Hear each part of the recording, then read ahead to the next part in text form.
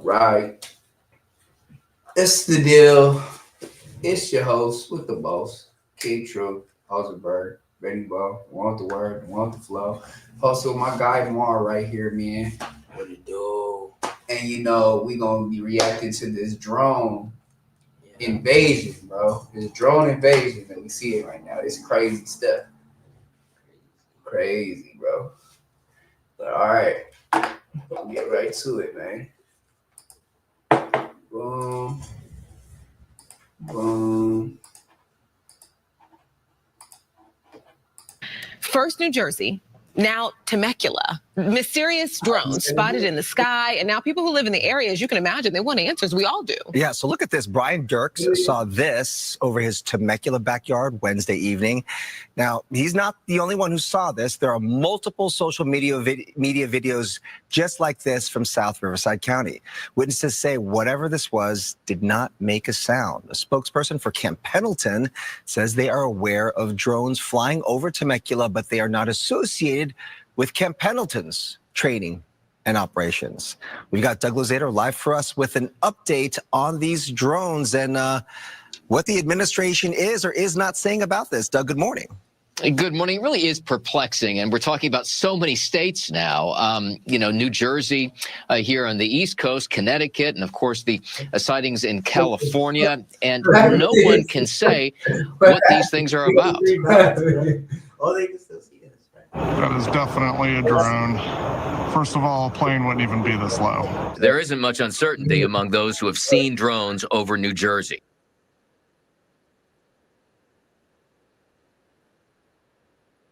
It didn't make any noise. I think the public has a right to know what is flying above the skies and what the purpose is. That is a sentiment shared on Capitol Hill. I've been a little frustrated. There hasn't been enough transparency.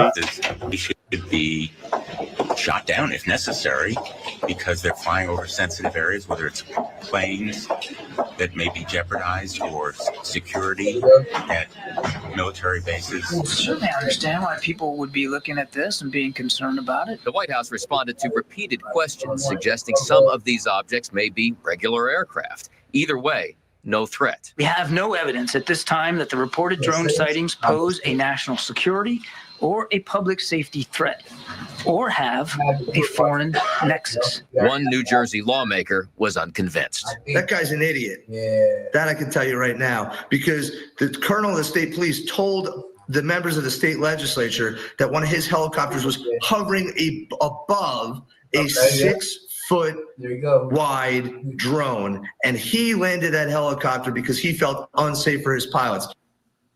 Well, and that's an important point. I mean, these things could be perhaps not national security threats, but they could be threats to aviation. And until we have some answers, a lot of folks are going to be on guard in a lot of communities, particularly some of these heavily populated areas around New Jersey.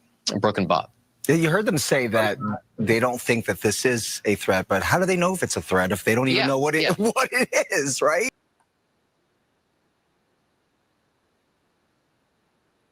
Okay, well, if you have no idea what it is, how can you rule anything out at this point? I mean, the only thing that the Pentagon is ruling out is that it's not them, that they're not the ones flying these things. But other than that, nothing.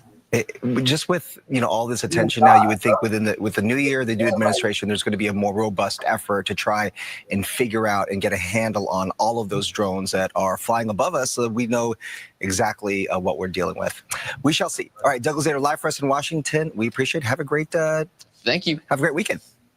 Thanks. You too. We've seen several videos from people who say they've spotted drones in the sky back east this week. And now KCAL has video from two different sources of what locals believe are large drones in the sky over Southern California. KCAL News reporter Cara Finstrom has that new video, and she's hearing from what the witnesses are saying they experienced. Yes, lots of talk about this one, of course. Turkey talk on the East Coast, because that's when we started hearing about all of this. And now we've got some local video shot by two different men. Here's the chatter on whether this is all connected or not. Take a look. There's so many. It's like 10. And they're all over the city. He recorded this video, which he thinks shows 10 massive drones flying over Temecula and Murrieta last night. Another Temecula man recorded what he believes was a car-sized drone flying over his home earlier this week. He checked FlightAware and says there were no planes flying nearby at the time. Advanced analysis could be done by CBS, and it was. It did not confirm that these mysterious lights are drones.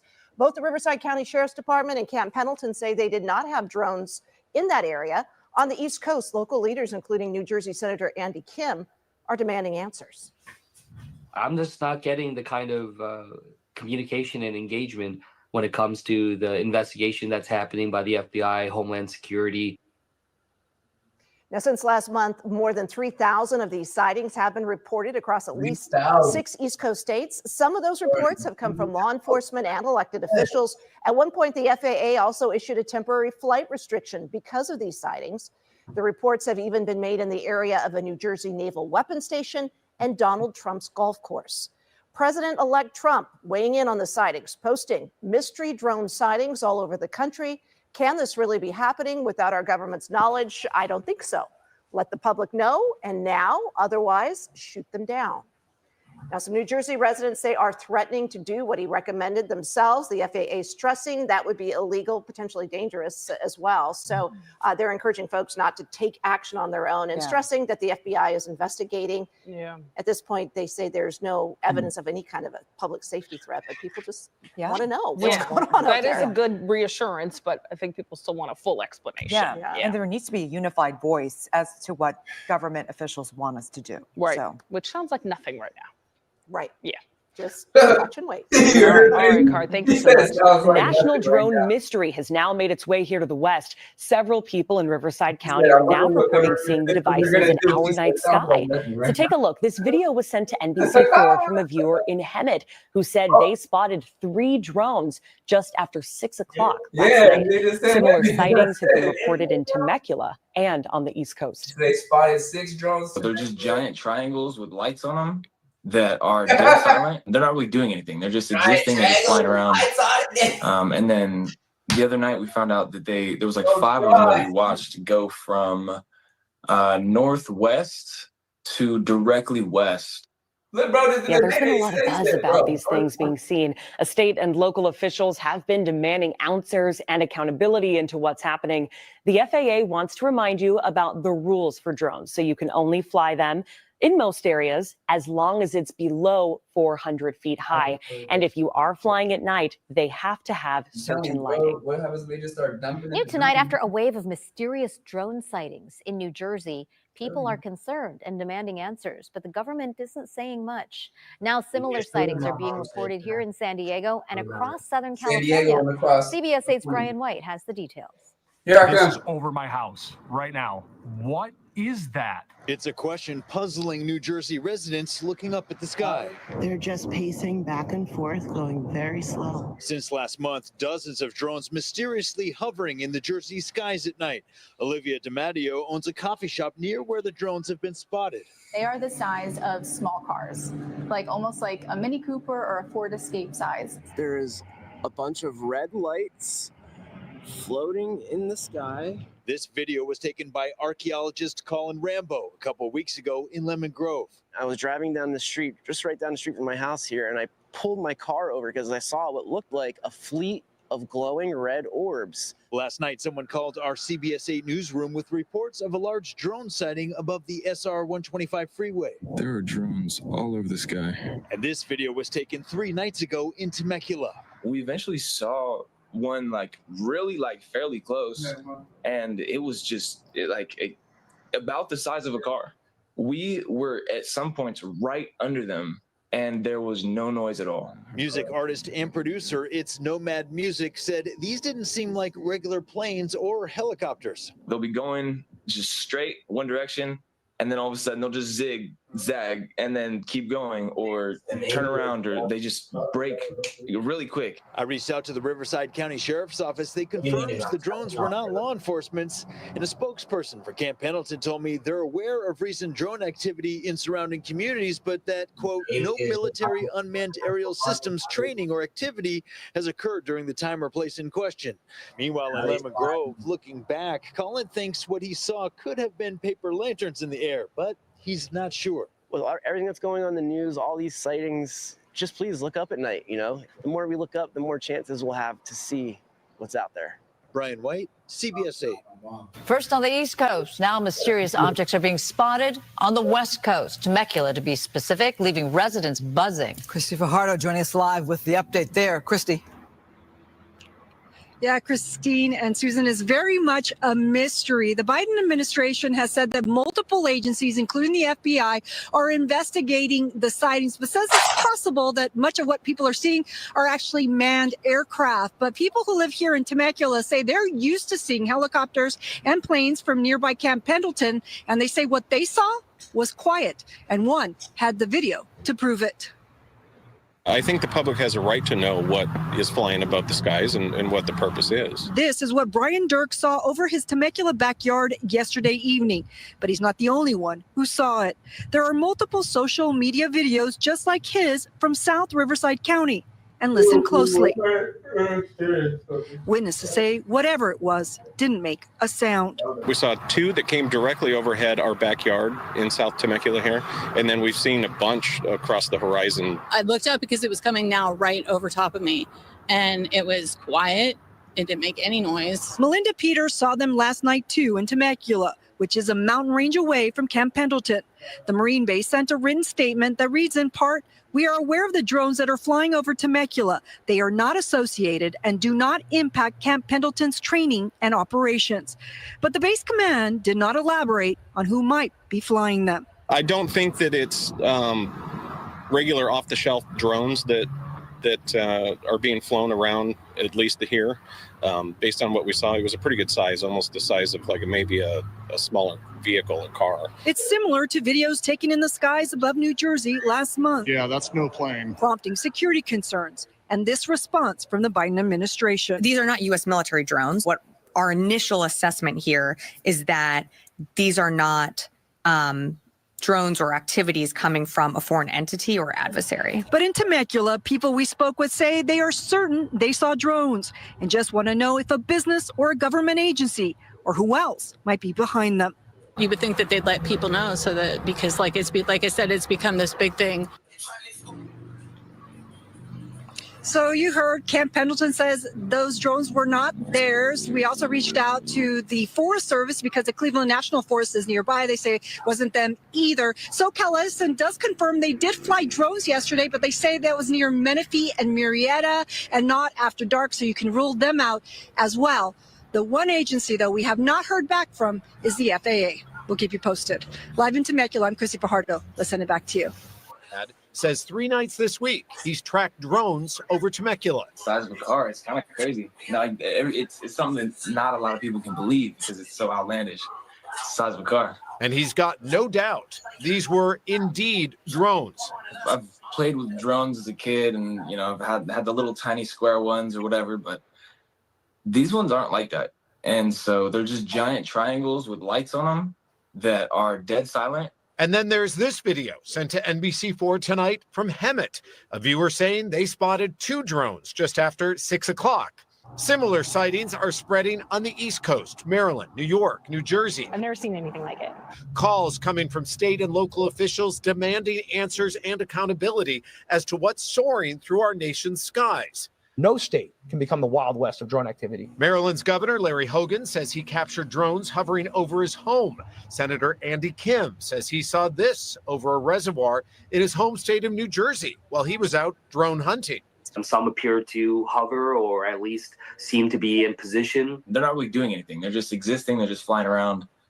And then the other night we found out that there was like 5 of them that we watched go from northwest to directly west over the hill of Rancho California and directly towards the sea. Tonight, the FAA responding for the first time on camera to all these drone sightings, reminding the public of the rules. It's okay to fly them in most areas as long as you stay below 400 feet. And if you're flying at night, the drone must have certain lighting. But anxiety is spreading online. Because I'm freaking out over here. And so is this drone watcher in Temecula. Considering what you can put on them in terms of thermal imaging, night vision, weapons, there's a lot that can be done with drones, so it does make everybody quite uneasy.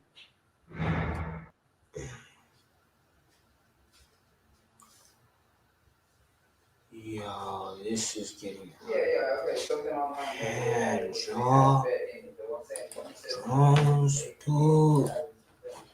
This is the last thing we need, brothers. This is the last thing we need, brothers. Sorry. What else?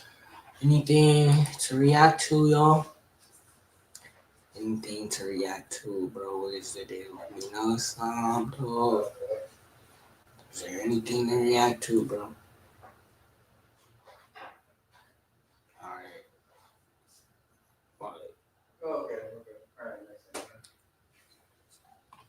Alright, I'm gonna just put something on the next. I don't know what to react to. What's popping now, bro? Y'all heard about this cooking with Kaya girl? Let's see if she all out now. Cooking with Kaya. Cooking with Kaya. Cooking with Kaya.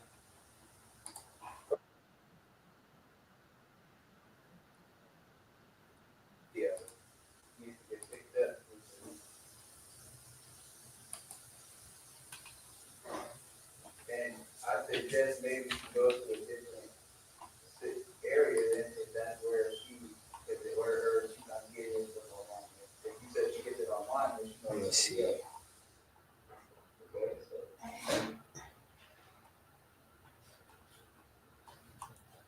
Yeah, bro. Okay, this cooking with Kaya. Damn, okay, she. Alright, I'm gonna show y'all DDG. Maybe tip.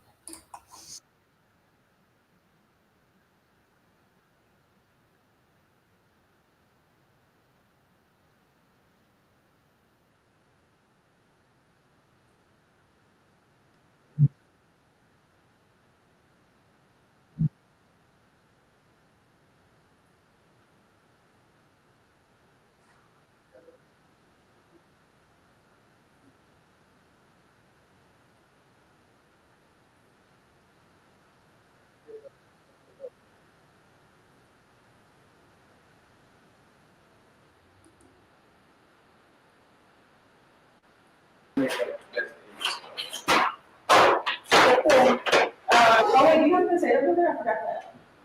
No. Yeah. How long have you been cooking for? Like 2 years. 2 years? Mm-hmm. Right when I moved out from my own place, my country. Okay.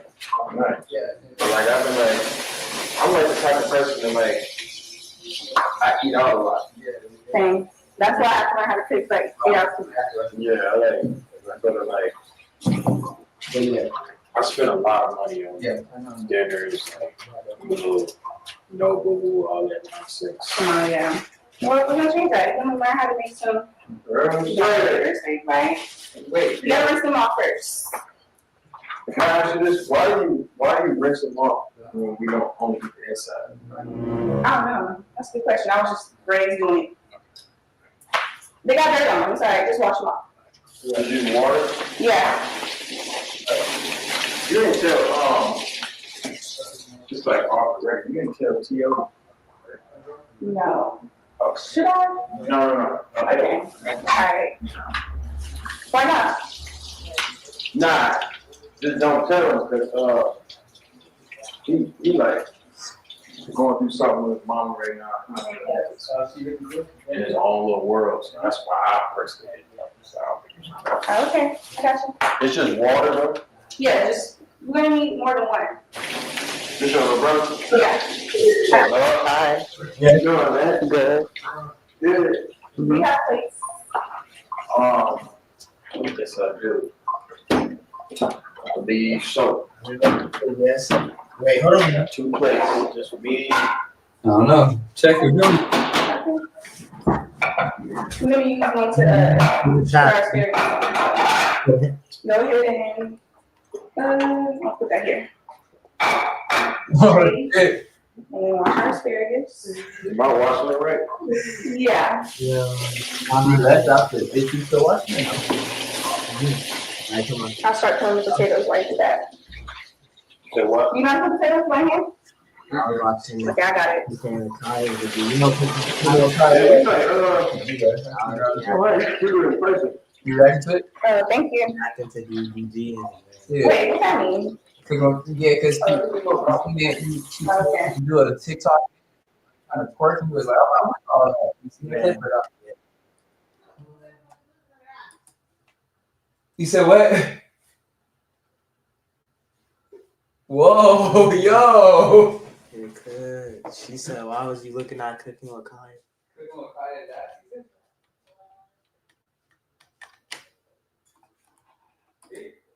Yo, Cooking with Kaya about to ruin this dude's relationship, bro. No, Ben, you cooked, bro. She found out you watching Cooking with Kaya. Right, bro. She said you can't she said she could cook. She cooking right now. She said who need Cooking with Kaya? Cooking with Keto for you, bro.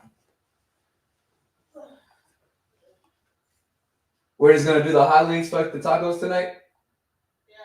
Yeah. Alright. I was about to.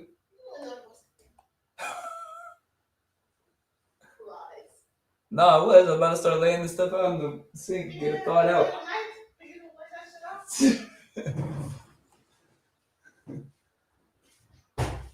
What you want to react to then? Yeah, I don't know. You were so did she see you spark it or hit it?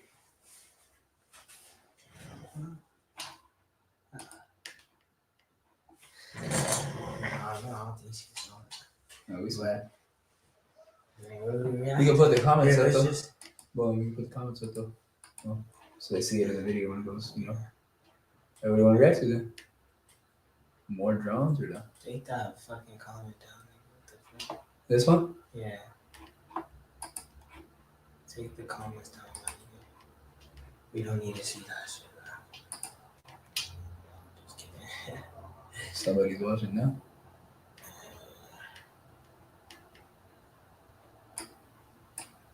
What are we doing? So I'm saying, what video I'm react to? It don't matter to me. Wait, why is that still there? Nah, we don't need that anymore. Go on YouTube. Alright.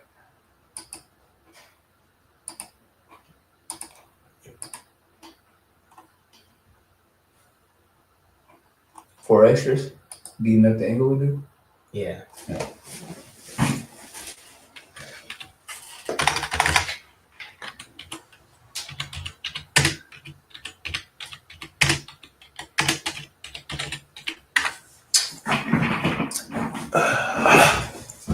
Which one? Which one is the best one? Let's see. It's the newer one. I think it's this one. 2 days ago, yeah. Paperboy News here to deliver y'all that daily report. Now, before I get into my content, free 4 extras. But it's like ever since 4 extras been locked up, we ain't heard from them ever since. Now, Adamu from Inglewood Family Gangsta Bloods went on the internet and he claims when he was locked up in LA County Jail, he knocked out 4 extra. Now, when 4 extras heard that Deuce Flame's story got out to social media, he went to social media too to tap in and tell his side of the story according to what happened. Now, according to 4 extra, he was celebrating his victory because he said not only did he knock out Deuce Flame, but when he woke up, he knocked him back out.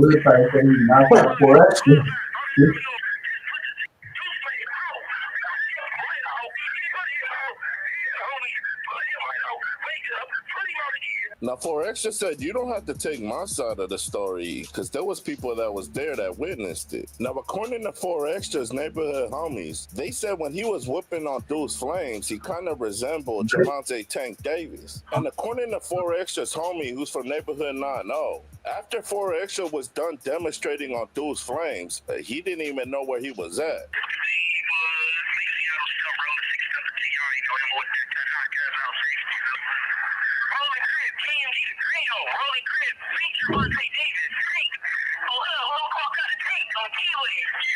Now, ever since 4Extras popped up on the internet, you can tell he's passionate about his section, which is the Rolling 40s crib. And his hood, as well as his gang, pretty much determines who's his homies and who's not. Now, to me, it don't matter who won the fight between Deuce Flames and 4Extra. What matters to me is they're both enemies and they seen each other in LA County jail. And they both caught that fade. Now, of course, Deuce Flame and 4Extra is going to go to the internet and say they both won that fade. Because who's going to admit on social media to a loss? Now, one of 4Extra's neighborhood homies said that Deuce Flames was representing Inglewood families and got knocked out. Now, either way it goes, whether it was Deuce Flames or 4Extra that got knocked out, they both what they said on their ops and they both caught that fade like a man. Now, 4Extra has a lot of potential of making a lot of money on social media, but he's just like Crib Mac, and no matter how much money he gets, he's always going to end up back in his hood. Now, there's no question about it. 4Extra and Crib Mac are definitely trophies within their section, but the price that comes with being a real one and having money and still staying in your section, you are now the ops #1 target. It's just like what 4Extra said. Even though he's on the internet and he's making a lot of money, when he gets locked up, none of his enemies give a F about all of that. It's full-fledged gangbanging in LA County jail. And if you an op, he's pressing you, and he don't care if they come into a neighborhood dorm. He's gonna F them all the way over because they'll do the same thing to him if he went into their dorm. Now, salutes and free all the real ones behind them walls. And salutes up to Deuce Flames as well as 4Extras for standing on their game. But y'all like, share, and subscribe to the channel? Y'all let me know what y'all think down in that comment section. It's Paperboy News Stand. Y'all be safe and stay dangerous out there. Count.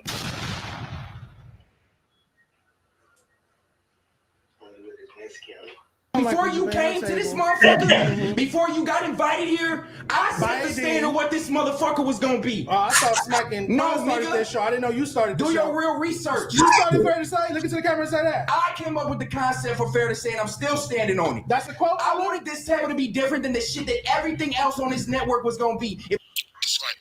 Look, I got you. I got you. Is not proven to be factual or intended to be used by law enforcement. If you or someone you know is mentioned in this video, it is under the fair right usage of internet content for entertainment purposes only. So if you don't like it, no, there's still people going out the window. There's smoking out there. good evening. I am Benjamin Jerkins, reporting live to you from Anabac, California, at the Trap News Network, Newsroom. Tonight, we will be bringing you a documentary starring DeJean Paul and his latest victim, Stead.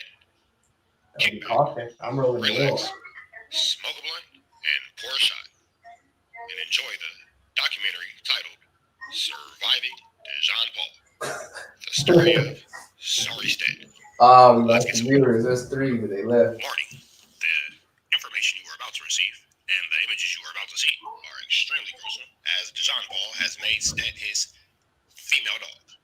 Poodle, if you will say. That being said, let's take it over to the Fair to Say newsroom. DeJean Paul. What you said on my screen? What happened? But she brought it up, so what happened? When did I bring? Ella brought it up. We had a great time on Ace Boys. It was one of my favorite podcast appearances. You went to Ace Boys again?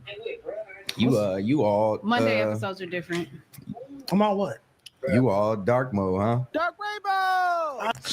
I don't like your connotation. Sam, if you went back over there, you must embrace it. That is the understatement of the century. Yeah, Why? Dark Rainbow. What'd you do? I did a lot. I had His big one. I basically turned Ace Boys worldwide because I was sitting there. I was like, we're gonna talk about Fair to Say. Oh, that's good. It turned into And so I spoke about Fair to Say. So not good. No. I thought you guys would watch And it. she rolled her eyes, so I could just imagine here, where and this you is guys going. would hate me and be upset with me. So you did some bullshit. Sure, I will admit. You just said you wanted us to hate you.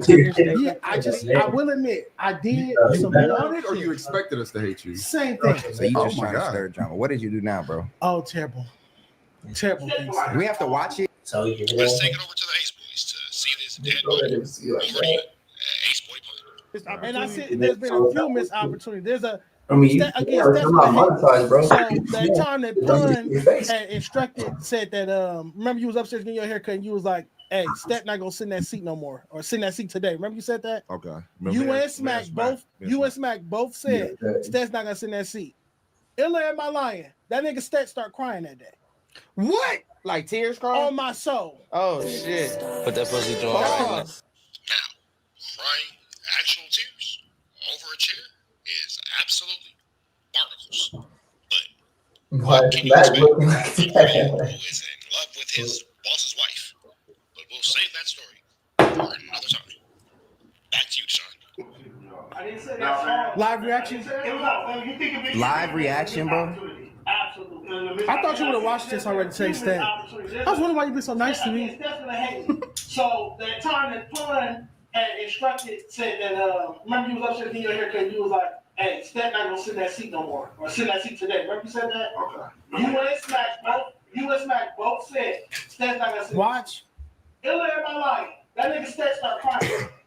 What? Like tears on my soul. Oh shit. Interesting. I don't know why you played that song. He hit the wrong button. I was paused. That's spread that, right?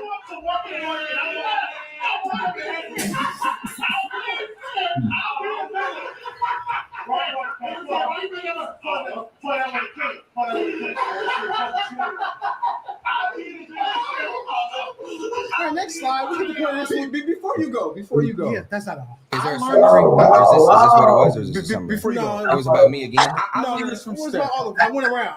Everybody got. Cracky. Pause. I gotta bring it up. It's called pause. Okay,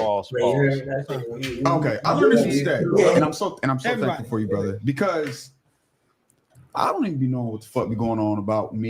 Scotty only show up once a week. Scotty don't go to work. Scotty, and that's the greatest feeling in the world. It's amazing. I envy you. Peace. Well, I Did you envy you cry? guys. You guys are peaceful. Oh yeah, you weren't here that day. You didn't show up. Did you cry?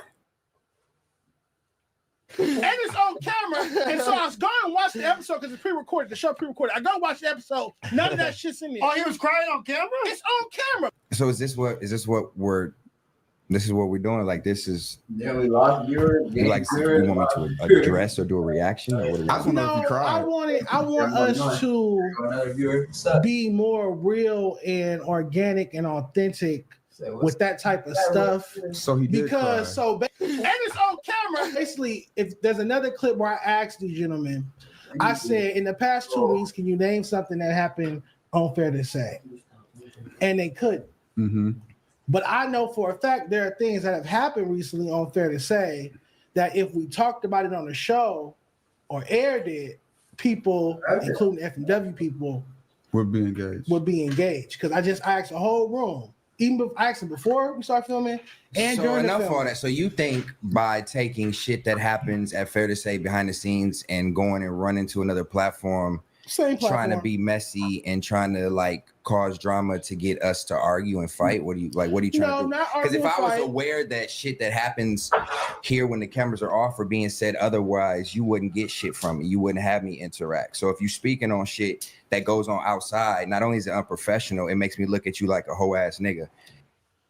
Irony behind that stat is it's hard for you to stand on that business when you are the poster child of getting worked out. Let's take it back on Fig, no pun intended, to the episode where T-Rail 100% marked you out. It was unusual. Hard, bro. You can just tell me I'm not welcome, nigga. All right, get your ass up out of here, man. Get your ass on, man. Yep, great. Get your weird ass up out of here, man. All right, thank you, man. Close the door, man. There's a lot of shit beyond this podcast and shit that we know that we gotta talk about. Yeah. Shit, why would you? Why would you do Go like another. What you mean? Oh my God. You know what comes next. You know what comes next. No. Do it, nigga. Back on feet. Nigga, pack that nigga out right here. Nigga, what you talking about, nigga? We'll get to that expert level knockout later on in the series. For now, let's take it back to DeJohn Paul in the Fair to Say newsroom. Back to you, Dark Rainbow. Because I'm all of that. I'm a terrible person. No, I'm saying because if you take in private conversations and situations that go on and occur, recording. It wasn't nothing. No, if you're speaking about what I think you're talking about, it wasn't recording. It wasn't, you guys? It wasn't recording. The camera wasn't rolling? The camera because I was hadn't even rolling, sat down. and The it got camera was turned off rolling. because it was how he starts it beforehand and then starts and unmutes the microphones, and then it didn't go well, so it got like I said, that's why I handled this position the way I handled this position. Niggas ain't real friends. Niggas is streamer friends. That's all so good. If that's how we handling it, we handling this like a stream, then that's how we gonna handle it. But don't go run places and tell any business that has to do with me to anybody else on any stream. Period. I will say what I want to say. You can say what you want, but if say. it involves me, my nigga, and you going around trying to spread shit to But where was that energy my nigga, when listen. you asked It's sit not in about a different it's not about energy. It's not about sitting in a different seat. It's about you taking something. Because Max said, "You're not gonna sit Now there." it is crazy to see this situation snowball into such a huge thing off of the position of seat one chair. However, DeJohn Paul is making a very valid point. Smack did, in fact, address this situation. Let's take it to Stick to this fair to say, shit, man, because you did fair to say. Man, your show, man. And a certain person didn't want to get out of his seat. No, it wasn't even that. So what happened was, right? I came 2 hours ahead of time, like I always come early to anything that I do, because I take this shit serious. So when I came right in the door, you know, you go straight into the room. I came, put my helmet down. Keep in mind, I don't know that it's assigned seats and none of that. I just went in there. 6 is my witness. I went there, put my helmet on the table, took my jacket off, put it on the first chair that was right there. Boom, went upstairs, warmed me up something to eat, poured me something to drink, some water or something. Boom, and like, all right, Six, I'm finna go downstairs and lay down because I can be comfortable in the garage where I can lay down, smoke a cigarette, open the garage up until the show gets started. So I laid there, went to sleep. When I woke up, it was a gang of people in there. So now, you know, you sleep and you hear something. He like, oh, who's still? He like, oh, this smack stuff. I ain't gonna move it. I'm gonna respect it and let him move it. So I wake up, you ain't gonna move shit. What? Leave my shit where it's at. So, you know, we ain't doing that. Ooh, this is my seat. Nigga, your name ain't on the seat. Don't touch my shit. Right? So when I go upstairs to go use the bathroom, what he did was he pulled the chair with my shit on it, put it around, and took the empty chair and brought it around. No, you didn't. So when I said it, I went and sat in that motherfucker, boo. What's up with you, homie? She's like, we don't rock like that over here. I want to have a good party. Woo. I'm looking at Six like, this nigga serious? Like, I really was ready to like sit there, but I'm like, you know what? I don't want no problems. I don't want nobody to say I'm starting shit. You feel me? That's when I hit you. Like, man, I'm just fuck with the nigga because he really had me hot. Like, that's not your seat, nigga. Niggas can sit anywhere on that motherfucker. Is I'm lying, Six? Nah, you're right. There you have it. From the horse's mouth, DeJohn Paul was well within his rights to sit in the chair that he sat in. Now, as far as Stead seemingly losing his marbles over the chair, we can't expect anything more or anything less, for that matter, from the man who is again in love with his boss's wife. However, we're going to continue this, even though we could end it here, but that wouldn't be any fun. Let's take it back to DeJohn Paul, who's on an expert level crash out, and see what else goes on throughout this documentary. So involved with this social media and internet character shit that you are Dark Rainbow. That you want to paint this narrative, but I'm not the nigga for that. I told niggas before when the smack shit happened. That's not your seat, nigga. Niggas can sit anywhere on that motherfucker. Stop fucking with me, bro. And I meant that for everybody. If it's something that involves me at this motherfucking place of business when the camera is not on, my nigga, it's not to be ran and talked about. I think that energy should have been there that day towards the people that told you not to sit in that seat. This is not a tough energy. Inconveniencing me I'm sitting here trying to film. You postponed filming for damn near an hour. You was already late. You postponed filming because you didn't want to sit there. What I'm not going to do, outside. You ran upstairs. All these different things. What you I'm not, just sit in a different what you want to do is try to paint a narrative. I want to us have to be a conversation. real. No, you don't want to be real. You want to have you want this to be a reality show. You want this to be WWE. Dark Rainbow. Dark Rainbow. Yeah. You want to play this whole fucking character? That shit is corny, my nigga. I don't come here and play no fucking character. Nigga, I meet every single time I'm in this motherfucking seat. I don't play for views. I don't play for clicks. I don't go on other streams talking shit about people that are supposed to be my character. How are you gonna lead? You get as full the of leader artists, of the show, as you get full of artists liquor. LA media titans like Jean Paul and Scotty. Nigga, but you don't want to post on social media. You don't want to go on other streams and do shit. You don't want to. Now, to Dejan's point, not only does Stet have less than 3,500 total Instagram followers, he has no fair content. His last post is from March of 2024. That being said, take it back to you, Dejan. Am I getting paid to do that? Am I getting paid to do that? Am I getting paid to do that? Am I getting paid to do that? Stet continues to dig himself deeper and deeper into this grave of his. If you want to be successful in this, you have to build it from scratch. So if you are a part of a community like the Fig Universe, and you are a part of it, yes, you need to be a lot more proactive in your posting and creation techniques. Even if you're not getting paid. Maybe that's why you won't be around for too much longer. I already do the thumbnail. Shit. Already my nigga, let's not act like what we doing, because what are you coming over here contributing? I'm funny. These bullshit ass LA rap report card takes. Now, on the opposite end of that coin, you see Dejan's latest post was 31 minutes ago. And he has over 20,000, Wow, it's crazy. 27,000, to be exact, total Instagram followers. Yeah, the one you Day in LA page is the same amount as Stet's.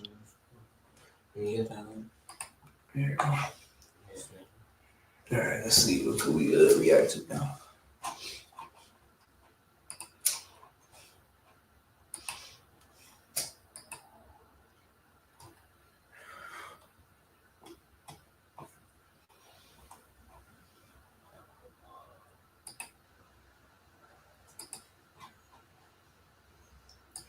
No Jumper, coolest podcast in the world, and today I'm bringing you guys an interview with somebody who always does numbers on the channel. They love you out here, and it seems like some things are going on. You're like making moves, pushing things up. We have Jaden Alexis in the building. No, we have to put the clip, bro. The clip of Adam saying he likes back shots from whack to Jaden.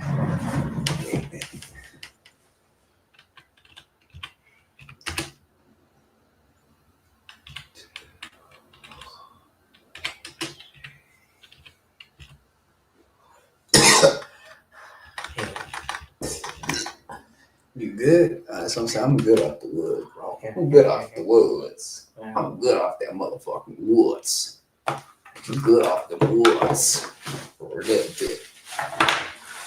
Yeah, nah, gang. I don't think we should be on. Oh.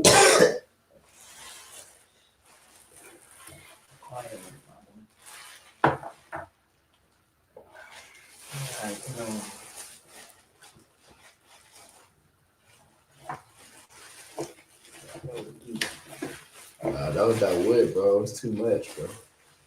Crazy.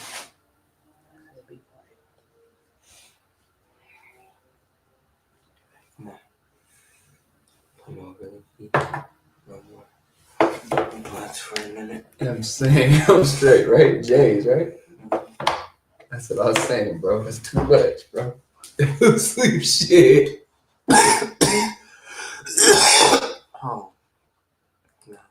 No, right? I'm a game. Fuck those butts, bro. Come on, bro. Huh?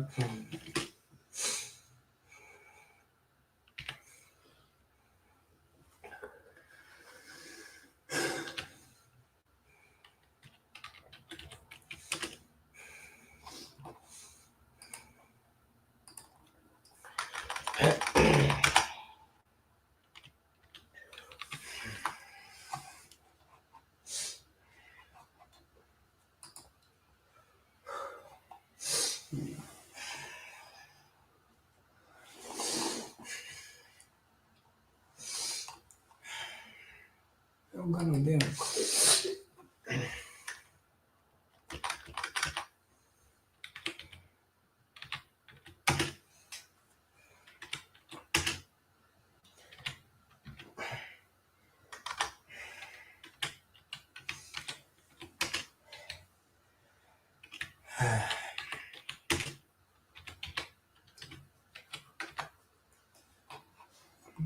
Where's it at? Is it this one?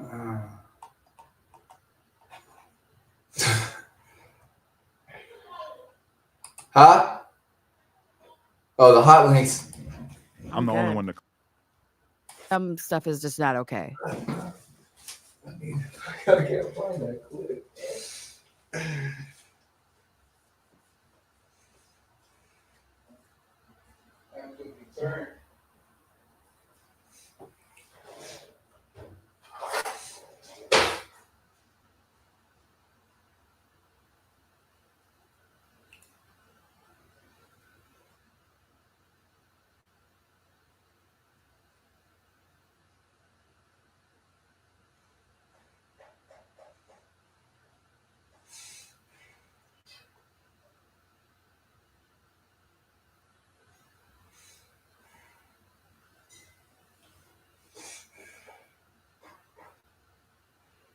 I just turned it.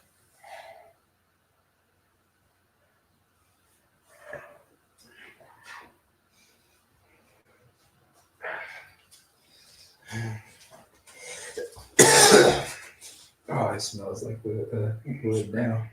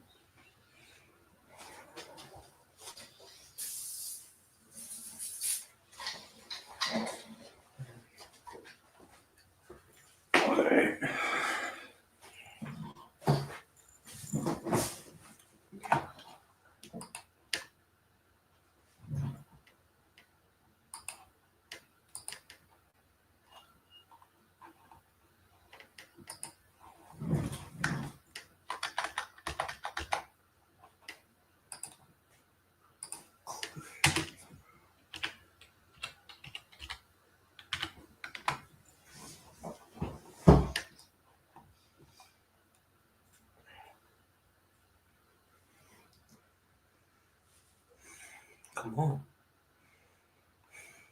Trying to figure out which fucking clip it is, bro. You smoke? Yeah. Your head hurt? Me, I'm good. You know what I'm saying? And as a mother, I don't agree with all his decisions, like, you know, posting certain stuff or, you know, whatever, or saying certain stuff about a baby. I don't agree with everything he's done. No, I don't, because I'm a mother. But I do want things to get settled and taken care of, right, that in the best way that they can. Right. I feel like that's all I can do, because it's hard for me to it's hard for me to even be sympathetic, because it was happened to me and on me, rather than me just like being a fan that's seeing it. And obviously if you're a fan, you're kind of more like, what's going on? Mm-hmm. But me, I'm kind of like, I want it to work out the best way that it can. My whole thing is that I'm willing to accept people being drug addicts, smoking weed, drinking all the time, whatever you want to do. But when you get to the point where your desire to get fucked up is greater than your desire to have a healthy baby, that to me is probably like one of the most evil things that I could imagine a person doing, is like knowingly creating a situation in which their kid's probably going to have issues, at the very least, that are going to affect them for all of time. I mean, maybe I'm lucky because I've been surrounded by women who take their motherhood pretty seriously. Yeah. But to me, that is just like so beyond the pale of what I could ever accept for somebody. That is just so. I mean, I agree. And I know you're hesitant to like fully cast judgment and everything. And obviously, like, you got to just love the kid no matter what. Yeah. But that, like, even just seeing people make jokes about it. I mean, I guess I can't blame them for making jokes. The jokes are it's really out of pocket because at the end of the day, that's that's a human being that's it is suffering in more ways than one. And I mean, when there's nothing that us outsiders can do really to help the situation, so we all just kind of have to just hope for the best. But it is hard to watch. I will say that it is hard to watch, but like I said, it's hard for me because it's like it happened on me, and it's like my hands are tied. Like I can't do too much. I do want there to be some type of answer. I know there's like a lot of questions about who is the dad and what's going on. I mean, I would love there to be like a solid answer because obviously at the end of the day, that will affect my kids if it is. So I would like there to be some type of solid answer. So you're not sure if the kid is his or not still? I mean, I think there's a lot of questions surrounding it. Oh, okay. I kind of thought that had been settled, but I guess, yeah, you're I right. know. I mean, like, I think that if, I think that Blue was questioning it, and I think that if the other person who's claiming to be the dad or whatever the f is going on, I think that if I wouldn't go so hard about it, baby, if I didn't think it was mine. I don't know about anybody else, but I wouldn't do that. Right. So, and I don't think a man would do that either. Like, if like they were like, oh, that's your baby, cool. Unless I actually thought it was, you know what I'm saying? So I'm just kind of like, I hope that there's some type of, some type of answer that comes out of that, but because it would also affect my kids. But I'm just, I like to stay clear of that because I'm just like, at the end of the day, it's all fucked up. It's all fucked up, and it's just, I don't want to be involved in something like that because even if messed up stuff was happened to me, I don't have to go out of my way to be evil or in any way and, say stupid shit or post certain shit. Like, I don't have to do that, to be happy and be blessed in my life. So, I've been blessed this whole year and I'm going to continue to be. My kids are healthy and beautiful and amazing. Like, they surprise me every day. Definitely. How old's the boy that I just seen out there? He's 7. 7. Yeah, okay. He'll be 8 in April. Seen him at the corner of my eye as I was coming in here. I my daughter is out there too. Oh, okay. Awesome. Okay. So is it true that you're dating somebody in the WNBA? That's fake. They were saying I don't even know who this is, but Jocelyn Morris. Is there any truth to that? She's not the WNBA, but she did play basketball back in the day. But this is not a no. It's like we were, but I feel like there are certain things that happened that I felt like that were clout driven, and I can't decipher it yet. So right now I'm single and I'm dating myself. I'm dating a bag. I'm dating, like my life right now, and I want to, make sure that I'm as happy as I can be before I try to pour into somebody else's life. But I do feel like there were certain things that were done that were clout driven. Really? Yeah. And I think that I'm new to the dating world, like seriously dating world, because all the other stuff that I did was kind of just like, I really was with him and I was kind of just stepping out with other girls or whatever. But when it came to her, I tried to take it as serious as I could. But what was the clout move that she busted that rubbed you the wrong way? I just feel like I don't like as long as she's known me, I've had a baby dad. So it's kind of like for you to kind of, mess with me for a year and then try to always bring him up is kind of like, and then to like make it seem like that was the reason that we're not working because I have a baby dad when I haven't even gave that I want to be with my baby dad and I don't know how long. So I kind of just feel like, I don't know if it was like using me for clout or whatever. Cause I don't know if y'all saw, I took her to the Baddies premiere with me. I've been, on her YouTube. I've been on her TikTok live. I've done stuff like that to kind of feed into her, to pour into her. And I just like, now you want to talk about my baby dad. And I'm just kind of like, oh shit. I don't even want to be with him. Right. I just covered up the tattoo. Like, I don't know what's going on, but I'm single right now, dating myself, but that could maybe be a later in life. But right now, I hope she focuses on herself. And it ended because of this clout chasing stuff? Yeah, mostly that and because I don't know if she thinks that something's going on, but that's females for you. So like when females are trying to talk to me about something where I'm just kind of like, there's nothing going on. I just kind of shut down. If I tell you this, that's what it is. Right. I don't want to keep talking about something that like is not going on. Right. And someone that's not here, that like, how can something be going on? Right. Like, you know what I'm saying? But there's got to be like a lesbian code of conduct when it comes to baby daddies. I mean, especially if you knew me before that we were messing around, we were friends, and I still had a baby daddy, and you come and, you know, I always had, it wasn't like I just had the baby daddy. Right. It wasn't like I just had a kid. Like, you know what I'm saying? So, hey. It's very interesting, though, that like you were with this guy for so long who's kind of athletic, big, tall dude, and then you end up with somebody in the WNBA, like the closest to possessing those She never attributes. played in the WNBA. Oh, right. She just did like college basketball or whatever. I'm sports, so I really miss out on a lot of she that. did like college basketball or whatever it was. But I mean, maybe I have a type. I don't know. Right. But, yeah, I'm leaving that where it is, and I'm gonna focus on myself. I mean, I like girls, so if more girls are to come, that's probably what's gonna happen. More girls to come. Are you quality over quantity or quantity first? No, I want quality. I think I'm in the point in my life where I would like to, you know, be in the matching PJs for Christmas and shit. But I'm also, I think when I first started dating her, I was, you know, just fresh out of a relationship, trying to be in a relationship, so it kind of was like not balancing out. And like, okay, you might catch me doing this or that, but it was never anything to the point where it's like I'm embarrassing you. Like, who cares about that? Like, nobody. Right. Especially if I'm taking you here and taking you there and posting you and doing all that.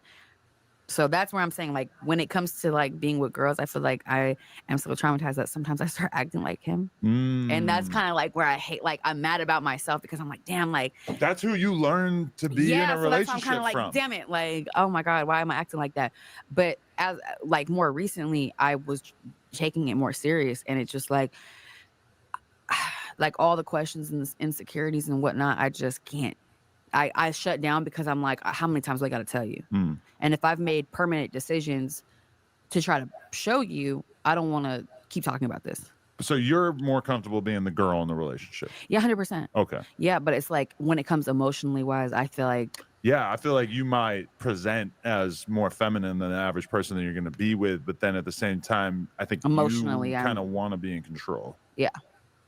Well, with other women, I feel like you're more submissive to Blue, but that's different. Yeah, and that's like a whole different category. Yeah. Like, I can't even compare the two because they're so totally different. And you got into that situation in high school when you were like, yeah, and I'm a whole different person, person, and I think that's kind of where it's kind of where it all gets tricky, because I'm a different person than I was a year ago. Like, I'm a whole different person. I'm more confident in myself. I am more like standing on business. So when it comes to what I want to do and how I want to do it. And now that, you know, like when someone just leaves that was in your life for 10 years and is just gone for a year, you have to kind of start making decisions, especially if you have 2 kids. Like, you have to start making different decisions. Right. Whether he likes it or not, whether she likes it or not, whether they like it, like whoever. Like, so I've definitely fallen in love with who I've been becoming, but I'm not going to settle for something that's going to keep hindering that. It's crazy because it might not have ever happened if he didn't get locked up. Like, you might have kind of stayed in that same storm.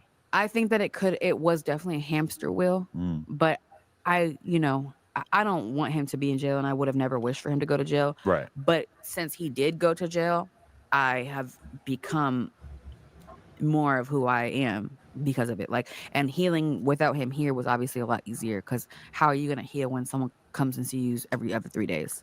So it's not super easy to heal like that. And he's got you on this like consistent dopamine schedule where it's like there's just always some crazy shit happening. I mean, I have the kids, so it's like, and then it's like, if you have certain people or things going on at your house, I like hell if you think my kids are going to go over there. Right. You're not about to be over there trying to poison my kids with some weird shit. Like, no. Is that a real concern? I would definitely not trust my kids over there if certain people are there. With him, sure, absolutely. He loves those kids. Like, he would do anything for those kids, but sometimes the people that he surrounds himself with, not so much. But poisoning a kid has got to be one of the worst things that you could ever imagine anybody doing. But you're saying you wouldn't put that past Krishan? Correct. Has that ever happened or anything? No, similar it's to not. That? I just don't. I don't trust her. Yeah. I wouldn't trust her with my kids, especially considering what's going on. You know what I'm saying? Like, I just, and the hatred that spews off of her about me, like, it's not something that I would feel comfortable with my kids doing. Right. Because you don't want your kids to be spending time around this person so much that then that person starts to be able to feed narratives to them, etc., Yeah, and which it's you like, could very much imagine happening. Yeah, and granted, you just never know what happens behind closed doors. And if I'm out somewhere or at home and like something was to happen because of that, I would end up in jail. You get what I'm saying? So it's like my kids are so precious to me, and so just God sent that I would never allow anything that I felt any type of uneasy about to go down. And I know that he loves them, and but things happen when you're asleep.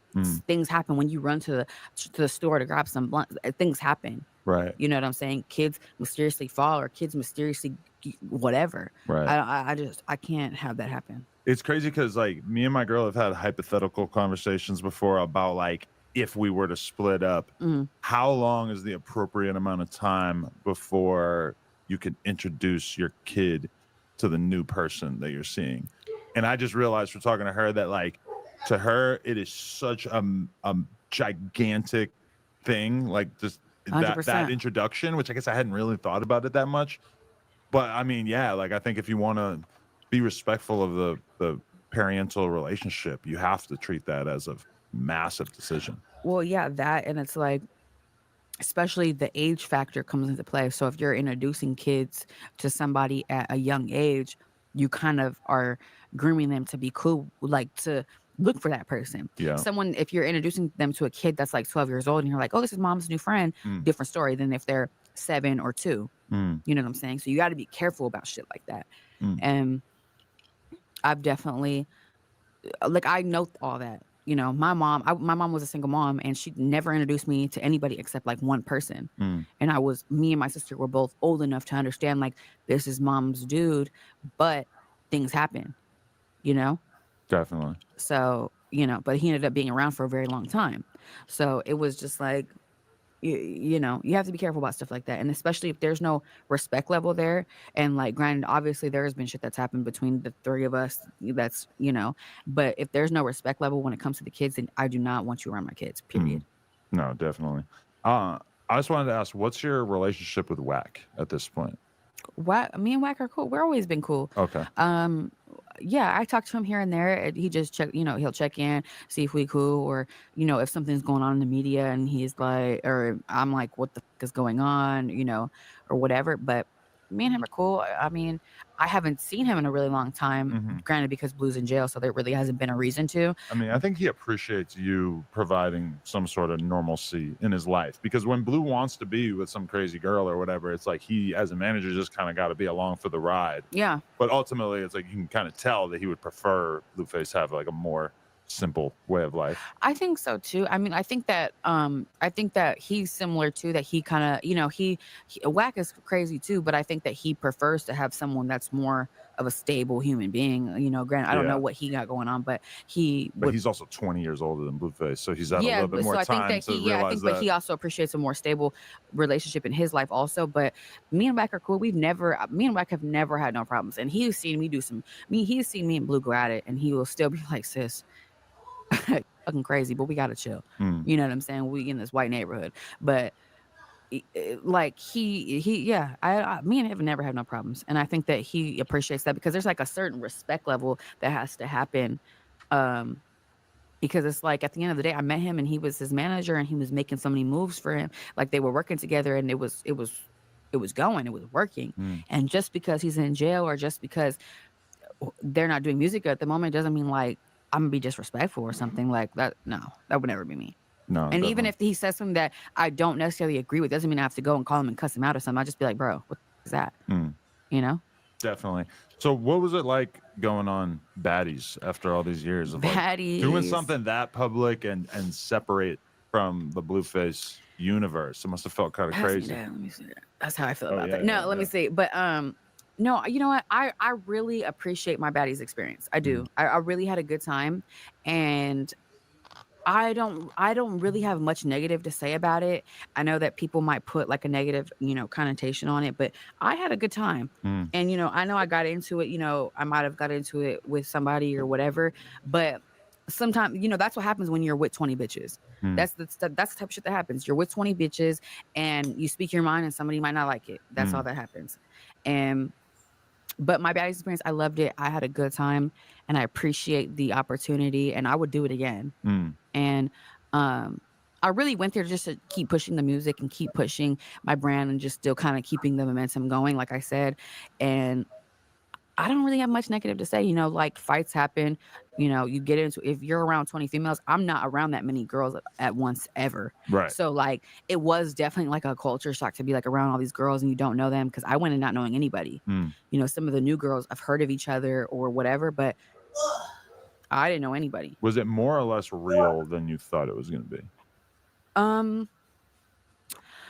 It was as real as I feel like it could have been in, considering the fact that like, there is cameras rolling and cameras don't roll all the time. Mm. So it's like, at some point you have to be like, oh, the cameras are rolling now. Like, this is what we're doing, or this is the scene that we're doing now. Mm. But then it's real reactions. Like, obviously I need to know if I'm going to go hiking today or going to, do a striptease or something. Like, I don't know. You know what I'm saying? Like, I need to know the room that I'm about to be in. But then when you get to that room, it's definitely just what it is. Like, because sometimes they might bring in someone you don't like. You might have just fought that girl and then now you guys all have to go sit at a lunch.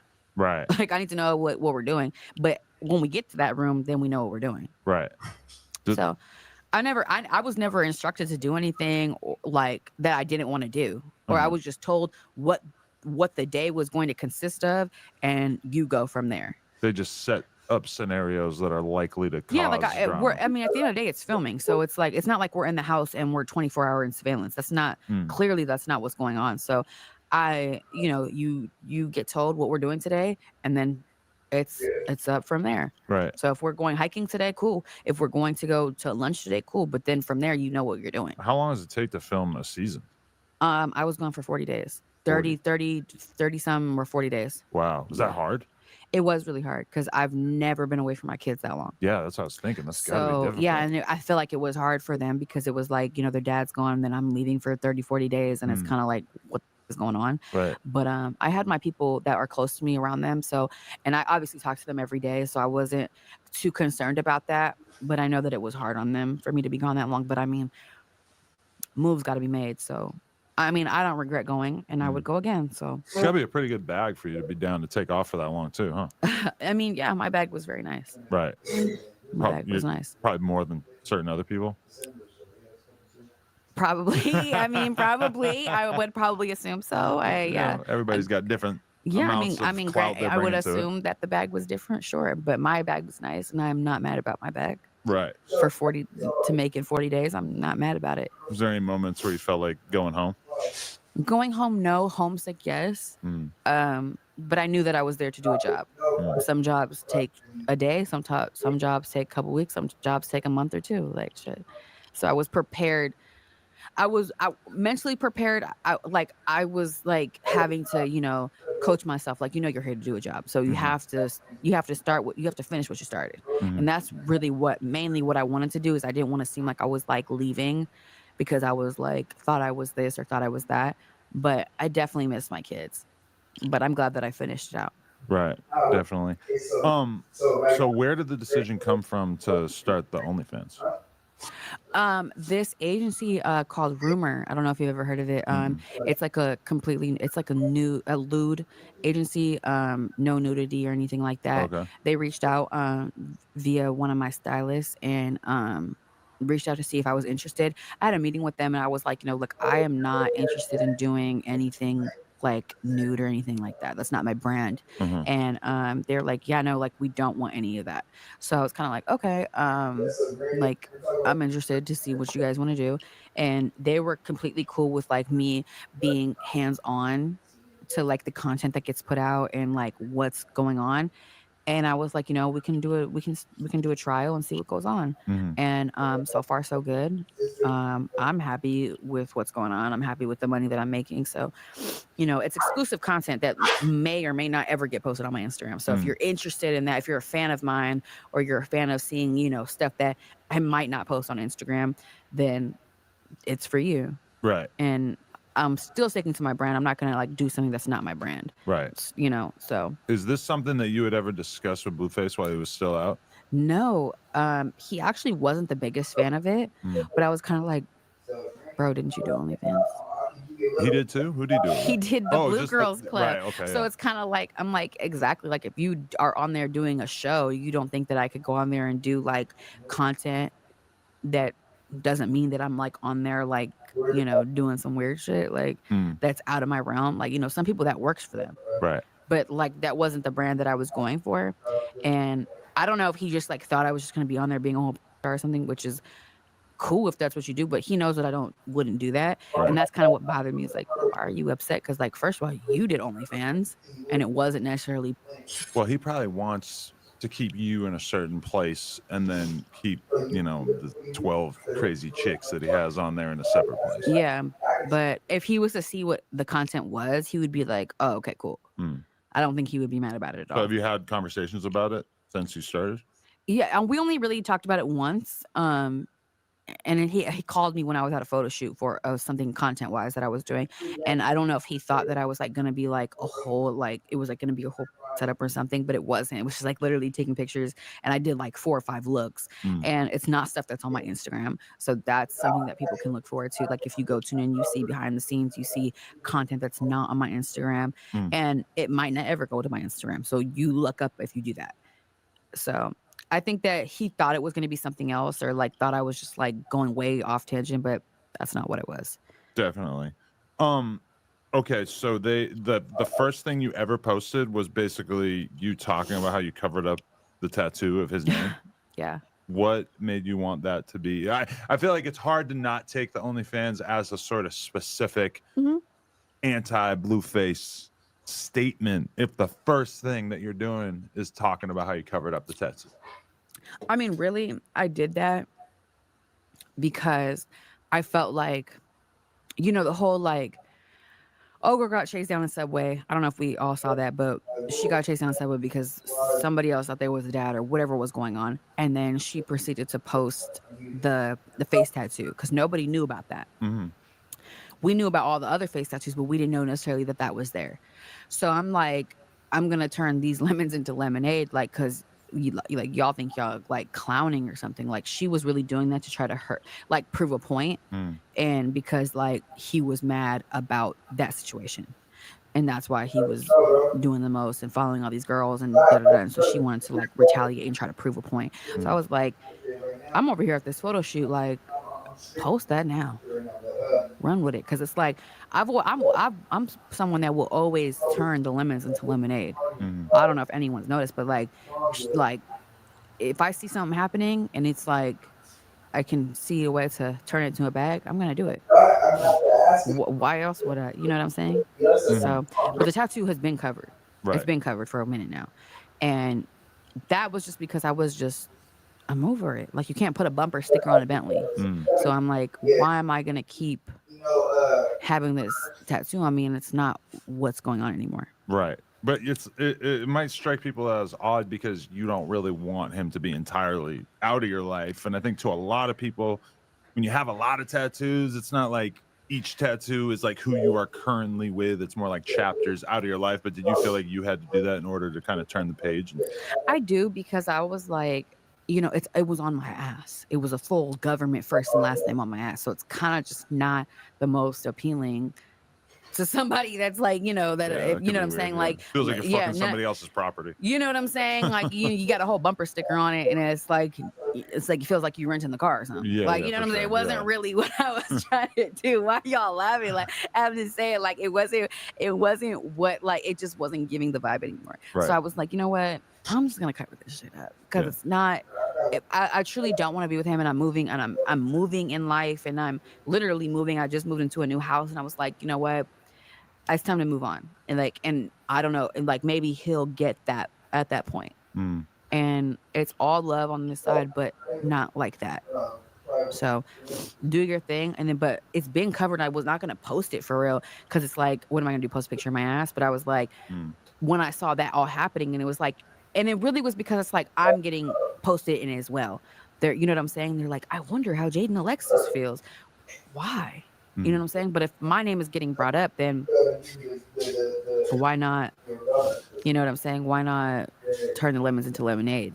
If you were in another relationship, would you get their name tattooed? Or is that probably not? No. Probably not the best idea. Don't recommend. You know what I'm saying? Like, don't recommend. Like, yeah, don't recommend. Yeah, I know. I feel kind of like a weak ass lover. I've been with my girl for 10 years. We both don't have tattoos. You know, they say it's bad luck though. I could see that. Yeah. Yeah, they say it's bad luck, and I probably wouldn't. So early on in the relationship, she suggested it, and I was like, "Nah, we don't gotta do that." Yeah. When I think about it now, I'm like, they say it's bad luck, so I probably wouldn't suggest it. As a friend, I probably would not tell you to do that. But what if you just want to like control her mentally? Yeah, I feel like that's I the wouldn't point, want to do right? that either. So, but that's like the point of doing it, right? Is like to really no, I mean, like it's like it's make it hard for her to leave. You see these girls on Software Underbelly who have like mad pimps' names tattooed on their face, and they keep having to get it covered. Yeah, that's fucked up. But those dudes are like making them do that shit. I mean, yeah, I mean, if you're a pimp at that point, yeah, you do. Yeah. So, I mean, I wouldn't recommend it to anybody, you know, and especially since I did it on my ass and it was first and last name, like in blue, like it was no getting around that. Yeah. So I had to cover that up. I haven't seen it. What did you cover it up with? I covered up with a flower. I'm like, I already have like a dragon situation going on, so I'm just trying to like connect it all and make it like a Japanese situation. Okay. So, yeah, shout out to my tat artist. Do you plan on having any involvement at King of Crabs? Well, I mean, of course I'll go eat there. I mean, Blueface's new restaurant. seafood Go restaurant, check it King out. of Crabs. Yes, this is a Crip rapper who started a business called King of Crabs. It's pretty unprecedented. It's really never happened before.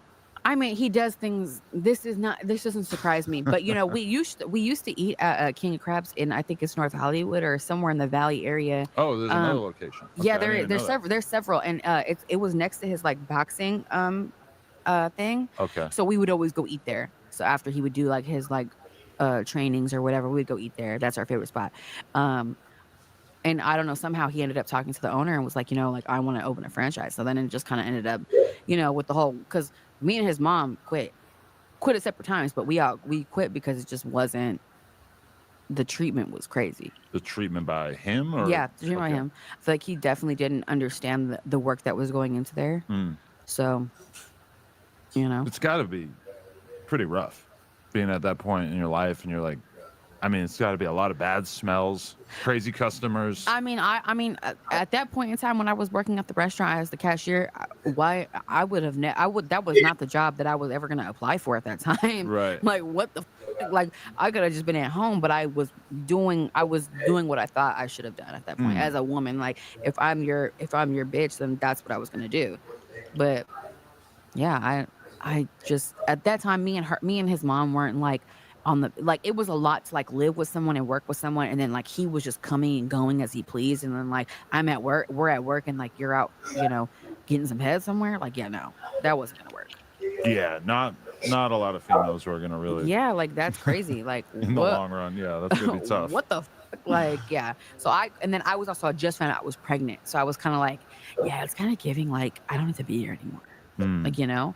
And then me and him had got into it, and we broke up, and then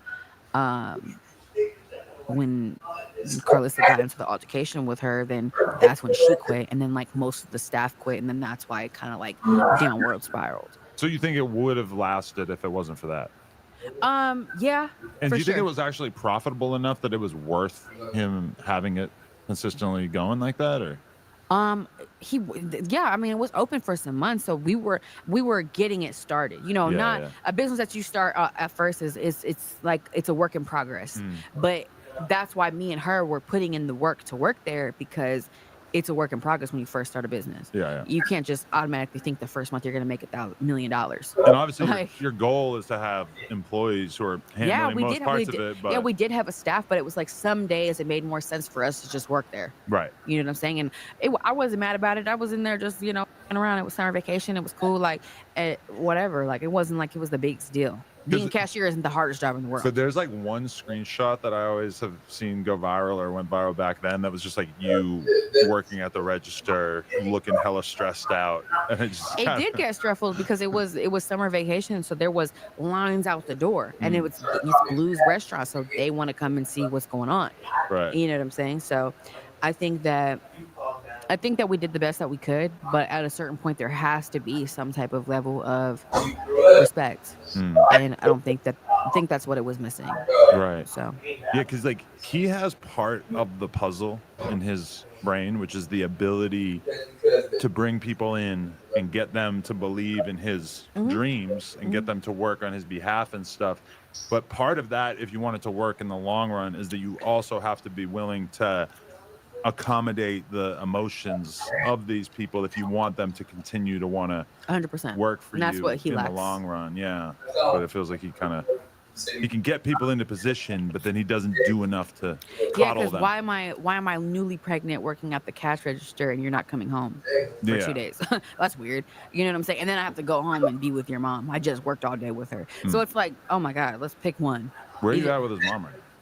Me and his mom, we're fine. We're cool. She just came and saw my new house. Okay. I think I love her I think that we've learned to love each other like at a distance, but like she definitely does help me with the kids, and I would never knock her for that. All the cousins get to hang out with each other, and I'm not on the best of terms with his sister, and I don't know if I want to be. So I'm glad that she can, bring her kids, and because her son, the sister's son, and my son are like this. Really? And they're only like 9 months apart. So it, that is awesome to me. I didn't grow up with a lot of family, so having cousins and stuff like that, that's really awesome to me. Yeah. So she does that, and she is crazy. She does go online. I see her today, and then tomorrow she's on live saying some crazy shit. But I have just learned to love her from a distance. Like, I don't even care what she's saying on the internet, and if she helps me with the kids, my mom's doesn't live out here anymore, so it's not like I have an extreme amount of help. Yeah. So, and she does a good job at helping me, so that's all I can ask for. Do you your new song is Mamiana? Yeah. Where did the inspiration from that come from? Obviously Tatiana is what it brings to mind. So we did that before he left. And it was because kind of how like Barbie was kind of like a spinoff of another song. So then we were like, why don't we do it to Tatiana? Because then it's like you don't really have to ask for anyone's permission because he's right here. You know what I'm saying? And we had the producer for that come through, like speed it up a little bit, and he did it. And that's kind of what it was. And it was just kind of like, this is what I want to talk about. Let's do it. So that's all it was. And then we had it done before he left, but it was kind of just in the vault because he thought he was getting out in July. And then so when he didn't, that's kind of where that came from. And so I was kind of like, yo, bro, we kind of need to do something because it's not making any sense. And so is your plan long term to drop music on his channel consistently, or are you thinking about starting your own channel at some point? I feel like, I think that we should start a MILF music channel. That would probably be the best idea to do. But, MILF music is kind of our collaboration. It is in my name and all that, but I don't feel right like just being like, hey, I'm MILF music without you. Okay. That's weird. And I would never do that to him. So I think that if we started a MILF music channel, it would be awesome. But since he already had the gas behind his channel, it kind of just made more sense. Right. It's hard to just start something up and do something new and he's not here when he's a part of it also. So I think that when he gets out, I think would be the best if we started a new channel with MILF Music and went hard about it.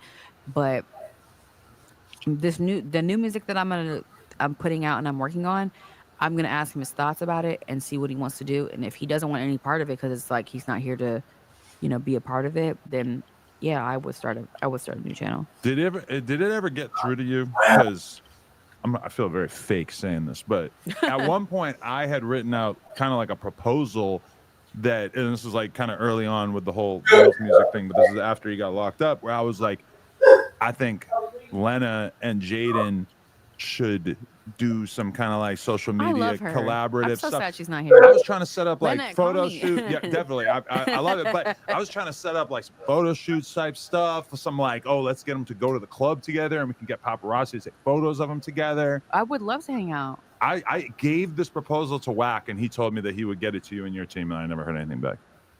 Oh, no shade to Wack, but I never got it. Yeah, no, I feel like I sometimes give Wack ideas and then he just forgets about them instantly.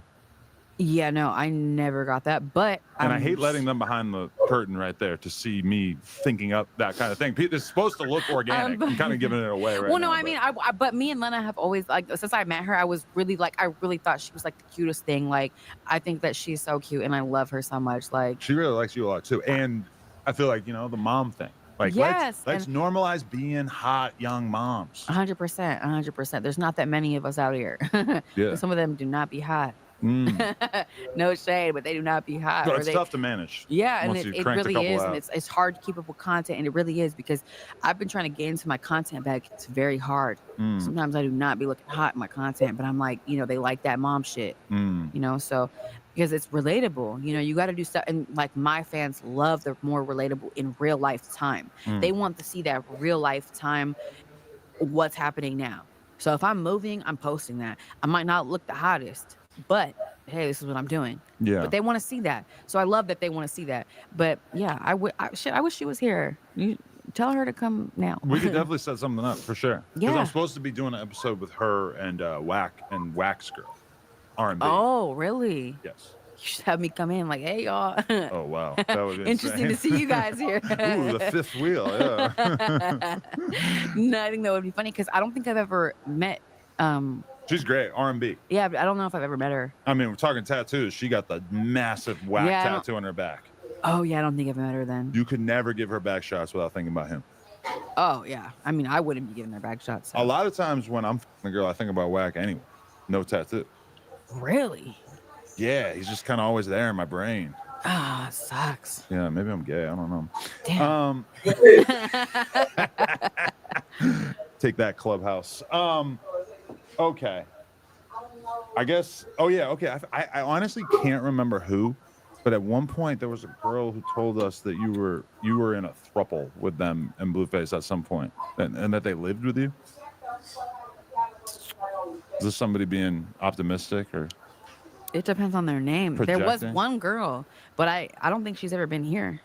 I honestly just can't remember who it was, but I remember somebody telling me that. We did do that one time. Yeah. Yeah, we did do that, but it was mad long ago. Like, I'm talking like 2019, 2020. Do you think that you could handle that kind of relationship? Because I could kind of, if it was the right guy and the right girl, I could imagine you getting what you need emotionally and sexually from. I think that it only didn't work because he was already messing with her.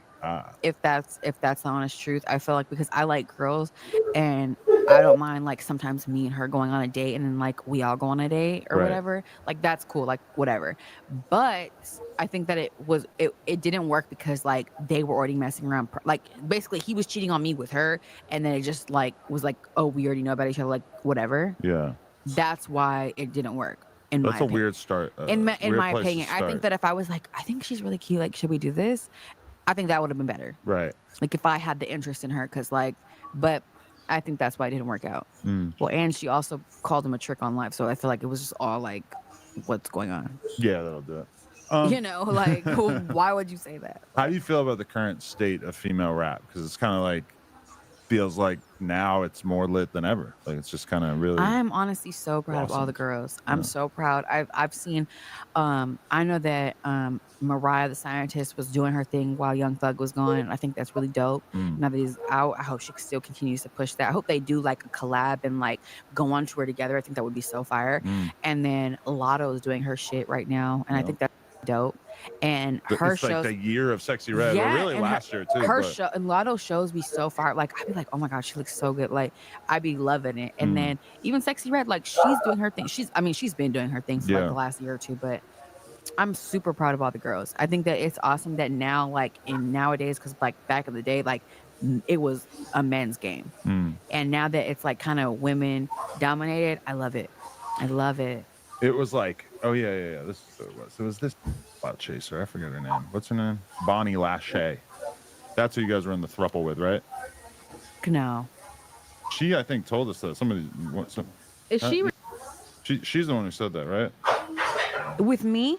I think so, right? No, she was in a throuple with her and what's her name?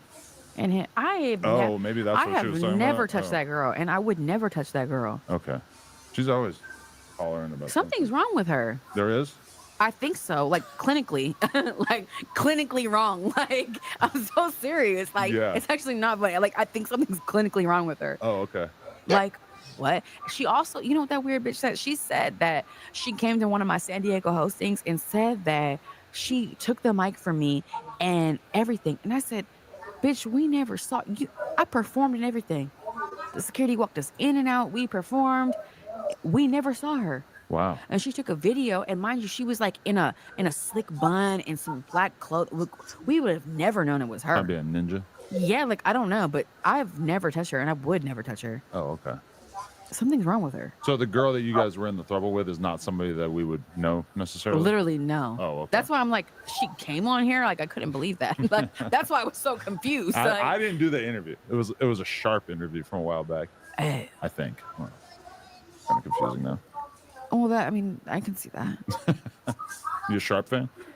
I don't know if I've ever met him. Maybe once or twice, but I don't think he's ever interviewed us. No. I think only you have. Yeah, but he did one with Krishan and Blueface where she got carried out by security. Yep. That pretty, sounds about right. Pretty historic, yeah. Yep, that sounds about right. Yeah, she kicked the TV. Is he still here or something? No. Oh. Some shit happened. Yeah. That seems about right too. That seems about right too. Yeah, he's sweating in his apartment on stream, probably right now. Oh my God. Yeah. How did you?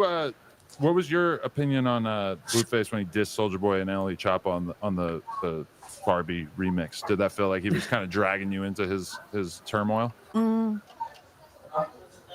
That's a good question. Did he use that platform in a way that you weren't 100%? I think he dissed a couple people. Yeah. You know what? The whole Soulja Boy and Blue thing, I don't know. I didn't really understand what was going on the whole time. Mm-hmm. So I just kind of was like, whatever. Soulja Boy is one of the easiest people to beef with. Almost I mean, everybody granted, because he like stays on, Instagram and stuff. But I'm like, I don't know what's going on. So I don't understand the beef. So I kind of just stayed out of it. Okay. I think that, a song to do it to be, I mean, it didn't do nothing for me except boost my song. Mm-hmm. But I don't have nothing to do with the drama. Okay. So, I mean, I've never met Soulja. I don't know anything about that. So, hey, if he wanted to use it as a chance to, like, take a dig, it's not... Don't shoot the messenger, okay? I'm sorry to everybody, but I don't know what's going on. like what? Like, I don't know. Definitely. So, okay, where do you feel like you're at in terms of, like, what you want to accomplish over the next few months or years? Are you, like, full steam ahead with the OnlyFans and the music and everything? Like, is your team that you have who are helping with OnlyFans, are they helping with everything? Are you... So, I feel like I have, like, designated people for certain things, and I just... My OnlyFans, I really just want to keep pushing like exclusive stuff. And if that's what it is, and it's like we're pushing stuff that's not going on my Instagram, let's do that. Because this agency, it's not a nudity type of thing. Mm-hmm. But it is going to be stuff that you're not going to see on my Instagram, 100%. Mm-hmm. Like 1,000%, there's going to be stuff on there that you're not going to see. And I'm all for it. But OnlyFans is like, it's for now. Like, we're going to see the longevity of it. If it continues to be what it is, then I'll keep at it. But as far as like music, I'm working on some stuff. I'm still kind of like reluctant because it's like I don't have that ear with me when I'm in the studio. And when he calls, it's kind of like randomly at times. But I do miss his ear. So it's hard for me to want to push it and he's not here. I respect his ear, and obviously he's got something special about his ability to recognize talent and stuff, but there's a lot of writers out there.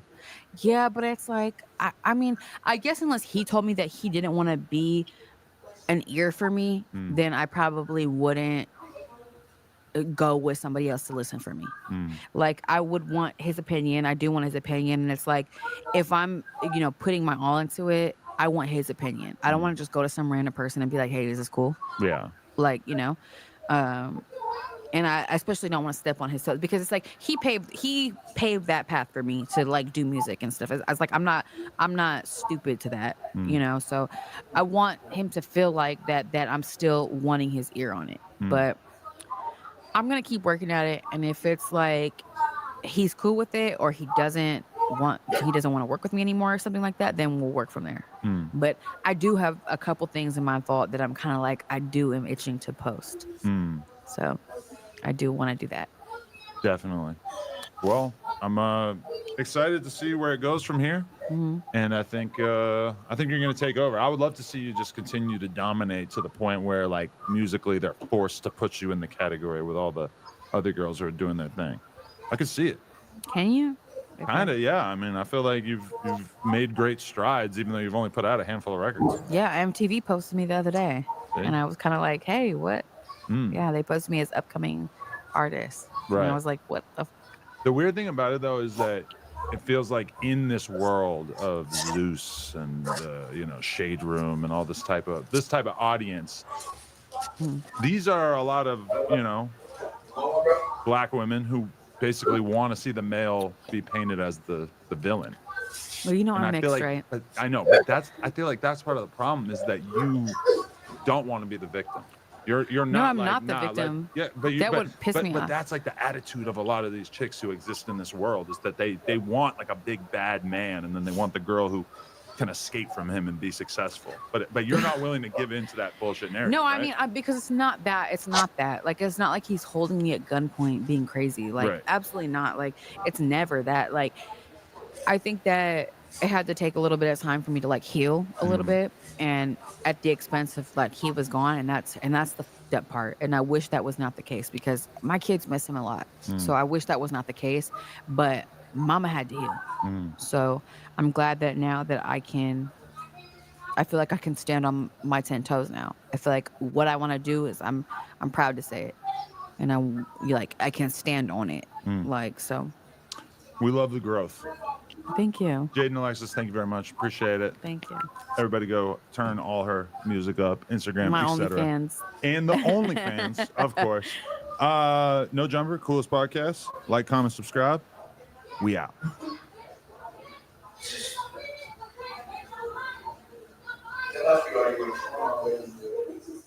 Start off talking about that night. That was a weird night.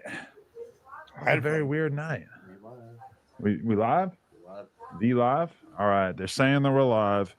Adam 22, the No Jumper Show, featuring my delightful co-hosts, Break Baby and Lush. Love them or hate them, they're here. And I would just like to throw this in there. I know you see me in the Munchie Bee Nike Tech, but the white tee is by FashionNova.com. Head on over there to get all your holiday deals. Shout out Fashion Nova. You guys don't gotta be quiet. You can make fun of me. Yeah, I was about to say. You need a Fashion Nova white tee, my friend. No, it was pretty zesty. I'm too sexy for my tech. Too sexy for my tech. I'm too sexy. Wow. It was the zip down. It wasn't the Fashion Nova shirt. Go get your Fashion Nova shirt. Definitely. We want you to get that. I've always wanted to be a flasher. Yeah.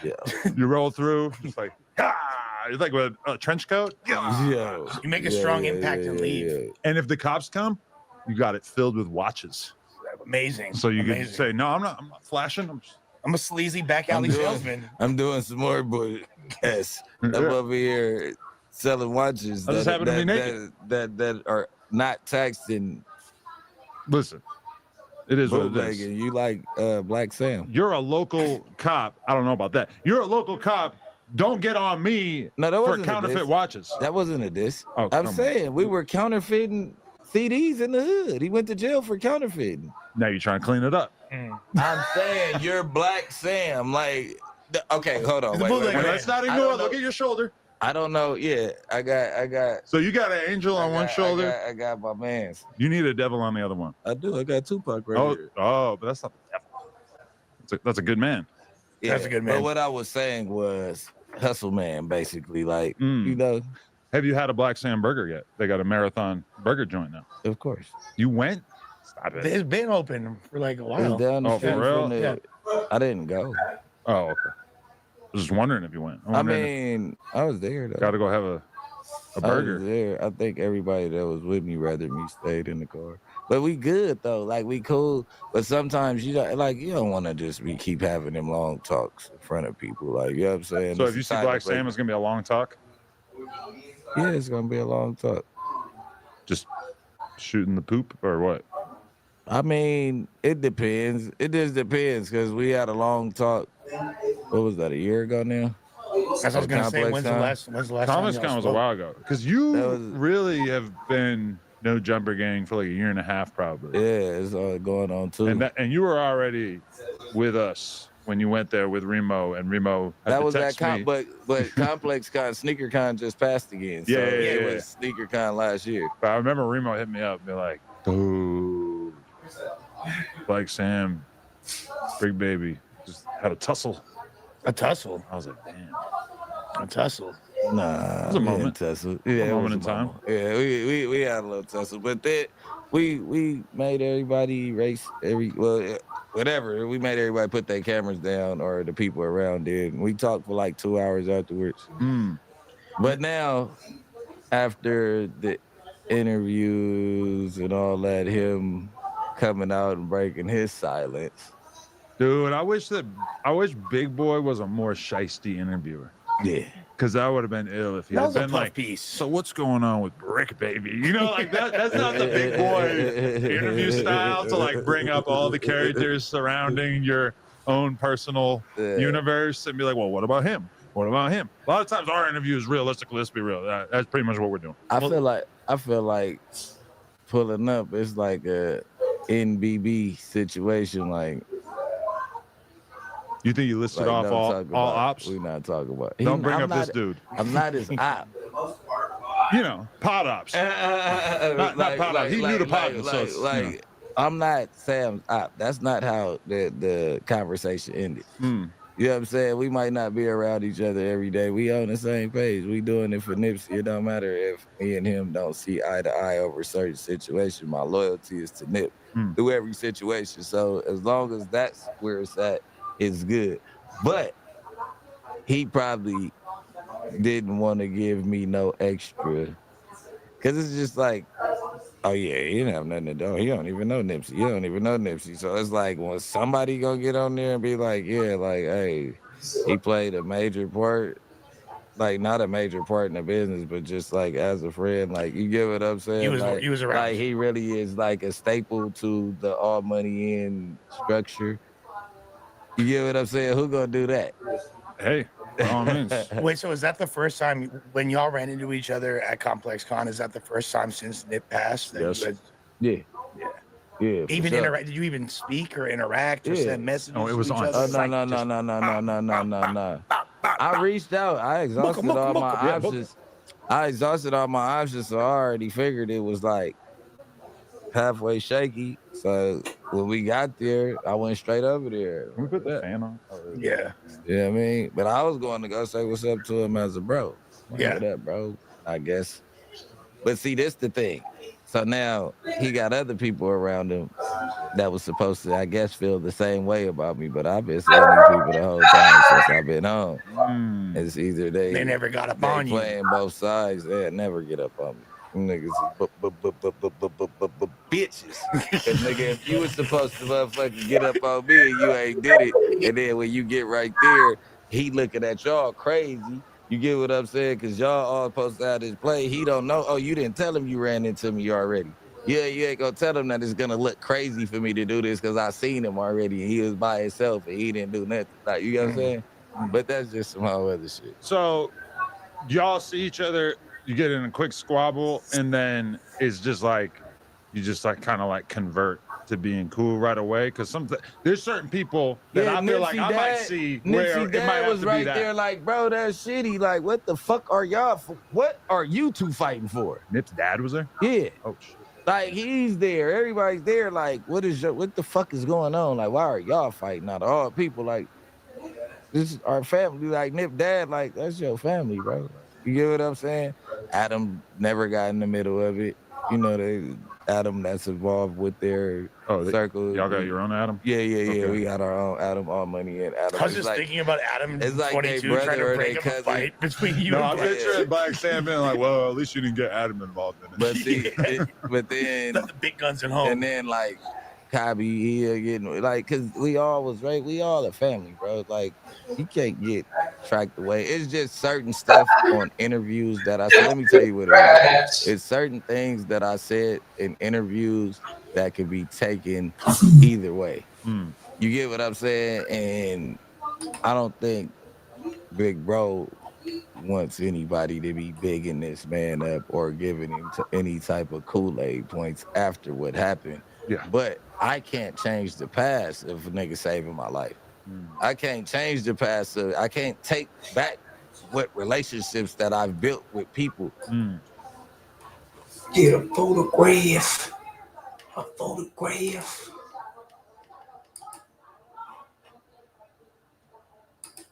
Now, fresh off his Netflix premiere show, where Jamie Foxx accused Diddy of giving him a pill and put him in a coma for 22 days, it was revealed at his comedy special, where people were in attendance, that he went in on TD Jakes and referred to him as a zesty power bottom. Swallowed up. Have you ever been swallowed up? Have you gone through a time of swallowing where everything was overwhelming? And he also went in on Diddy for over 40 minutes, and all of the footage got edited out from his show. Now, a night that was supposed to be filled with love and fun for Jamie Foxx apparently turned out to be a nightmare. Now, the entertainer was out last night celebrating his 57th birthday party at Mr. Chow in Los Angeles with his family and friends when the festivities were interrupted by a flying object. Now, a witness reported that an altercation broke out and Jamie appeared to be visibly hurt. Now, while details were unclear at the time, his representatives released a statement to TMZ saying Jamie Foxx was at his birthday dinner when someone from another table threw a glass that hit him in the mouth. He had to get stitches and is now recovering. Now, the police were called and the matter is now in law enforcement's hands. Now, choke no joke, a person that was in attendance at his Netflix show revealed what happened at his stand-up special. You went viral recently, Choke, man. A lot of bloggers was kind of taking some of your lines, man, and kind of running with it. And they were saying you were at the actually taping of Jamie Foxx's special. Yeah, I was there. Like, did he actually say that he was poisoned by Diddy? I don't know if he said the word poison by, but yeah, he said Diddy's the one that put him in the hospital, and he called the police on his ass. Damn, he was like dead ass serious, bro. Like no cap. I thought he was serious. He didn't look like he was fucking joking to me. Like, and I saw his special, and ask anybody that went to the special. He had way more than 2 Diddy jokes. And especially he did 2 to 3 Diddy jokes. That nigga gave Diddy at least 40 minutes. He killed TD Jakes. I mean, he bodied TD Jakes. And he didn't put that in there. He mentioned Craig Mack, Biggie, Tupac, and maybe somebody else, all in regards to Diddy has something to do with them getting killed. And he took all that shit out. So all y'all out there talking about, oh, yo, Choke, while you lied on Jamie, tell him to show you the raw tapes. Because I'm not lying. He wore the same clothes 3 nights in a row. His daughter wore the same clothes 3 nights in a row. His other daughter wore the same clothes 3 nights in a row. The band wore the same clothes 3 nights in a row. But I didn't. As you can see me right here, right? That's the first night. Right? Look at what I got on. Right? That's the first night. Man, Choke be having them receipts, y'all. I'm trying to tell you, man. This is the 3rd night. Right? There go Jamie here. That's the third night. C still got the same clothes on.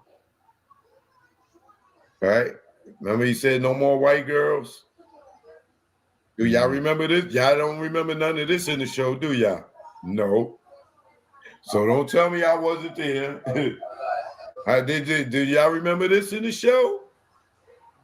All the white girls, they said no more white girls. Oh, no, you didn't see that either, right? Just like you ain't see him say Diddy is the one responsible. But he did, right? Or was responsible. All right. Look at, did y'all remember seeing all these people on the stage? This is the show. Do you remember seeing any of this in the show you saw on Netflix? No. Why? What does that mean? Because it means it got cut out. Always text me something. This is I'm spinning out of control. He said, Fox, no bad days. After what you're going through, you can know bad days. My publicist Allison right there, she just had a baby. They were all there. So, y'all don't remember? Yeah, you see that part either, huh? Okay. My boy dropping in receipts on y'all asses. Trey Young was there. Now, y'all seen what I had on the first time, right? Now what I got on, a different shirt, right? Different outfit. Okay. So you know what I'm talking about. Now, Cho, what did he have to say about TD Jakes, man? You remember what he had to say about him? Something about him being a power bottom and all that stuff. Right? Then they had the fake Jamie Foxx. He was there. That's how the show started. Ask anybody that was there. They said, Jamie Foxx. And then this dude came out that everybody was seeing on social media. Here go put two of him and Jamie together. He looks just like his ass. That's crazy. Right? So, who is this? Me and his daughter, right? Yeah. Let me see. You see, she on the same clothes 3 days in a row. Because it was a taping. So, what y'all saw was 90 minutes. The show was actually 9 hours. So they took 9 hours and cut it into 90 minutes. So dude was performing for 9 hours on stage? Over 3 days. Damn. He did a show Friday for 3 hours, Saturday for 3 hours, and Sunday for 3 hours. Or Thursday, Friday, and Saturday. I can't remember. To me and the sexy Miss Carrie, baby. And me and Jamie. Brother Jay. So, y'all can say what y'all want.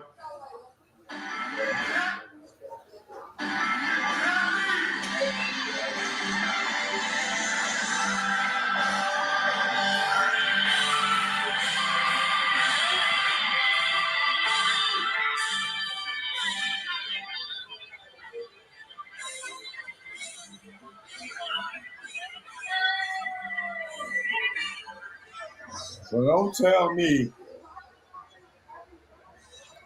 And if y'all look in the audience, y'all see me sitting there. Right? Now look, let me show y'all something even better. Here go one. It's me right here next to Jamie, right? Look what I got on. Right? Camouflage hat and the blue and white or green and white checkered shirt. Right? For all those who talking about I lied. Let me show y'all something. Now, look, there go me in the crowd. What I got on. Mm-hmm.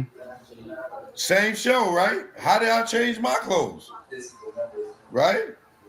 Look.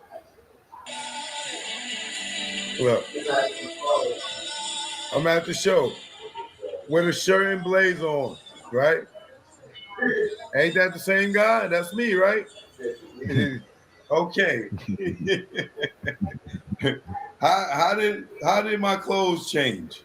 One thing they always gonna do is hate on you, bro. You know what I'm saying? They're gonna call you cat. These receipts show you. Oh, so I ran home, changed clothes, and came back. Like, yo, man, these people was funny, bro. Trust me. He said it. He cut TD Jake's ass up, my nigga. Yo. Oh, that's shocking. That's shocking.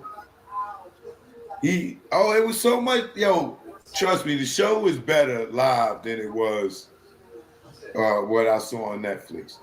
Like all he has so many great Diddy jokes. I mean, so many great Diddy jokes. So, oh my God, he killed TD Jakes. He took out the best. They took out the funniest parts. But I know. And then the other thing for all y'all, he did that show 3 nights in a row. Everything he did before. Y'all think he really cried all 3 times? Y'all seen him cry on the show when he's hiding behind his daughter like this? It's because he couldn't cry again. Like that whole thing, man, it was a TV show, man. It was a soap opera. It was scripted. This thing had the 2 big ass monitors in the back, the teleprompters. Them shits was jumbotrons.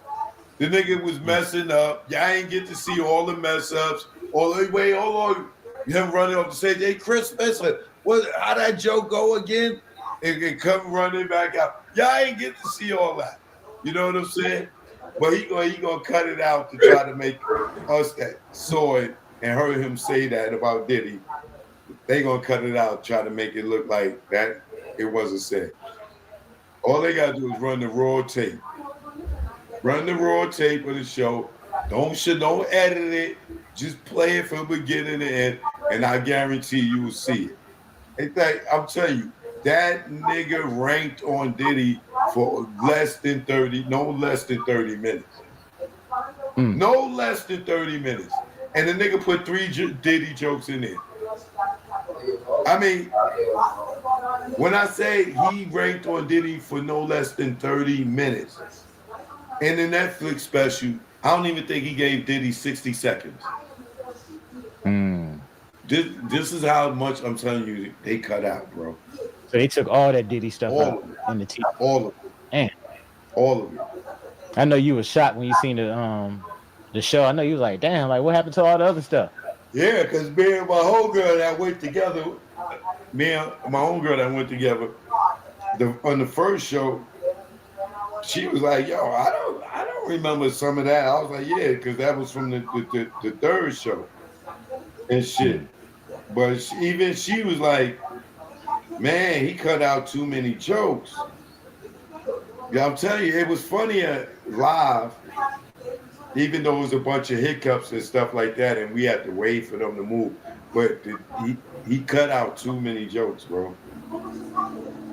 He cut out way too many jokes. That's crazy, man. That editing be something, bro. He screwed us. He screwed us. But like I said, as y'all can see, look at the first outfit. Look at the first outfit. Okay? That's what you see me in the audience with. And then you see me goddamn with Jamie for the third show with him and his daughter, right? Totally different outfit. Ain't got no reason to lie to y'all. There y'all have it, man. Choke no joke came through with them damn receipts, man. So, man, it's gonna be an interesting year. 2024, we got a few more weeks, man, of that, and then 2025. I already know 2025 is just gonna be crazy as hell. So if you're a celeb and you've been living foul, I already know, man, your ass is gonna be put on blast. Yeah, and let me tell y'all, stop being quick to defend. Better wait it out. Because all y'all that's gonna jump in front of the gun, y'all might get shot. Be easy.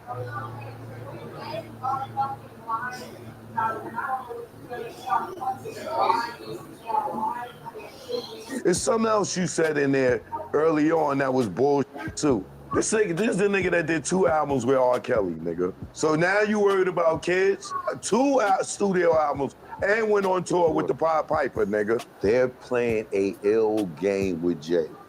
They pump faking Jay, and Jay jumped. Jay-Z's about to be indicted with Diddy. When Diddy get his superseding indictment, remember, this is a RICO. Choke out the gate. If you Jay-Z, how you feeling right now?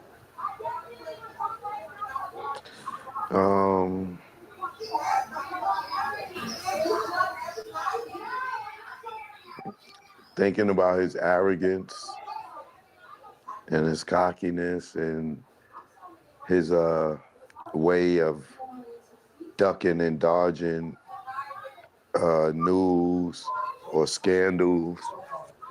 I'm probably thinking, how am I going to get my ass out of this one? Did you agree with him, I guess, not trying to settle the matter privately? Because that was the case. For those that don't know, Jay-Z has been accused of raping a 13-year-old girl in a civil suit along with Diddy. It happened at, I believe, the 2000 MTV Awards after party of some sorts, that the plaintiff, who is now going by Jane Doe, the woman is going by Jane Doe, accuses that this happened to her when she was just the age of 13. So do you think it was smart for him to kind of like just say, F it, just let's talk about it? Because I think they were trying to get money behind closed doors to kind of settle the matter. Yeah, well, what they referring to those things now is called catch and kill, right? There's so many allegations that's, the Diddy case has opened up a floodgate, you know what I'm saying? So a lot of celebrities are probably getting accusations thrown at them civilly and stuff, and people are probably trying to catch bags.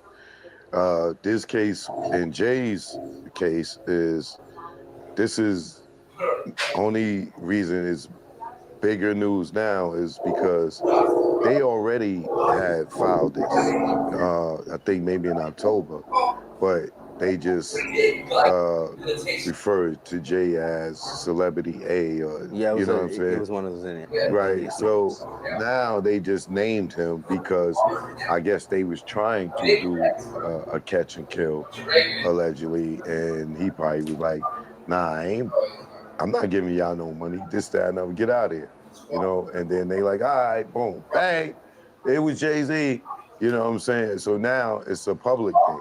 So now, normally, as we know, Jay, he don't respond to nothing. Don't. You know, so for me, I feel he's scared. For him to reply back in 24 hours, and this nigga ain't replied to me and Dame in 20 years with certain allegations. To this day, he hasn't replied to the conference room, right? And everybody's seen the footage. We know he set up the meeting. But when you got all these sucker journalists out here, or fake journalists, and the people like the Angie Martinez and that all his friends, they not gonna ask him the real shit. Right. Right now, you're not, Angie can get an interview with Jay. I bet you she won't get an interview with him right now. Not for this. You know what I'm saying? And I bet you a lot of them ain't gonna even report on it, and if they do, it's gonna be in support of him. Right. Until they see some Diddy kicking Cassie in the face video, or Jay's, of Jay-Z, something like that, the Jay-Z that's undeniable, then you're gonna see the whole shift in the industry. Right now, all of them, for the most part, are gonna defend Jay. For me, I'm not defending him. You know what I'm saying? Do I think that he would rape a 13-year-old girl at an after party? Yeah. No. But is it a possibility that that could have happened? Look at his daughter. She's 12 years old. As a father, would you be letting your daughter have a full face of makeup, eyeliner, eyeshadow, lipstick, not lip gloss, lipstick, wearing 4 or 5 inch heels. She's not even 13. And Jay's cheering her on at the Mustafa thing, and you hearing grown people in the back, woo, woo, nigga, that's a baby. So if he's cool with his daughter looking like an 18-year-old at 12, who am I to think that he's not attracted to that? I got some more points that I want to bring up a little bit after this statement that Jay-Z would release ASAP. Like you said, we haven't seen Jay respond to anything, but he literally the same day that thing went out, Jay pressed send in terms of this release. He went on to say, my lawyer received a blackmail attempt called a demand letter from a lawyer named Tony Busby. What he had calculated was the nature of these allegations and the public scrutiny would make me want to settle. No, sir. It had the opposite effect. It made me want to expose you for the fraud you are in a very public fashion. So no, I will not give you one red penny. These allegations are so heinous in nature that I implore you to file a criminal complaint, not a civil one. Whomever would commit such a crime against a minor should be locked away. Would you not agree? These alleged victims would deserve real justice if that were the case. This lawyer, who I have done a bit of research on, seems to have a pattern of these type of theatrics. I have no idea how you have come to be such a deplorable human, Mr. Busby, but I promise you, I have seen your kind many times over. I'm more than prepared to deal with your type. You claim to be a Marine. Marines are known for their valor, and you have neither honor nor dignity. My only heartbreak is for my family. My wife and I will have to sit our children down, one of whom is the age where her friends will surely see the press and ask questions about the nature of these claims and explain the cruelty and greed of people. I mourn yet another loss of innocence. Children should not have to endure such at their That's young bull, age. bro. Stop, please. Please, man. Because this is the same nigga that told Nas he threw fucking condoms on his baby seat. Right? The nigga's a hypocrite. Now you a father, and now you got to worry about your kids and this, that, and other. And I know we change I'm as about to we say, mature. what if he matured? Yeah, we do change when we mature. But he was a grown-ass motherfucking man when he threw condoms on motherfucking Nas' baby seat. Get the fuck out of here, nigga. Fuck out of here with that bull. Carmen had to deal with that statement, which at the time, Destiny, who's Nas' daughter, was too old to even be in a fucking baby seat. And he said that fucking lie. And Carmen and Destiny and Nas had to deal with that shit today. Because I'm repeating it, which it was bull, right? But now you worried about your fucking kids, nigga? There's something else you said in there early on that was bullshit too. This is the nigga that did 2 albums with R. Kelly, nigga. So now you worried about kids? But you did an album with the Pod, 2 studio albums, and went on tour with the Pied Piper, nigga. Get out of here, Jay-Z. Now you some fucking man, nigga, please. He said, I'm a young man who made it out the project of Brooklyn. We don't play these type of games. We have a very strict code and honor. We protect. Oh, stop right there. You have strict codes and honor for you made it out the streets, but your partner is a fucking known rat. She's a known informant. You a street nigga. Desiree Perez cooperated, and you went through the last fucking 20 years with this chick. What code and ethics, nigga? Stop it. We protect children. You seem to exploit people for personal gain. We don't protect children. You throwing condoms on their fucking baby seat, nigga. Only your network of conspiracy theorists, fake physics, will believe the idiotic claims you have levied against me that, if not for the seriousness surrounding harm to kids, would be laughable. Bro, you got your daughter on the Hollywood auction block right now, allegedly, right? Your daughter is 12 years old. She been dressing like that since 11. You had her on the Renaissance tour, was a full-blown LGBTQ plus whatever tour, grown men up there dressing like women, and you got your baby on the stage and you're protecting you're protecting children with Beyonce's vulgar language in the fucking music. While she's on stage, there's rapping and cursing while the baby's on stage. Nigga, stop it, bro. I look forward to showing you just how different I am, and that was his ending.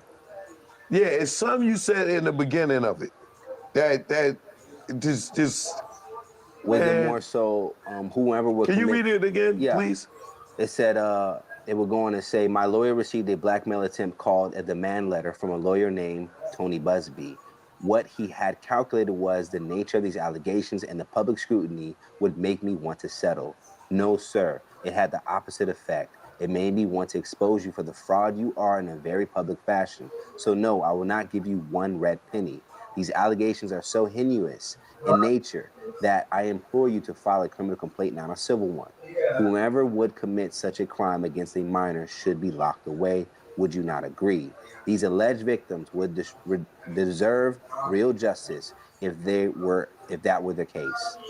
These alleged victims would deserve real justice if that were the case. This lawyer, who I've done a bit of research on, seems to have a pattern of these type of theatrics.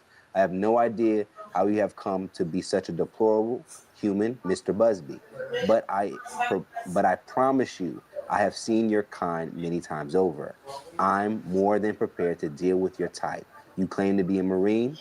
Marines are known for their valor. You have neither honor nor dignity. My only heartbreak is for my family, my wife, and I will have to sit our children down, one of whom is at the age where her friends will surely see the press and ask questions about the nature of these claims and explain the cruelty and greed of people. I mourn yet another loss of innocence. Children should not have to endure such at their young age. It is unfair to have to try to understand inexplicable degrees of malice meant to destroy families and human spirit. My heart and support goes out to true victims in the world who have to watch how their life story is dressed in a costume for profitability by this ambulance chaser in a cheap suit. You have made a terrible error in judgment thinking that all celebrities are the same. I'm not from your world. I'm a young man who made it out of the project of Brooklyn. We don't play these games. We don't play these type of games. We have very strict codes and honor. We protect children. You seem to exploit people for personal gain. Only your network of conspiracy theorists, fake physics, will believe the idiotic claims you have levied against me that, if not for the seriousness surrounding harm to kids, would be laughable. I look forward to showing you just how different I am. Yeah, well, he got a long fight ahead of him. Now, I have a question. Do we think this alleged victim is white or black? What race got to do with him? Only because I'm going to go into the lens of Jay never responded. When you mentioned, like, he never responded to you.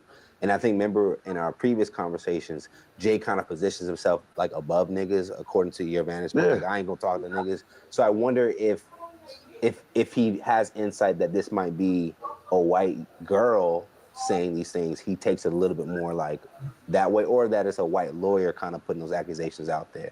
I just wonder if race plays into it, because he's always kind of curved stuff. I don't believe it's race. I believe it's the stigma of the underage person. I think it's more about the underage person, that he don't want that on him. I don't think race has anything to do with it. Well, he's had accusations about underage before, and I'll bring it up too. Go ahead, you can. Okay, so in one part of our conversation just now, you were talking about, like, you know, he's with R. Kelly. There are other things that, like, what I thought was interesting, a lot of people are not believing it. A lot of, like, people that have hosts, you know, radio shows, they're kind of like, nah, I don't see Jay doing it. Which, why do you think that in all of the whole Surviving R. Kelly series, Jay-Z was not mentioned once, or not even a flash of a picture with him? And he's the only artist in the world that has done 2 studio albums and a tour with R. Kelly. I'm sure he don't want that light on him. I get it. So there's rumors of, I'm not going to even go there. I'm not going to do that. But go ahead. Well, I was gonna say, does Jay-Z's friendship with R. Kelly and Diddy make him look guilty? Because they say that whole thing of birds of a feather flock together, and we all know that. So why are we so surprised if Jay-Z is caught up in that when two people that he was cool with? Listen, Jay-Z has a history of messing with women that are predominantly a lot younger than him, right? Yeah. You got Aaliyah. I think she was grown. Aaliyah, she was 20 at the time, but he probably was in his fucking 30s though. You know what I'm saying? It's rumored that he messed with Beyonce way before they announced it. Right. You know what I'm saying? It is the rumors of Tierra Marie, right? So, Rihanna, you know. So for me, I believe what they doing is what they playing a serious chess game with him, right? But they took their king and they threw the king. The first move, they threw their king in the middle of the board. And he like, what the fuck? He jumped right out there real fast. You know what I'm saying? Oh, y'all niggas don't know what y'all doing. Y'all putting the king up real fast. Thinking that he just getting ready to take one of the pawns and knock the king down. No, they gonna jump it right back. But they just wanted to see if you was gonna play. You know what I'm saying? They wanted to see if you was gonna move, right? But now, the fact that he responded, which he normally don't do, shows him out of character. Right. Just like him at the Mustafa premiere. Yeah. Right? If you see him, this nigga got his arm in his pocket that's next to his wife, his hand in his pocket that's next to his wife, and got his arm around his mother-in-law. That's kind of strange, right? How so? Nigga, your arm going around your wife. Right? But he wanted to show maybe that they was cool. Right? And then Jay goes, he claps. Like, okay, like that's enough pitches. He's uncomfortable. That's not Jay-Z. Jay-Z's always supposed to be cool. Jay-Z. And I would say a note about this. That statement was long as hell. And I think like there was emotion there clearly. That was, he overrode whatever protocol he normally has. Jay-Z's about to be indicted with Diddy. When Diddy get his superseding indicted, remember this is a RICO.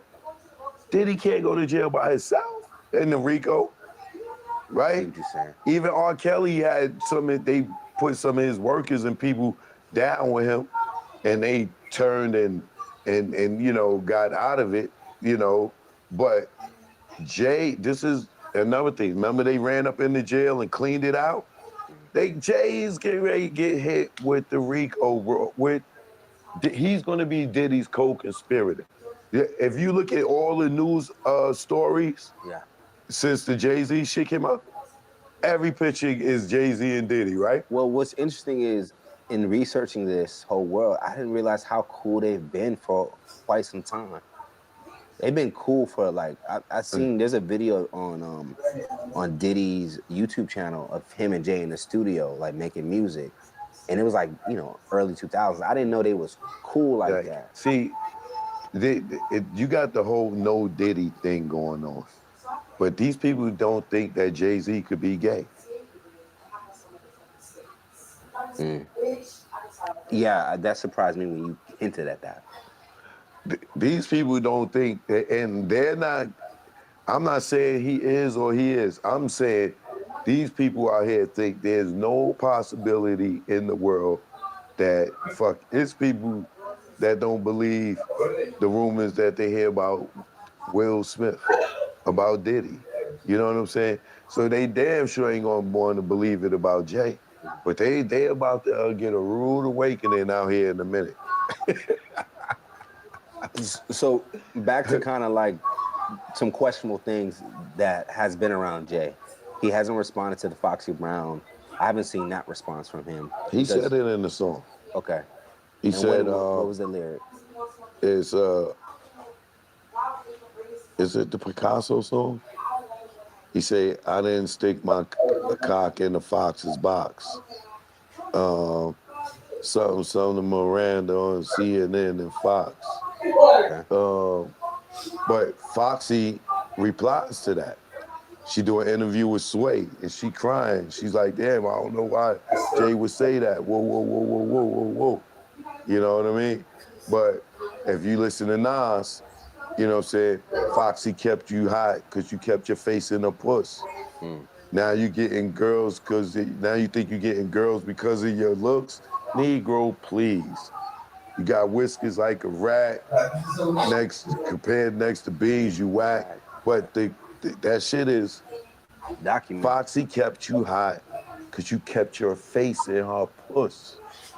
Nas is telling you then that Jay was sleeping with her. And Nas was up on the firm, so he would probably have. And ideally, did you hear anything on the street level with that relationship? Just like Foxy Brown and Jay? Everybody heard it. Okay. It's an urban legend. Like, and you see the emotion in Foxy's face in the Sway interview. Right. You know they had intimacy allegedly. Right. You know what I'm saying? It's really only reason now is taboo to say because now the age difference is a problem now. Back then, it didn't seem like she was allegedly 16. I think something like that. 15, 16, I don't know. And I think she's also expressed that recently it seemed like she kind of responded that wasn't the case, that they weren't together. No, that ain't what she said. What she said is she's not the type to go and snitch. Got you. And she said something about an metaphorically. NDA. I'm not going to sign an NDA. No one would help me sign an NDA. No, metaphorically, she's just saying, like, I'm not that type of bitch to be that'll go and throw this nigga under the bus. Okay. Now, this was a situation that I was like, and I'm sure you've heard about it. Jay-Z allegedly has an illegitimate son that's been going around for years. Listen, I just told you, they're playing a ill game with Jay. They took their fucking king and threw it in the front and threw it on the board first. And Jay grabbed the pawn real quick, like, oh, I'll get you with. No, this is the pump fake. They pump faking Jay, and Jay jumped. You know what I'm saying? Thinking he gonna swat they shit. No, nigga, that was the pump fake. They wanted you to react to the 13-year-old, right? Now what they're gonna do is everything else is coming behind it. Now, his alleged son, Ramir, right? He has been trying to get Jay to do a DNA test. For years. This may help him. One of those lawyers, that Busby lawyer, he might pick up his case, right? And they say, oh, well, we got this case too. We want to do a DNA test, right? The reason Jay's ducking him is because his mother had him when she was 16, which means that Jay would have impregnated her at 15, and he was older. But so if he do a DNA test and it comes to find out that that is his son, then there's no denying that he slept with her mother when she was underage, and that's what the fuck he been ducking and dodging for all these years with that nigga. It ain't that he don't want to be his father. Right. It's like, nigga, you gonna send me to jail if I'm your father. Right. And so for those that don't know, I don't know how to pronounce his last name. Satterway has been fighting to prove that Jay-Z is his biological father for damn near a decade. His late mother, Wanda, claimed that she was just 16 years old when she became pregnant with him.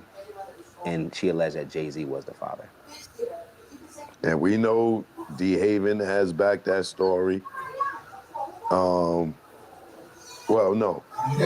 Let me retract that. D. Haven has backed the story of Letitia, his daughter. You know, and that's just another one of those. But Jay has made it right with her, allegedly. You know, because they even pulled down her video. You talking about he has an illegitimate daughter? Yeah, Letitia. I haven't heard of this one. Hold on, let me introduce you to her. You know, I keep the receipts. Now this got pulled, but and just as we wait for that, it says that 2 years after Jay married Beyonce in 2008, Ramir filed multiple lawsuits demanding a paternity test. While offensive, hold on, you fine. This is supposed to be his alleged daughter.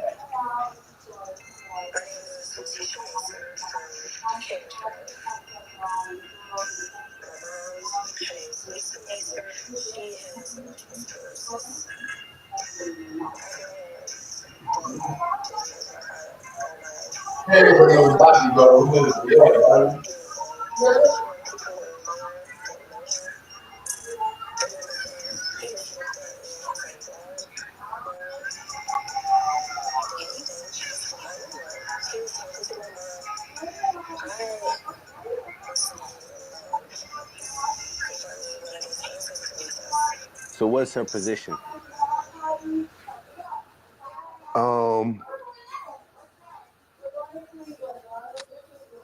I started telling her story.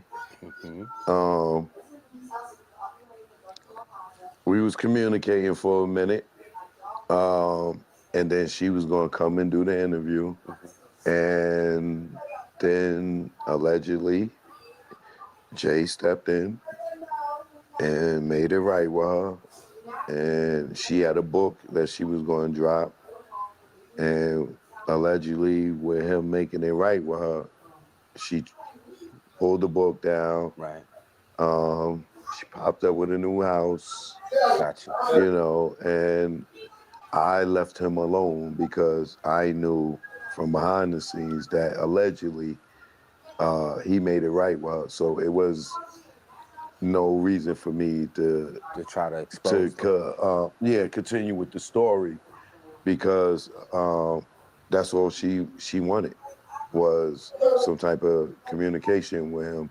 And allegedly, you know, I believe that he reached out to her or had someone reach out to her, and they have allegedly have been having relationships since then. Okay. So I did my part. Right? You know what I mean? Put the foot to the fire a little bit. Another thing is she was dealing with DeHaven. He was kind of like the liaison between me and her, and was the one that really was fighting hard for her behind the scenes, to get the attention. Her mom was of age that when she had her. She wasn't like Ramir's situation, I assume. I'm not too sure. Okay. But I just assume maybe that's why he was like. It's kind of the same era, but I don't know how old Letitia Mercer mother was at the time of her being conceived. But like I said, I felt within me as a man, Jay stepped up and did something. Right. So leave him alone. You know what I'm saying? The dude Ramir, I never dealt with. You know what I'm saying? I never interviewed him. I never had a conversation with him. And I mean, do you believe him? Just looking at the paper trail, or at least. Do I believe Ramir? Yeah. Yeah. He kind of favors him too. I got a song, you know, called Choke Dead, and I mentioned that in the song. And I say, your son said you his father, and you never threw him a pass. You know, referring to football, because Jay do it in the NFL thing. And you never seeing the siblings sitting in the stands, same lips, same nose, same hands. The kid, he said he's not. The kid said, "You say the kid is not your son. They call you Hov. Well, it must be an immaculate conception, right?" So, but he say that the kid is not his son. But if he wasn't, why would you be ducking a DNA test for so long? Right. And Well, I had a thought about that too. To kind of push back, I think maybe because if I do a DNA test for one person, I got to do them for all. Yeah, but the difference is you had relationships with this woman, and it's proven that you have relationships with this woman. And there's Now, also if this was somebody that you never met before, there's no people to corroborate that you had a relationship or you was hustling in this town, then yeah, you know what I'm saying? But for me, it's more him dodging the having a baby with a woman that was underage. Because if they Allegedly. prove that, and they gotta so if he So gets caught up, this is what I'm telling you. They playing chess with him, but they put the king out there front first to make him make a move. They gonna pull up the king, put him right back, and then they gonna move all the other pawns. Okay, let me ask you a question. Just someone that has dealt with the system. At what point do they have to get DNA or swab you? Is that all part of the process to kind of like? Did you get swabbed at all? Once they are able to serve you, then that process begins. But this kid hasn't even been able to serve him. But what I'm saying is, what if in this whole thing with this new allegation, they want to process him or they get it accept to swab him? Because if they swab him, they can that young man now have access to that DNA. Right. Well, trust me, like Letitia was able to find that was her father allegedly because somebody grabbed some shit at Jay's and gave it to her, right? Allegedly, and they was able to do some type of DNA and find out, oh yeah, right? That's alleged, right? Ramir hasn't had. I don't think he has had that luck, but it is clearly evident that this dude is trying to subpoena you. There's been plenty of subpoenas. It's documented that he's tried to subpoena Jay, but I believe personally that Jay is ducking that because if it is true, then he has had a baby, even though the lady is no longer alive. Do you know how she passed? I think she has some type of health complications. So, but it wasn't a tragic, like she got killed or anything. And that, like I said, all this first allegation is to get Jay's response and to tarnish his image publicly. For everybody to jump out there and say, oh, that's not him. Then what they're gonna do is they're gonna Ramir, Rihanna, Foxy, they're gonna attach him to R. Kelly, the Aaliyah. Even though Aaliyah was of age, they're going. It's the perception that he has a thing for young women, right? And one of these shits is gonna stick. Let me ask you this: the Tony Busby gentleman, the attorney, do you think he's working with someone else, that like a hidden hand, if you will? Because ideally, what you're expressing is that whoever was the force that took down Diddy could be the same energy to now take down Jay-Z, but right now it's being sparked off through the Tony Busby law firm. So could he be working with somebody else to do this? Because this is not light to come at Jay-Z. No, them niggas sold they fucking soul to the devil, and the motherfuckers here with the receipt. You know what I'm saying? Their time has come, bro. Them motherfuckers been cock blocking niggas like me. Like, my shit ain't on the Breakfast Club right now, my interview, because of Jay-Z. You know what I'm saying? Because I was talking about Jay-Z. Them motherfuckers been blocking people for years from not being able to talk about it. And now the motherfucking rabbit got the gun. Yeah. You know what I'm saying? And Jay has been a person that has had his hand on people's career for years. You know what I'm saying? For decades. You know what I'm saying? And it's now his time to get the fuck out the way.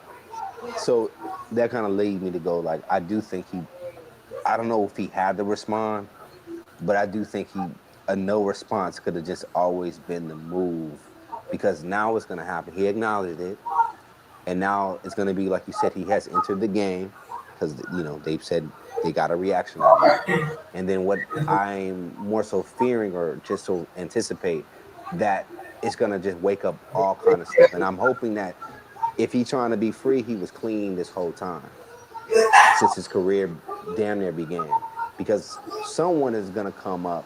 Now the attention has been kind of like, the water has been riled up a bit. It's going to attract people to be like, well, I remember this time Jay-Z did this to me. I remember this time. It's going to wake up. Just like Diddy got a floodgate of lawsuits, they get ready to come for Jay.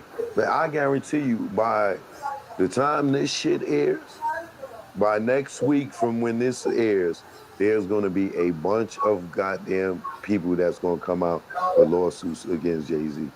It's just that these people have been afraid, just like they've been afraid of Diddy. Right. You know what I'm saying? And now what's going to happen is,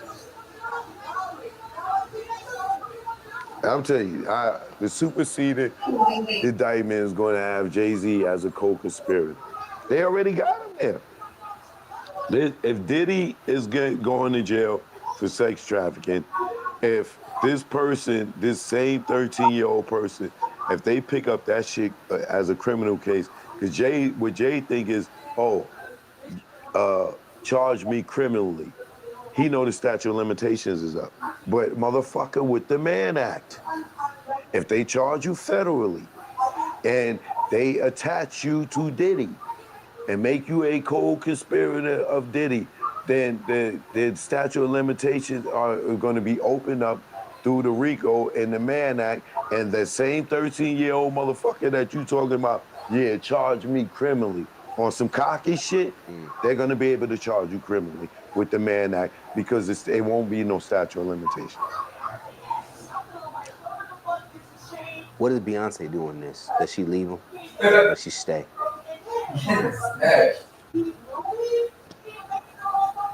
She might be a co-conspirator too. She might just be as guilty as Cassie is. But now Cassie gets to wear the victim hat. Beyonce could be guilty and then turn around and throw the victim hat on. Oh, he was drugging me too. Y'all didn't see me in the elevator? I was drugged up in the elevator. They was over there fighting and stomping and fighting, and I was just in the zone. Y'all seen me in the elevator, right? Like, she could just say, this nigga had been drugging me. Speaking of the elevator, do we know what that was about? Was it connected to something like this, these accusations, or was it just like over cheating? That was the first time we saw on camera that royal hip hop couple. Bro, look, trust me. Jay-Z go to jail, my baby Solange, hey boo, she will be coming out talking about what happened for real in the elevator. Let that nigga go to jail and they feel safe enough to talk about it. It'll happen.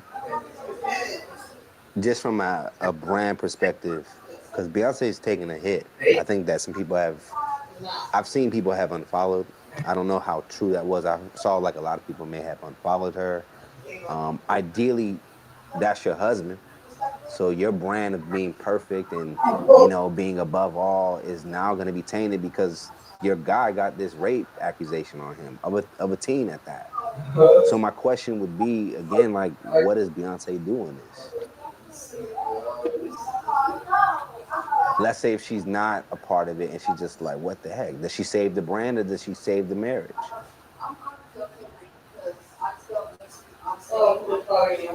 Because she could easily spin moves out of it. She's going to be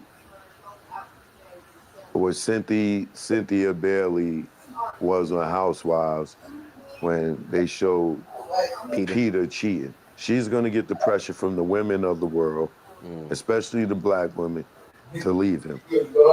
That goes without question. You know what I'm saying? And it's not going to be a Remy Ma, Pat Boo situation where, she going to hold this nigga down in jail. No, she's going to have to separate herself from him, of course, financially, because their money is tied together, right? And if she stays with him and he starts getting a gang of lawsuits and shit, she's married to him. All her shit get tied up into his lawsuits and everything too. So she's gonna get the pressure from the Oprahs and the Michelle's Obama and them. They gonna be, girl, you better get the fuck away from that ugly nigga.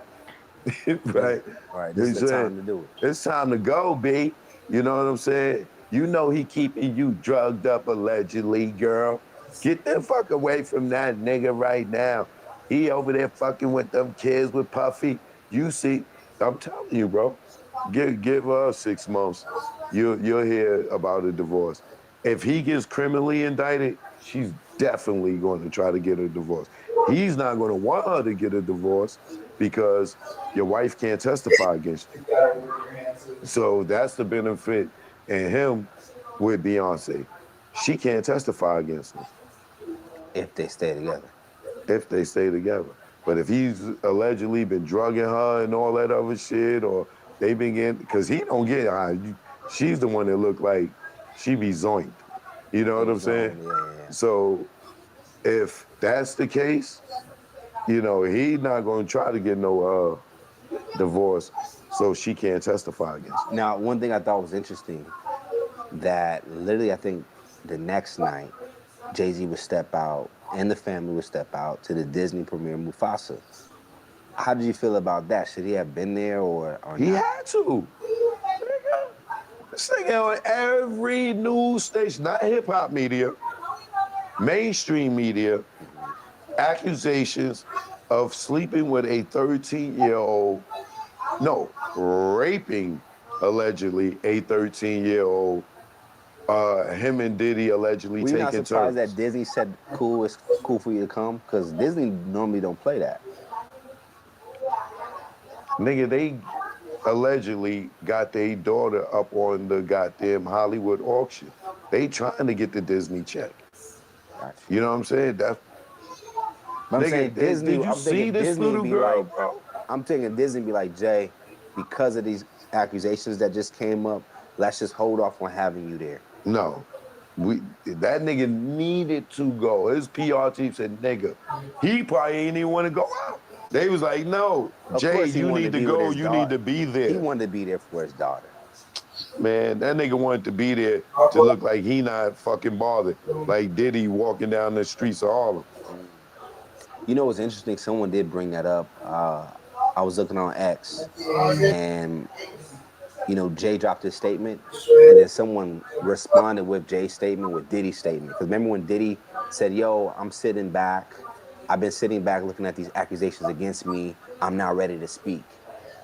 And then long story after that, they dropped the CNN video and they kind of just like wiped his whole position away.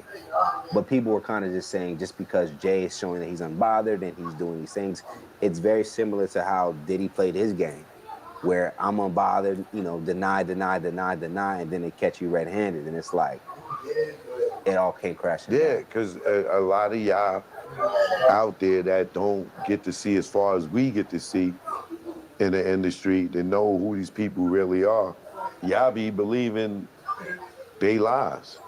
Like these niggas is billionaires and these niggas is straight and all this other shit. But they take goddamn this to happen. And people be like, oh. Like niggas probably wouldn't have believed the R. Kelly shit unless if they didn't see the tape. Right. You know what I'm saying? Right. So do you think they got a tape on Jay? I don't know if they got a tape on Jay, but Seems to be that is he above these allegations? The nigga that went on tour with R. Kelly. When I say the fuck out of here, nigga, when I say a tape, know. I mean just like something that will make him look bad that the world is gonna be able to see, because they did that with R. Kelly, they did that with Diddy, and I wonder if they have something on Jay that's like, you can't deny this. You can't deny the facts. You can't deny the timeline. You can't deny what you see in front of you. Look at his daughter, bro. Yo, cameraman, please, tell me, can y'all see this? Could you zoom in on this? This is a 12-year-old girl, bro. Can y'all see that? It's somewhat decent, yeah. She got on eyeliner. Right. Eyeshadow. Yeah, bro. Lipstick. Her mother's Beyonce, though. I would assume that. So if your girlfriend was Beyonce, your 12-year-old could go outside like this? 12. I'm trying to process that. Bro, look how close in the space that is. I'm thinking pageantry.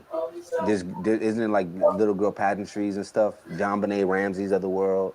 And what do you know about John Benet Ramsey? If I was into and what that, happened to John Benet Ramsey? I understand that. But I wouldn't be into that world, so it wouldn't happen. But if I was in that world, I would understand the game of pageantry and showcasing. Where is a fucking pageant? She ain't in no pageant, nigga. It's a movie premiere for her movie. And she's still a kid. So what would she have worn, Cho? Jeans and shirt? Or like she you tell me there's not age-appropriate stuff for 12-year-olds? You tell me a 12-year-old gotta have eyeliner on, eyeshadow, a full-face beat, grown woman beat face, and 5-inch heels? I understand. Like, again, that wouldn't be my position because I wouldn't be playing in that game. But if I was of that world, nigga, you in the entertainment business right now. But I'm not. Would you let your 12-year-old daughter go to a Lion King premiere? No, because that's not the game I play. Okay.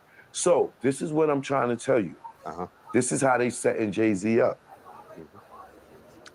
You want to tell us you want to fuck with a 13-year-old, but you let your 12-year-old dress like an 18-year-old? They playing him. They using his daughter image. They let him run out. They got him cheering her on, right? Cheering her on, right? Yo, bro, look at this, man. I seen it. Knowing how sick Hollywood is, right? And you propping up in front of all these weird-ass executive motherfuckers, right? Right. And what are they doing? They all trying to cut the check so they can she could come work for them, right? So to me, it's very surreal, but I know it's real, but it's like, it takes me back to the slave auction. Or like a level pimping the daughter. Bro, they've been doing this for at least 2 years with her, bro. She is a baby, bro. Yeah. I mean, my thoughts around that, it does seem like they're trying to So put her in position. how is Jay-Z going to sit there and tell people that this is a ridiculous claim? But he got his daughter out here looking at 12, looking like she's 18. Some people said, oh, she looks fine. That looks like a prom dress. How old are you when you go to the prom? You get what I'm saying? But like I said, watch. That chess move they pulled on him, they just threw the king up there and they pulled it right back. They just wanted him to move just move. I dare you to think that we don't know what the fuck we doing. Now, let me ask you this. Do you think this is some sort of money grab? What is the reasoning of taking out Jay? And I'll also follow, is he and Diddy targeted because they're billionaires? Does that have anything to do with it as well? Like being and my conspiracy theorists, asses, they want to call me a conspiracy theorist. Yeah. In my mind, I believe that there's going to be a big change in the world. I don't know, world war, whatever it may be. Something's coming up. And it just seems like they're trying to strip the black elite from their money so they can't help us. That's a deep perspective. You know what I'm saying? So we're going to strip, because the thing that bugs me out the most about Puff is, and I guess Jay's to follow up. I went to Revolt World the first year, right? And when I walked out of there, I said, yo, Jay-Z, Diddy, these guys are necessary, right? And people didn't understand my perspective, right? And what my perspective was is when I went to Revolt World and I was there with Diddy, I seen the influence that the Diddy's and the Jay-Z's of the world had on the youth that's coming up behind us, right? Right. Because everybody at Revolt World didn't want to be a rapper or a producer. I've seen the growth of, some of these dudes had coffee shops. They was, everybody wasn't trying to be a rapper and singer and producer. The youth that came up behind us, the mind had to expand from being a worker to being a boss, an entrepreneur, and everybody's trying to do something different. I seen kids with their own sneakers already. You know what I'm saying? When we was just doing T-shirts. You get what I'm saying? So, when me coming out of that, I've done the show, and I felt like the elite was watching me, because I'm like, yo, F Diddy's sexuality.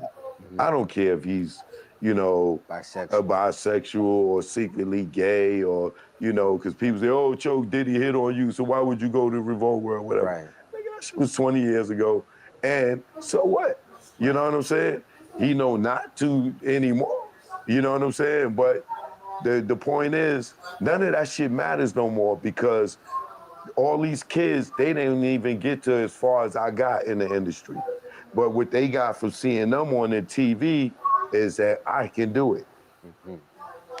I could be a billionaire. I could be a billionaire like Kanye, Jay-Z, didn't even know these niggas ain't really billionaires. Like, they don't know about the smoke screen, right? But the inspiration that they gave them ambition to go out there and get it, and some of these people are seeing success. So for me, no longer am I talking about, oh, these niggas is chumps, you know what I'm saying? Let them be chumps, as long as, the world ain't gotta know all that, because they may not even get that far, right? So now, what happens is, months later, Diddy gets hit with the fucking Cassie shit. And they like, oh no, these niggas ain't gonna inspire these black motherfuckers. We're gonna tear them down. You know what I'm saying? This dude's over here talking about Diddy is necessary. He's giving the people hope. He's not gonna talk bad about them no more. Oh, we gotta change that, hit the button, boom. Now Diddy is in jail a year later from last year. He's in jail, he's the worst person in the world, and now here comes Jay-Z to follow, right? So the same people that built these people up, right, and made them who they are, and covered all that ill shit about them, that the 85% of the population don't get to see, and they hold them in high regards. And, the 5% of us that get to see it, and the 10% that know about it, you know what I'm saying? Now, they done put them on the front stage, and now they gonna destroy their image and everything. So now what happens to the kids that and the people that got inspired by them, right? It kind of does something to their ambition, right? Now they shifting and thinking like, damn, these motherfuckers was on steroids the whole time, metaphorically speaking. So they didn't just win the championship, the nigga was on steroids. You just kind of hinted at something. Jay-Z in his song Grammy Family Freestyle, the same sword they knight you, they gonna good night you with. Talking about the game. And in a weird way, one could say that he predicted this to be the outcome of even his own height of success, because in that song, he talks about most kings get their head cut off.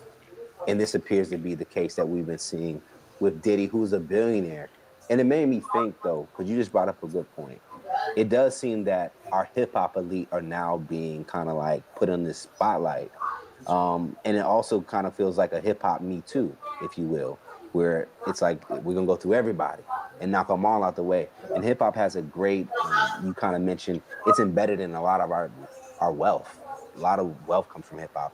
And it made me think, was rock and roll ever scrutinized in this type of level? Have we seen rock and roll artists be caught up with things like this? And why rock and roll artists never ascended to become billionaires of their own?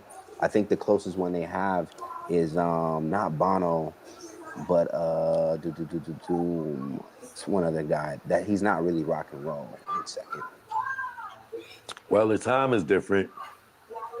You know, rock and roll, when it was at its peak, the money was different. Hip hop came and did it at a different time when the Paul money was McCartney. different. You know what I'm saying? It's like LeBron making the money Jordan did. You know what I'm saying? And Jordan making the money that Will Chamberlain did. You know what I'm saying? It's the different times, in my opinion. But as far as the hip hop thing goes, I believe that the labels are the ones that were covering up all these motherfuckers' sick ass shit. They was paying off these lawsuits that we don't know about and didn't see and hear that, you know what I mean? Keep that money coming in. Right, because they probably got 100 lawsuits about R. Kelly, but they paid all them shits off because they was going to get $1 billion. You get what I'm saying? Right. And then when he wasn't bringing in revenue like he was, now it's, oh, fuck him, throw him out there, you know, send him to jail so we could take all this other revenue that he won't even know that's coming in. You know what I'm saying? Allegedly. Same shit with Diddy, you know? Same shit with Michael Jackson, same shit with Whitney Houston. She signed a deal for Clive Davis, re-up for $100 million, and her voice is shot. You know what I'm saying? As soon as she die, this motherfucker make $100 million in a week. So let me ask you to kind of get towards the end of our Jay-Z response and our reaction. Tony Busby would drop a response to Jay's response that I read earlier. He would go on to say, the New York Times contacted me to ask me for my response to rapper Jay-Z's allegation that I tried to extort and blackmail him. My response is pretty straightforward. No one has made any threats. Jay-Z's assertions are bogus and laughable. Instead, our firm sent a standard demand letter seeking a mediation on behalf of a woman who alleges Jay-Z sexually assaulted her as a minor. The letter was vetted and approved by our client, whose preference was to attempt resolution short of filing a lawsuit. This approach is common in these type of cases. What you are seeing played out now is a coordinated and desperate effort to focus the public's attention on me personally, to avoid attention on allegations being made by my clients. This effort has included harassing my family and colleagues, and even offering former clients money to sue me, which is illegal. When an alleged perpetrator behaves in this manner, wildly asserting that a basic demand letter is extortion and aggressively using the media to attack the opposing lawyer, while at the same time ignoring the allegations being made by the alleged victim, it reminds me of a famous line from Shakespeare. The lady doth protest too much, methinks. We intend to address all of these issues with the court in due course. Let me be clear. We will not be bullied or intimidated by these shenanigans, and our clients won't be silenced. That is what Tony Busby released in response to Jay-Z's accusation that he was an ambulance chaser and he was just trying to come for some money. I mean, what else is Jay-Z gonna say? Right? Ain't that the same thing Diddy said? To a degree. All right. Until they come with more information and more lawsuits, then we'll see. But like I said, me personally, do I think that he sat there and raped a 13-year-old as a grown man? No, I don't believe it. You know what I'm saying? Yeah. But what if he didn't know she was that age? That's the issue. It could be that he didn't know she was that young, right? Because, you know, judging by his past, he has a preference in younger women, right? He may not have thought she was that young, right? Clearly, she probably didn't look that age, because if we seen a kid at a party, what's going on? Right. We not all of us just on some free. If you seen his daughter in the after party, would you think she was 12? With all that makeup on? And all in the heels and all that? You she might looked be like a like, teen, though. you'd be like, yo, shorty young to be here. Yeah. Would you they're all- really think she was that young? Because it would mentally you would be like, why the fuck was she being here? Yeah. Why would she be wearing all this type of makeup on at that age in this fucking party and by herself? But I would say this. I think already we know that there are young ladies who develop really maturely. So even in our own personal lives, I think we've seen young ladies that were like a certain age. It's like, damn, like they look like a grown woman. So that's just me kind of like, I think we all can understand that. But ideally, it's not a good look for Jay because of his past history of what he's been accused of. And then on top of that, the idea of rape is terrible to kind of force yourself on somebody. Yeah, and they said that they was taking turns, and Yeah, they Diddy said Diddy slammed came against the after that. wall allegedly. Okay, I didn't catch shit that like, part. yeah, I read the whole lawsuit. You know what I'm saying? Speaking of Diddy, his statement said this: "Enough is enough. For the last couple of weeks, I sat silently and watched people to try to assassinate my character, destroy my reputation and my legacy. Sickening allegations have been made against me by individuals looking for a quick payday. Damn. Let me be absolutely clear. I did not do any of the awful things being alleged. I will fight for my family, for my name, my family, and for the truth. Sean Combs." And then after that, we got the Cassie video, and then other things begin to come to the surface. Yeah, see, and with Cassie, we don't even know. A lot of her shit can be consensual. You mean like when she was like, yeah. We've opened that conversation up. Come on, man. Like, I'm not going to sit there and think that everything that Cassie did, she was forced. Yeah, because if she said she was in on it, she would then be a conspirator, right? Or she'd be with you. Yeah, somewhat. Yeah, or she's not a victim. Right, she would be. You don't want to go to jail, and you have to position yourself that way if that was the case. And then on top of that, she did a great move because she got a payday and she continues on her freedom. Now, we did see her get abused. She maybe was in a relationship that at some point became really dark. There's no reason for a man to hit a woman, right? Mm-hmm. But we don't even know what we didn't see the whole video. That shit is edited up. Right. And from what they say, his lawyers are saying, that was a bag of money she was running out of there with. Not saying that he should have. I was gonna say, it's still. They don't make it right, but you know what I'm saying? Yeah, man. But what I'm saying is like, is she a 110% victim, or is some of they shit consensual? Yeah. I want to kind of close out our Jay conversation with a couple more points. Now, how do I say this? You said you read this lawsuit. I did see that there was hints of a male minor. Is that true? Was that in that or something else? That is something that I think it said like Busby updated. mentioned. I think that's coming down the pipeline. Yeah. Or yeah. Just the fact of hearing that now floating around. That don't surprise me. Wow. Not that Jay would have been with a boy. Yeah. I mean, the age maybe, but that him with men, no, I'm not surprised. Why do you say that? Did you see something? That's a big statement to say that. Oh, man. That's why You ever listen to Ether? Yeah, but give me the first lines of Ether. Let me pull it up. I heard it when I was asleep.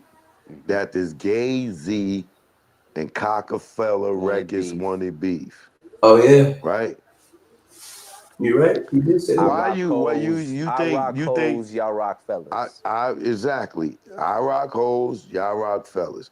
What do you think Nas is saying in that whole fucking song? He's telling you Jay's gay. I just look at it like hip hop shit, right? Ain't that's what you do when you trying to discredit somebody, especially in that arena? Jay is part of. But why say that, bro? Straight mother loving. Because you trying to make him look bad. You trying to discredit. What did Jay say? Since you infatuated with that gay shit. Infatuation. What'd he say? What's going on? It's super ugly. That's why you was sucking my thing when you was kissing that itch. Whoa. Copy. Right? Kissing what? So Jay has acknowledged that Nas is saying that Nas is knowing or saying that he's gay, right? Mm-hmm. Nas ain't just saying it just to be fucking saying it, nigga. So the allegations about Jay being with allegedly with a boy or a male, no, I'm not fucking surprised. You said what? I believe that nigga is gay or bisexual. Not just off the lyrics alone. There had to be other things too. He got a GLAAD award. We talked about that, but I want to respond to that. His mother's came out. So what if he was just trying to show his mom? So why would he get her award? Where he said because he's trying to show that he's down Could with you get an award for anybody that's gay in your family? They gonna give you an award. Jay-Z was gay years ago. Nah, I said that. What song was that? Smile. Yeah. Okay, so he gets a gay award because he made a song about his mother being gay. What? And y'all buying that shit? Whatever struggles of that. So Y'all you buying think that shit? You think he was there to get an award? Nigga, I got a bag of air I want to sell you for $100, nigga. But Choke, just because Nas is calling a nigga gay, we all get thrown gay allegations got put on us. It's just part of like what happens. What explains the relationship with Diddy? No, she just is like close friends, and this is a colleague. They both in music. They both respect each other's hustlers. They both consider each other hustlers, and they both made it to the top. That's how I look at that from the outside looking in.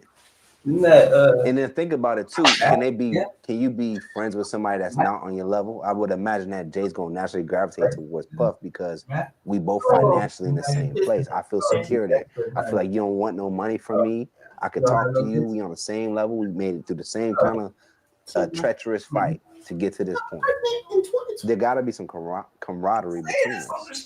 And why can't be gayness? Yeah. That's not how I get down.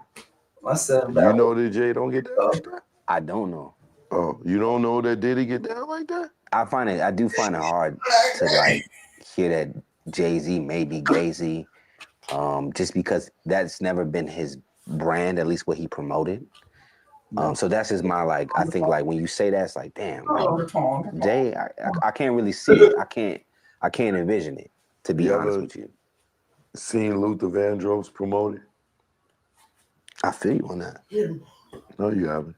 The world is crazy. When has Luther Vandross ever promoted him being gay? Right. So why would you? Now you're talking about the drones, about the car. But he don't play the pause. He stopped playing the pause game. Okay. You don't think that's just maturity? Do you have any videos you want to react to? Yeah. All right. Just like it was mature enough. If Jay was Wait, what was that comment? What y'all doing? Oh, I don't know.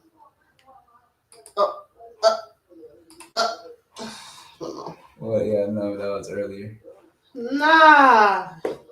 Oh, this, yeah. What up? I saw them too. What's It's up, so my scary. family? What up, what y'all Doing? I love love the the show. What up, Come mom? on. And that's what he got out of it. He thought that she seen him hit it. We still streaming, Nick. All right. All right. Hey, What? Let me see.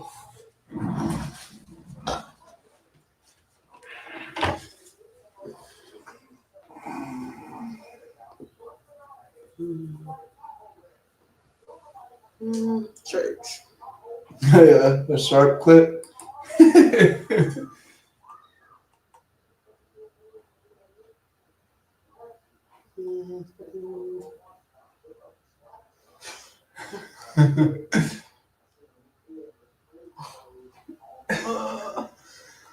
Wait. That's funny.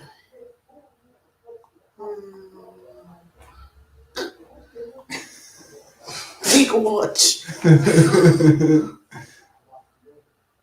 Sharp ain't having it. That one. I don't mind. Yeah.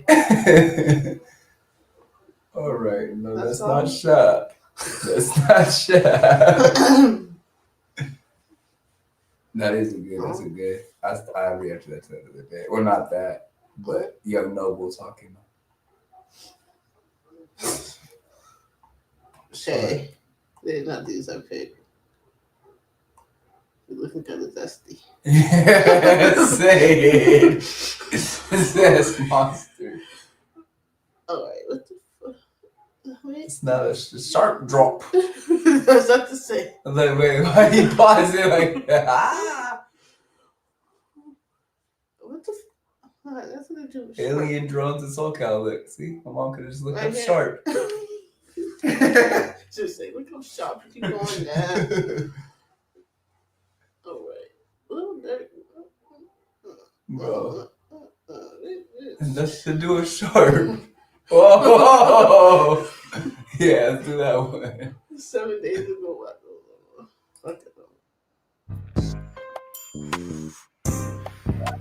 Yeah, but Ooh, let's get Be for real. YouTube, man. Y'all tune in to Get Hip TV. As y'all can see from the title, we got Wack 100 responding to Sharp. So, man, we're going to get into that, and I'm going to let y'all hear what Wack had to say. So stay tuned for that. But before we get into the video, make sure you smash the like button, subscribe, and hit that notification bell to stay hip whenever I post. But all right, y'all, let's get into it. So as I recently reported, Sharp is no longer at No Jumper, and he been going at it with Adam 22. And they even went as far as dropping a No Jumper diss song, but it appeared that song was recently taken down, and Sharp believes that Wack 100 has something to do with it. So Wack responded to Sharp on Clubhouse. I'm gonna roll the audio, and I'm gonna let y'all hear it. Hey, Wack. That's ain't real said. What? Sharp is on there popping it on you. I'm not tripping on me. Oh, I no, get. you I'm the right Drake. I'm the Drake of podcast land. What he's saying? Put my name in something. What he mad about me for? I thought it was Adam. Okay, let me let y'all know what happened with Sharp. Let me tell y'all about this. What happened? I don't think Sharp. I hate to do it to you, but I'm gonna do it to you. Do y'all know what he been doing all this time? Sharp goes up there and shoots a video at No Jumper, disrespecting Adam, right? He graffitis all on the No Jumper trash can, Adam 22, all this, right? He had a little check. The world will never know. 3,000, 4,000, 5,000, whatever he had owed to him at the time, right? This is why y'all be dumb and y'all not calculating. So he puts it out. Adam sees it. Adam, hold on. Adam sees it.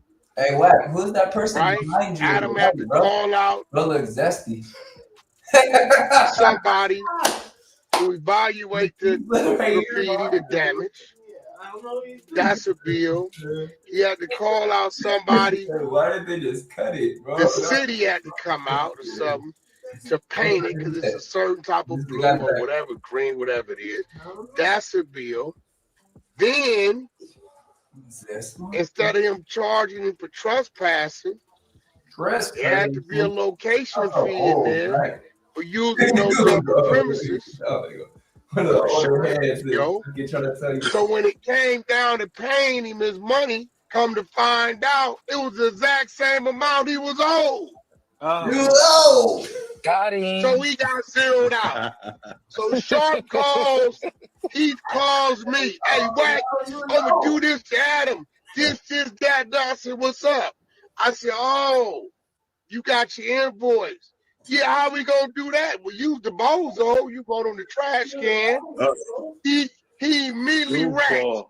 It wasn't me writing on the trash can. It was Spiffy. He immediately started telling. It was Spiffy wrote on the trash can, right? I said, oh, well. I know you got the content. I said, well, it was your video. Why you look like a wait, hold on. dog? This ain't the donkey of the day. He says, I'm going to sue Adam because there's no way he can prove this, that, and the other, right? I said, sure. I told Adam the same shit, right? Here goes the thing. Yo has been up there 2-3 years and refused to sign the contract. So legally, you ain't got a leg to stand on. You're not an employee. You're not contracted to no jumper. For them to have to pay you anything. Yeah, you dropped the ball on that. Somebody did some kiosk. Sign the paperwork Kiosk to go no jumpers camera. You sign that when you walk through the door. We all do. But you have no your ass the pimp. Sharp here. You sit there and scream all day. Now, who was getting pimped? You was the one getting pimped. If it ain't easy. I hate to say Whatever though, that nigga. You said the M-word, Luce. Creep, what's up? Well, I didn't see you was right there. Yeah, I just popped in, man. What's happening though? Man, what up, Creep? Let me carry on. Look, he's a buster. He's a sweetie pie. He's a marshmallow. He is a yogurt parfait. He is a cream puff. He is Sharp let that nigga suspect mark him out. Yeah. All that shit suspect did when we was right there, my nigga. I'd have had to eat that nigga up, boy. Like, what you do? When we was talking about Drake, and then the nigga suspect told that nigga he told the nigga Sharp, he told Sharp, you like, nigga, you got a Drake shrine, you got a Drake shrine in your bathroom, nigga. He said pull Drake off your mouth. The nigga got up in the middle of the podcast and went and got a napkin and handed the napkin to the nigga and was like, nigga, wipe all Drake, let drool off your mouth and glaze the Drake. Bro, like, nigga, I'm like, God damn, man. He violated gang. Hey, church. What? Real disrespectful, man. Yeah, man. Yeah, Sharp do be glazing Drake. Then y'all see when Sharp thought Drake shouted him out. He thought he was the biggest nigga in the world for a minute, man.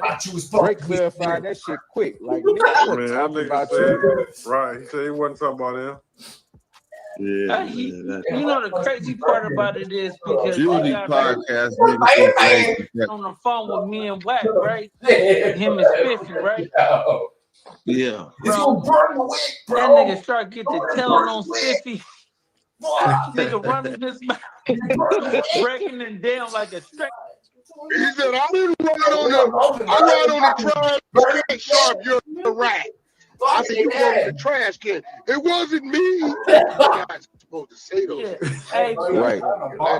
Hey, he said, Kenny, you talked me out of my draw. I'm like, what? Huh? And then I guess today, I told Sharp, listen, his little video got pulled down today. And he want to blame me. Because I want to burn. Why you said ain't so. The disc record got taken down. It got pulled down. He want to blame me. He been talking about Adam for 3 weeks. Yeah, been talking about Adam for 3 weeks. He want to blame me. Wack did it. Why you trying to blame you? I don't know what you blaming me for. I don't know, church. Nah, but I also told him I was playing with him. I told him 50 is signed. Really got took down. Yes, 50 signed a little boost. I did tell Sharp, if you don't shut the up like a good little pimp, I was going to spank him. I told him that. He shut the up like a good little pimp, so I let it go. So today he's screaming my name. I called his phone. He didn't want to answer. I'm like, homie, I'll come on there. We can talk about it. But Sharp don't want to Not talk like about a good little pimp. Dude sits there and yells sideways and just rambles about nothing. But Double, is Lavish in here or Lavish never pulled up? We got Sweetie. who we got? We got Prince in here. Let's get to the content. What up, what? Prince. Sweetie pie. All right. Sugar plum. So Prince, this paperwork we got, what type of telling did he do? Sweetie pie, sugar plum. Type of Jack got it. The type? Yeah. We got type to Who tell did he tell on? Yeah, I mean, shit, did he tell on? Let me read it first. I heard he Give me said some. niggas ain't gonna do nothing no way. Damn. Who said that?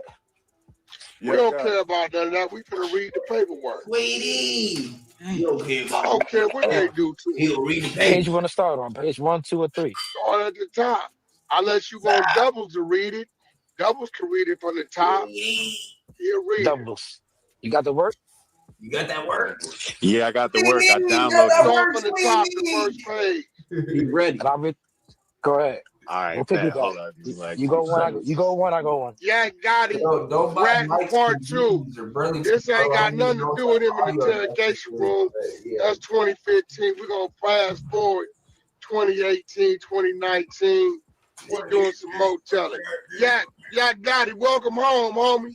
Welcome home. Shit, I hope you got a big old house over there in Ratville.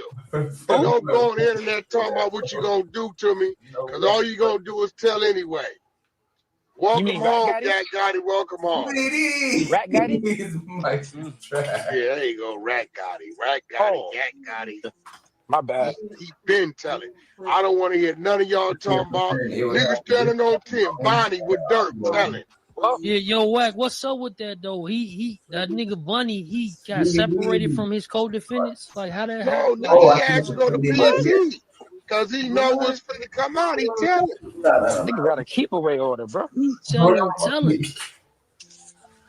all right, I'm ready to go when y'all ready. I'm with it. Let's go, Doubles. Yak Gotti. We ready. Snitch work, we taking it from the top. Let's go, Doubles. All right. Yamonte Kendricks appeals his sentence of 57 months imprisonment imposed after he pled guilty to one count of being a felon in possession of a Look how Black was firearm. just glazing, old boy. His sentence represents a 6-month downward variance from the low end of the applicable sentencing range under the federal sentencing guidelines manual. Kendrick argues that his sentence is substantively unreasonable because the district court refused to impose a greater downward disparity in sentencing between himself and his state co-defendant, and to account for the fact that but for Kendrick's honesty, when questioned by police, about Sharp, his right? guidelines Lie. It sentence was would clickbait, have been right? lower. He said they was arguing For on that reason and reasons that follow, we affirm on October 1st, 2015, Kendricks and his passenger, Martinez Antoine Arnold, fled a traffic stop and engaged in a short, high-speed chase. Yeah. Then go to exit full screen. Oh, okay. And then find one where they're really getting at each other. What the hell is that?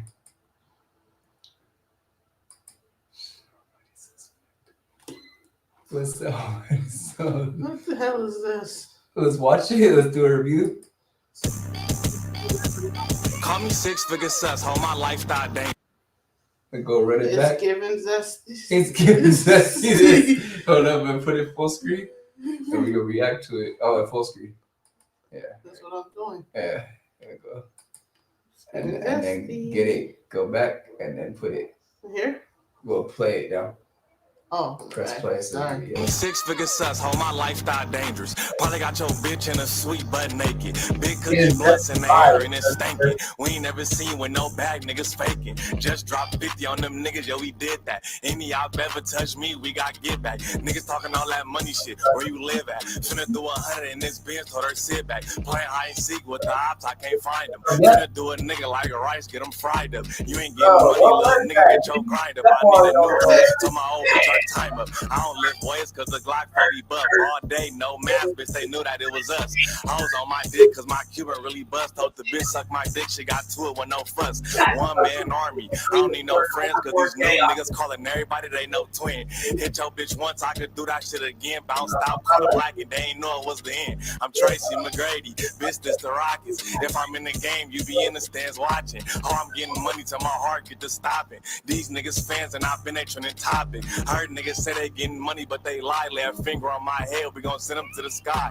These niggas better catch up, they behind. And a lot of niggas trying to act tough, then they die. Big sus, girl, my lifestyle dangerous. Big cookie blunt, hoe, I might just face it. Put it in her mouth, thought the bitch just taste it. Put it in her back and the bitch couldn't take it. Big sus, girl, my lifestyle dangerous. Big cookie blunt, hoe, I might just face it. Put it in her mouth, thought the bitch just taste it. Put it in her back and the bitch couldn't take it.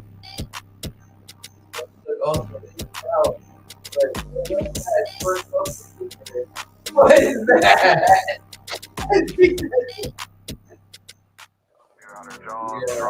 Professional begging if you ask me.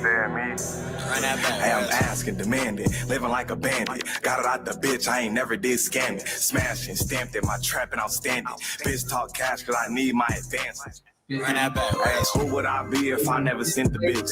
Who would I be if I never... I really wanted to see, and I was listening to Spiff. I'm like, Spiff, if you wanted to diss me with your skin. I look at the blush.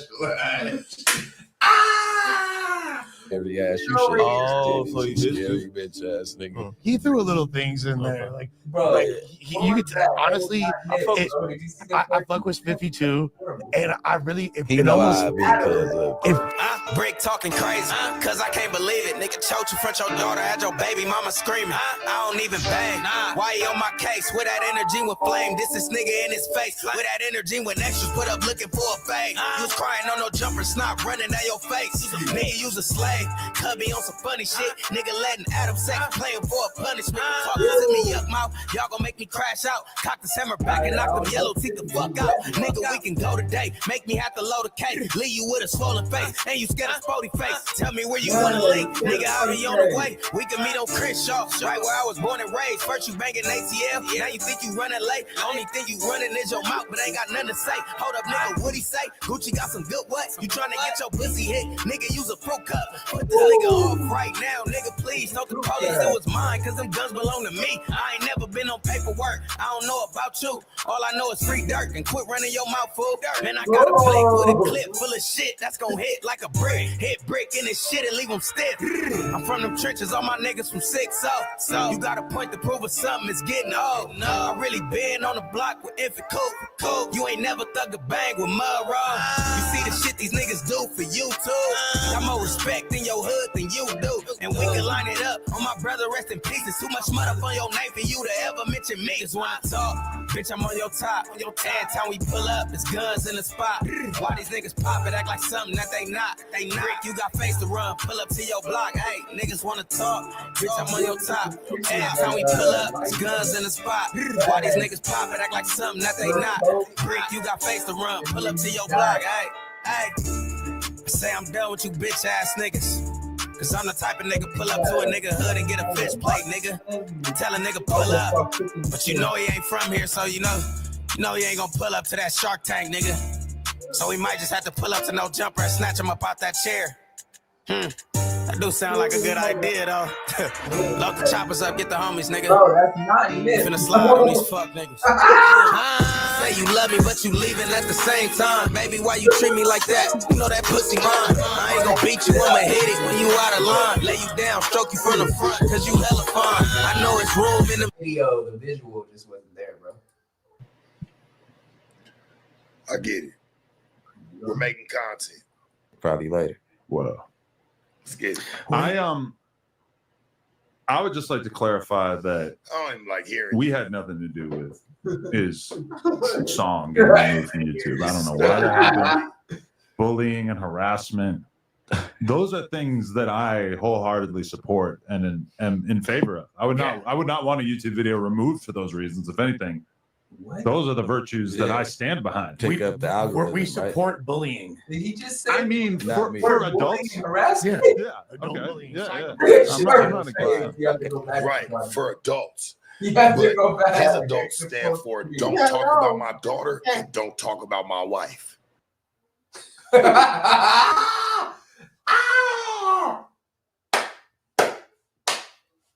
Woo! They lost their minds. He even said it. When you talk about that, for him, all bets is off. He not looking at it as a diss track at that point. It was personal. That's on my babies, nigga. You pull that styling, man, stop that. That, oh, I'm styling. Nah, nigga, you heard it. And that was just a part that you really liked. I'm tired of it, nigga. I'm tired. I don't even want to talk about this anymore, dog. Nigga gonna say something about me. Hey, it's me versus 3 or 4 or 5. I don't give a f. You look like I'm a ghost. Yeah. You ain't doing it, my nigga. I'll be there for the big dance as well. You got me, Philip. Hell yeah, I'll be styling and profiling. I'll be right there. You dig? I'll be right there. And looking not only good, but damn good. Yeah. You're damn right. That's why you're not killing. I got goes against all of our company motto, right? Yeah. Goes against all the Kill Squad. Nigga, you been win against Kill Squad when you gave, but man, y'all, you been giving out masks. That's when I stopped showing them. Rick, you notice I ain't even hollering at you about the bread. I ain't even hollering at you about the church. Talk about it goes against Kill Squad whole motto. You've been going against our whole motto for a long time, especially for the nomads. I don't even, you notice I don't even say nothing no more. You got complete control, bro. It is 100% on you. I want nothing to do with it, buddy. It is yours to be. You're right. They're all yours. You don't hear me over here talking bad about Kill Squad. You don't hear me over here talking bad about no nomads, no nothing. Hey, bro, that is 100% yours. I ain't did nothing on no suckery or no free on my end. But you wanted to pit off. I get it. But I ain't going to allow it. It's all right. If you want to have your nerds Bully feel the comfortable, bullies. you feel me? Like, I get it. Yeah, So, like, but nah. we're a part of it too. Bullying, harassing. No, bullying sucks. He definitely knows that Spiffy got that song took down. Like, are we gonna keep on? That's kind of my assumption. Or part of me feels like maybe he did it. Like Spiffy was giving him a lot of heat, so he ended up just taking it down. I don't know. I'm fast forward and I want to. I put that on my soul and on my life. On everything I love, on Jesus Christ, let me burn in hell for all eternity, nigga. And I hate I even have to even say this, but let's be real. You and I both know I would never take that down.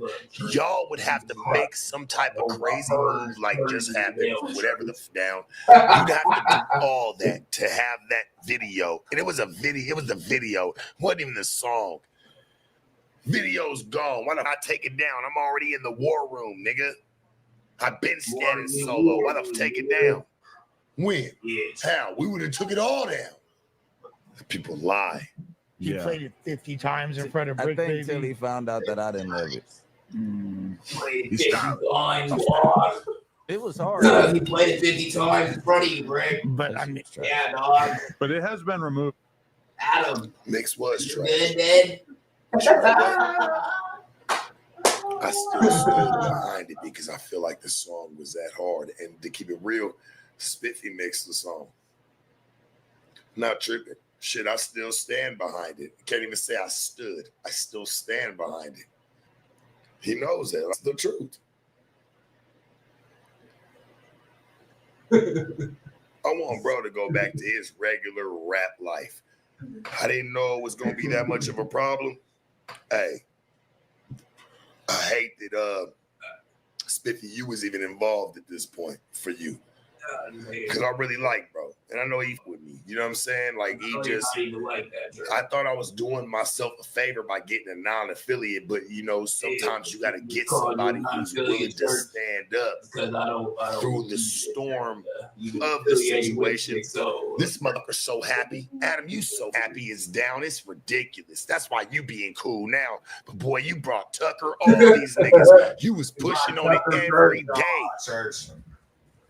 Toe sucker. We had got it taken down. It would have said that it got removed because of like a privacy complaint or trespassing or something like that. You notice how Adam already denied Wax whole, or even not even Wax, excuse me, but denied Brick Baby's whole situation and saying Sharp got it taken down. He said, well, you know, it said it was, I seen a screenshot. He said he seen a screenshot. He already believes. He said, man, it was for bullying and harassment. Come on, dog. You know I ain't taking it down. Toxic live. And when you kick that narrative, your best mother leave, nigga. He would have been with you on board, but he know that ain't what happened.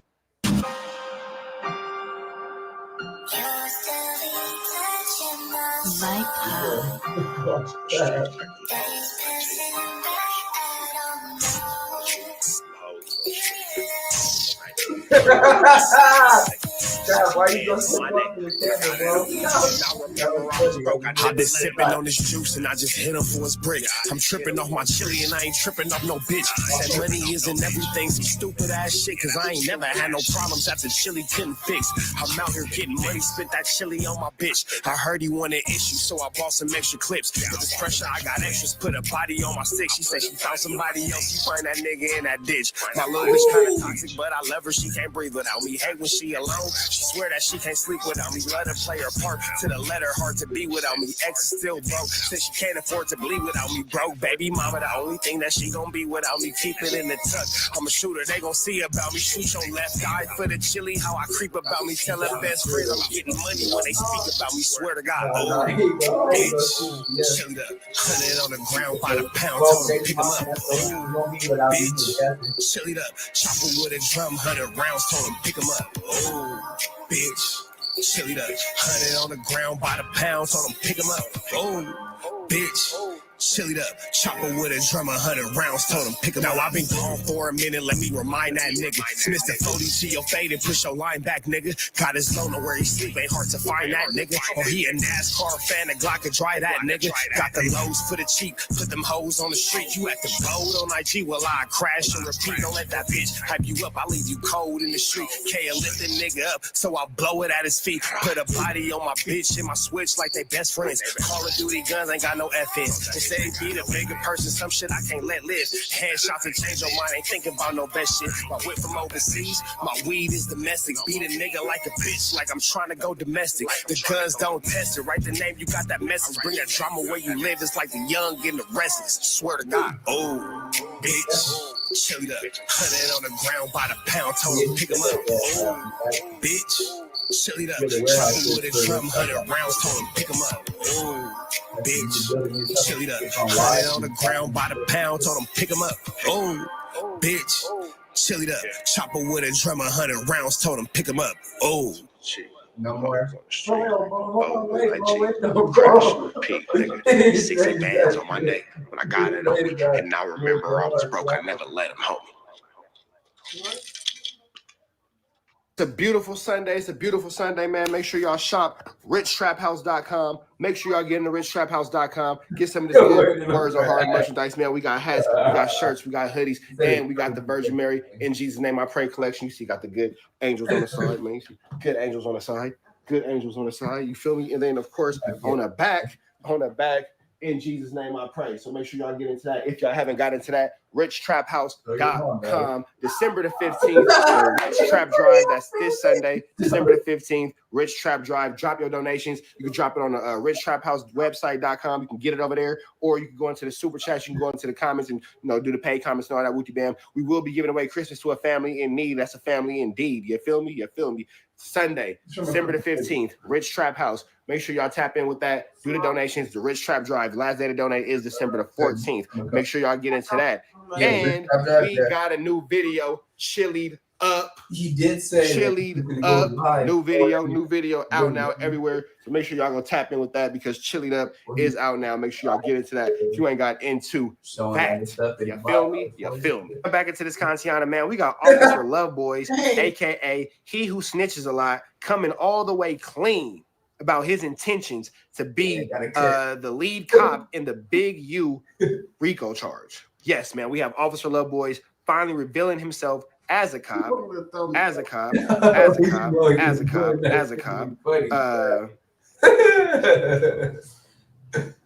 bad.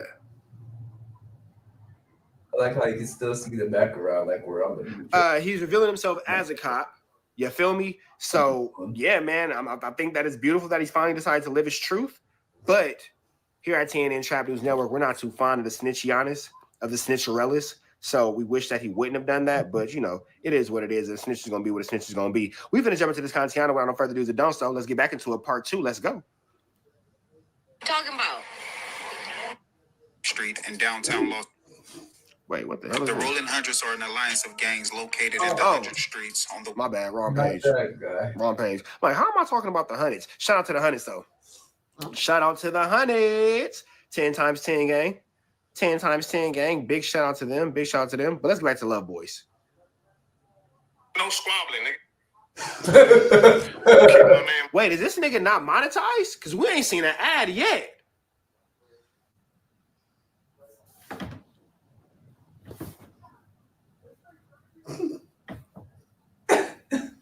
We ain't seen an ad yet. Interesting. All y'all keep my name out your mouth, bro. I'm not holding back on nothing.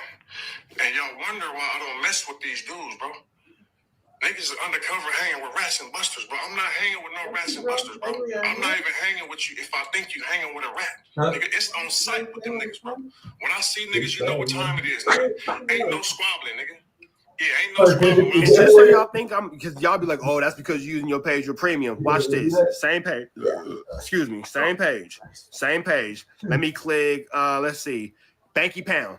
Look, same page, y'all. Same page. Let's click Banky Pound. I better ad come up.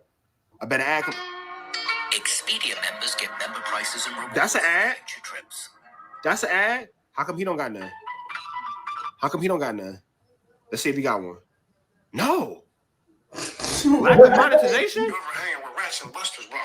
Lack of monetization? My man, Mr. Monk says, shout out to 600 for finally living his truth.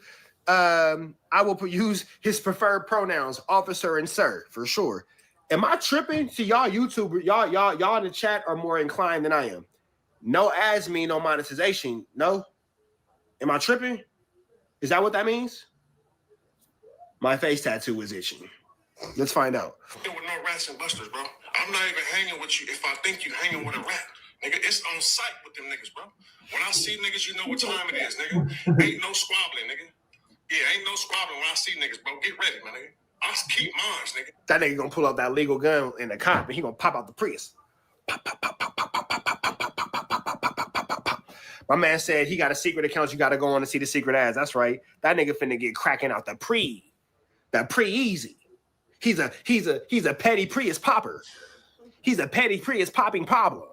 Get up out of here, nigga. What are you talking about? So when you see me, like the last nigga who seen me, nigga, he had to get up out of here, nigga. The last nigga who saw you was an old man. The last nigga who you whipped out on was an old man, past the age of 65. Let's see if Maury you whipped out on a senior citizen, and it was so incredibly random that he was like, "What's your problem? What you doing all that for?" What? All right. What? This nigga trying to catch a self-defense case. He's scary. Yeah, you still got to use that gun legally. He the type of nigga to get scary and pop somebody and then PC up. S&Y. They'll get you over there, though. That chili go a long way. I promise you. It only costs $250 to max out a nigga books. You know what the price of life is in the California Departments of Corrections and Rehabilitation? $250. A maxed out commissary. Ready, nigga. I'm not playing, nigga. I'm not messing with no rats and busters, nigga. I'm not saving them either, nigga. Yeah. I'm not saving no rats and busters, nigga. Big U, it's been almost 2 years, nigga. You ain't pulled up yet, nigga. You's a buster. You all on paperwork. You said that in the last video that he was on Crenshaw Slauson every day. You know where he's at. You be tagging up in abandoned houses and striking on walls at 4 o'clock in the morning at 44 years old. Why you don't just go to where he at? You said that you was gonna catch him. That's the body being thrown. Huh, that's him catching it. I thought you was finna Jerry Rice a body. I thought that you was finna busters.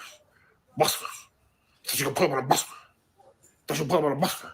I thought that you was gonna Jerry Rice a body. Thought you was gonna T.O. a body. Thought that you was gonna Randy Moss a body. I thought that you was gonna Deion Sanders a body. You know, catch buster. All I see is a buster. A buster. A buster. A buster.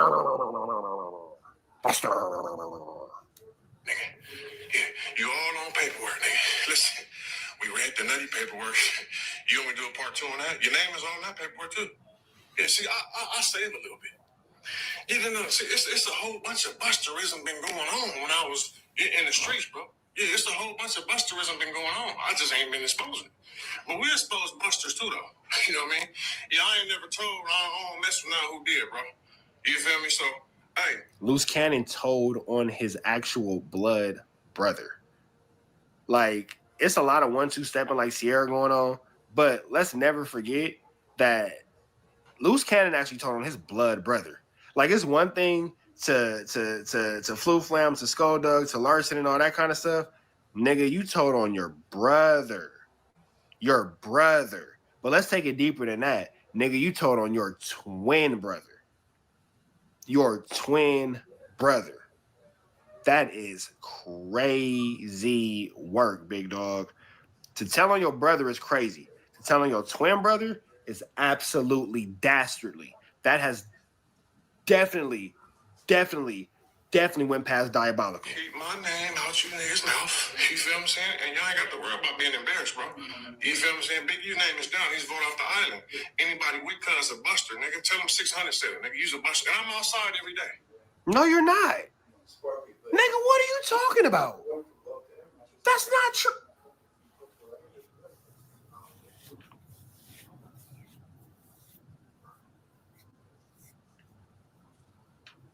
This nigga's making my face tat itch. This nigga, this tattoo that creeps into my face, he's making it itch. He's making my face tat itch. Barnacles. Barnacles. Barnacles. He'll buster. Face ass. Niggas Yeah, you harboring a rat, you's a buster, nigga. I didn't make that up. So don't be mad at me. You know what I mean? Don't be mad at me. What's happening though? Yeah, off top. These niggas is busters, bro. Niggas is busters. Trying to paint what's popping. And at least I'm talking to y'all in the chat. This nigga's talking to himself, who's really fucking crazy. Yeah, what's happening? What's up, homie? Hey, them busters gonna get exposed, bro. That nigga said on Rolling 60 Crib, I don't got blood brothers. I'm big snitching. Hilarious. It's rats and busters. You know, I've been saying that for a long time. Yeah, we gotta expose the busters too. Oh yeah, hold on. Knuckles. From the fronts, he's a rat. Anybody hang with cuz a rat, bro. Let me tell you about cuz, bro. Oh, we're not sparing no rats, nigga. He's a rat, nigga. Hold on, nigga. This nigga was on the run, nigga. In LA, nigga, for a weed case. Right. This nigga sitting here saying, at first it was when I was in the streets, now you outside every day. That nigga don't know whether he coming or going, sucking or blowing. He don't know whether he coming or going, sucking or blowing. That's all this is. I'm with him every day. He on the run. Can you imagine being 6'5", 300 plus pounds in this scary? In this spooky Johnson, bro. Spooky Johnson, bro. Who let this nigga into the fucking Justice League? Who the fuck let this nigga into the Justice League? Come on, bro. Pulled over on Crenshaw Slauson, nigga. 30 police cars pull him over. I'm like, damn, they finally got cuz for the warrant. Cuz on the run. I called the homies the next day, cuz on the block, nigga. Hey, rest in peace, Ransom. I said, what's up, cuz? You heard about that little nigga Knuckles, cuz? He like, what? I said, and God bless the dead Ransom. There's no way, bro, would it prove to anything you had going on. Nothing. Nothing. There's no way you could be around that nigga. Never. Never. God bless the dead. God bless his soul. God bless the family. God bless everybody involved with that situation. Big love, big respect. That nigga would have never fucked with you, bro. Never. You can say what you want to say. You can lie on the camera or you want to lie to. You can say whatever the fuck you want to say to these people in the YouTube world. Nigga, we know the fucking truth, bro. Christopher, this is Daryl talking to you. You lying, nigga. That nigga would have never fucked with you. Never. That'd have been another nigga your ass was ducking. Never fuck with you, my nigga. Niggas like that don't go against the grain or right or wrong. Stop using stand-up individuals and solid motherfuckers that can't speak for themselves and all that kind of stuff as ways to make yourself look good. Stop disrespecting their memory, bro. Stop disrespecting their memory, bro. Niggas would have never fucked with you at all. You would have had no chance of making it around real sharks, my nigga. At all. So let's just calm down with that, love boys. What you mean? I said, bro, Cuz was on the run, bro. Cuz got pulled over by about 30 police cars. He like, Cuz, right here. I said, no. Bro, what? No, Cuz, right here. Imagine being 6'5", 300 plus pounds, register Yankee Doodle on your hip, but never trying to go into town and stick a feather in a nigga hat and call it macaroni. This nigga's scary, bro. Scary. Scary Larry. Pull up. We throw Cuz in the back seat. Hey, what's up, Cuz? You was on the run, nigga. On hood, you was on the run, nigga, for that case. You know what we talking about, nigga. What happened with that case, Cuz? You know what he said? This nigga put somebody in the backseat and antagonized and interrogated him? Cap. 77 gave me an OR. They gave you You an missed some of the You wobbles, can't get an bro. OR, nigga, from the 77 division. This is the wobbly you shut it down. Let us know, officer. I'm done with Cuz. I'm out of here. And then like the next episode, they down, maybe the long break like this. One that was like, why did you get the camera or whatever, right? You jumped on the table and made the restaurant start. That's the next episode. They You can't do that. I should cut Cuz off, right? Just tomorrow. Nigga, we're like 50 nights, Cuz. I should change my number. So niggas know who I'm sliding the car with. You know what I mean? Said I'm almost embarrassed for him. I'm sure his blood relatives are. Nigga, they are. They're my fucking baby mama's family. Nigga, his whole family's embarrassed by this nigga. He don't even go around his family. This nigga's talking all this 1-2 step like Sierra. This nigga can't even go around his family because they're gonna ask him, what's up with this shit that you own, bro? That nigga cannot go around his family because he can't explain the bullshit that he's on, my nigga. And nobody's gonna stand with him. Nobody's gonna stand by him. Nobody approves. Nobody's gonna nothing. Nothing at all. This is a grown-ass man over 40 who's embarrassed to go around his family, nigga. How do I know? Because his family's my family. Cuz called a homie from the feds, bro. I don't know how Cuz get Cuz number. Somebody must have told Cuz he was in the car with me. He like, hey, where Christopher Lovejoy at? Homie got him on speaker. He like, what? He look at him, I said, he like, you know, they called Cuz 600. What? I said, bro, hang that up, Cuz. The fuck? On 6-0. I told the homie, I said, bro, listen, bro, Cuz got pulled over. Cuz had one out of town and in town, bro. On hood, we threw Cuz in the backseat like, what's up, Cuz? What happened? Cuz like, nigga, they gave me an OR from the 77 division. I said, oh, nigga, you all bad. Get your buster ass up. We got rid of Cuz, bro, 6-0. Then Cuz called from the feds, bro, talking about, hey, where Christopher Lovejoy at? I'm like, what? You know, they called him 600. I said, this nigga's all bad, Cuz. 6-0, nigga. Y'all with Cuz? Shit. I don't know, Cuz. That's what I'm saying. Hey, listen, I can't think of nobody else who I had on my list. I had a few people I want to talk about, bro. Wait a second. Y'all want to see how dumb 600 is? I'm how loose cannon is? Let me show y'all something. Oh, niggas are stupid. Hold on. I'm gonna play this, y'all, because let me blur this out real quick. Y'all want to see how I'm about to show y'all how dumb niggas are. Hold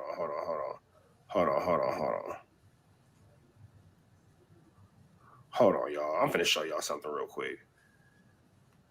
quick. This is the kind of company that this nigga keeps.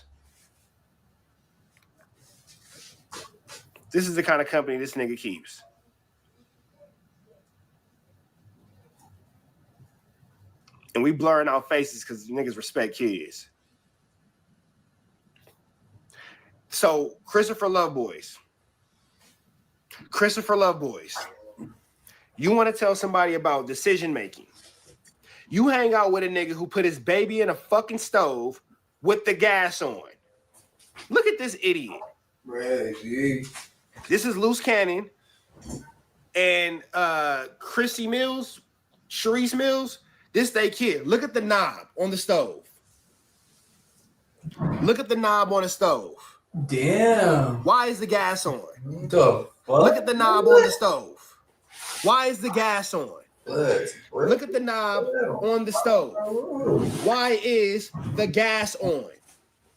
You put the baby on the stove with the gas on. Like that, but you put the baby on the stove with the gas on. Look at the knobs. Hold on. Not just for one picture. Not just for one picture. Two pictures. Cut it. Baby in the oven. Look at the knobs. Look at the knobs. Right there. Look at the knobs. Baby in the oven. Look at the knobs. Right there. Not really. Right there. Right there. So you took two pictures. First picture, baby on the stove. Right on the, bro, on the same side. On the same side as the gas on. So it's clearly the back burner that has the gas going. Right. Right.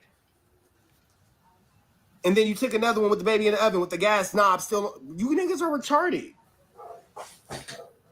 You want to tell me as a logical thinking adult that this is the nigga who we should be taking any type of advice or seriousness from. The nigga who hangs out with the nigga who put his baby on the stove with the gas on. You want me as a logical thinking adult to believe that this nigga's not the company he keeps. Bro. None of my homies would do no stupid shit like that. Ever.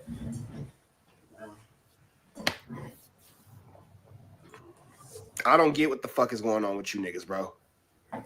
You niggas are worried about all the wrong things. You over here talking about Big U. Your homie got his baby on the stove with the gas on, bro.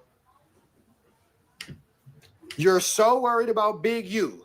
Your homie has his child on the stove with the gas on.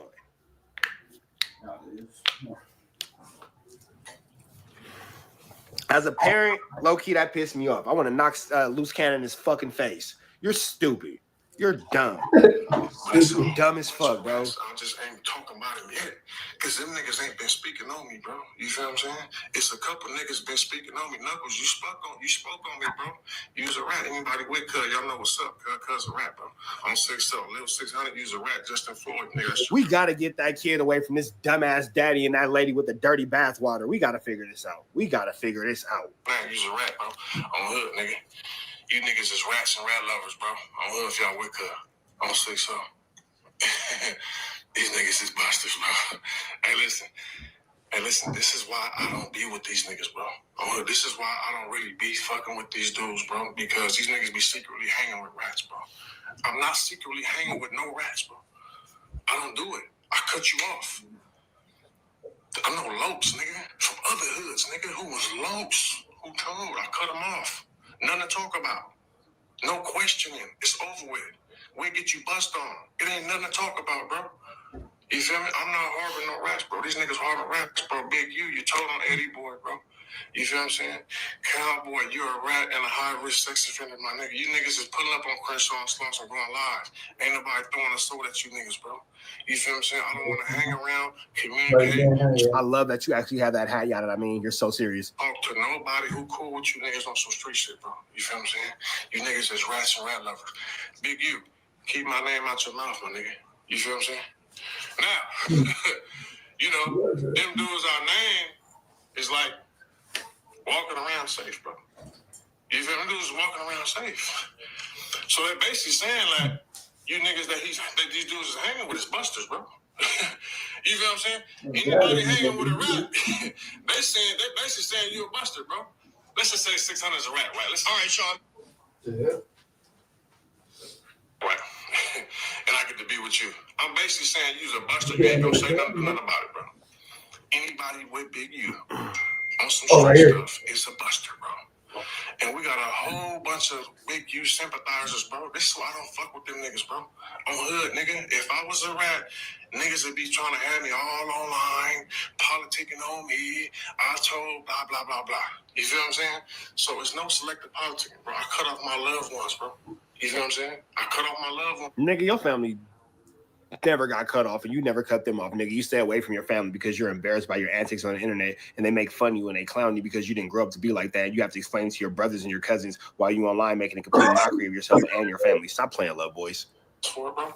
You feel what I'm saying? So it's no select politic. Hey, listen, I don't know P.D. Way. Dude's a rat, though. Hey, I Turner, you know how I go. I don't know, dude. You feel what I'm saying? But this is Big U fault. Stop mentioning me, bro. And you know who else we know who took.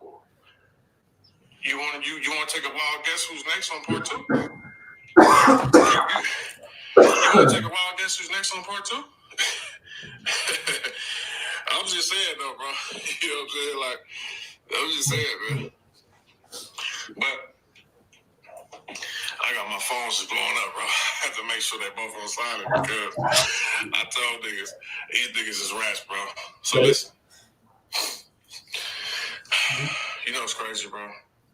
I say, no, you got to pay down because that shit. Like, why y'all trying to sue Nip family? I thought you had love for Nip.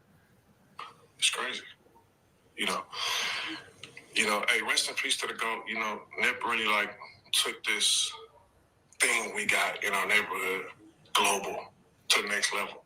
Another nigga who would have never fucked with you. Another nigga who would have never stood next to you. Another nigga who you couldn't have ever been around, ever in life. You see what I'm saying? Like, took it to heights that no. Because if nothing else, Nip put so much pressure on Wack whole ass. Wack was terrified of Nip. Let's keep that a buck.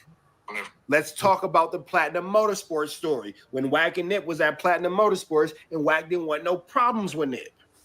That's a factual statement. Did. And me and Nipsey were really like, nigga, y'all wasn't foot to foot. Nipsey Hussle had no knowledge of your even existence prior to his demise. God bless his soul. What are you talking about here? Chill out, big dog. Nobody knows you. You're not a factor. Chill out. This is the main. Can we get Nip back and look, God, Rich Trapper. I know I'm supposed to be talking to you in the morning, at night, sometimes through the day. I know it's not quite our time. I'm just saying, I got an Eric Holder and a Christopher Love Boys. Can we get Nip back? Let me know something. And I got gas money. So I got a Christopher Love Boys. I got an Eric Holder. I could throw in a Cash Jones and a Tremaine Williams. Let me know something. I got gas money. I could drop them off later on tonight. Just let me know something. You feel me? Because if we can get Nip back, that'd be super solid. Like, that wasn't my road dog. You feel what I'm saying? But I give him his flowers, though. You feel what I'm saying? Like, these dudes never gave dude his flowers, bro. You feel what I'm saying? These dudes didn't protect dude. You feel what I'm saying? You didn't have nobody around him to protect him, bro. Hey, bro, listen, bro. If I was with Nipsey, bro, and Big U came around talking tough, nigga would have blew that nigga face off, my nigga. You feel what I'm saying? None of them dudes. It's not true. Save dude, bro. Wait, hold on. Wait. Bro. If I was with Nipsey, bro, and Big U came around talking tough, nigga would have blew that nigga. You said that you was with Big U when he pressed Nipsey. Well, hold on.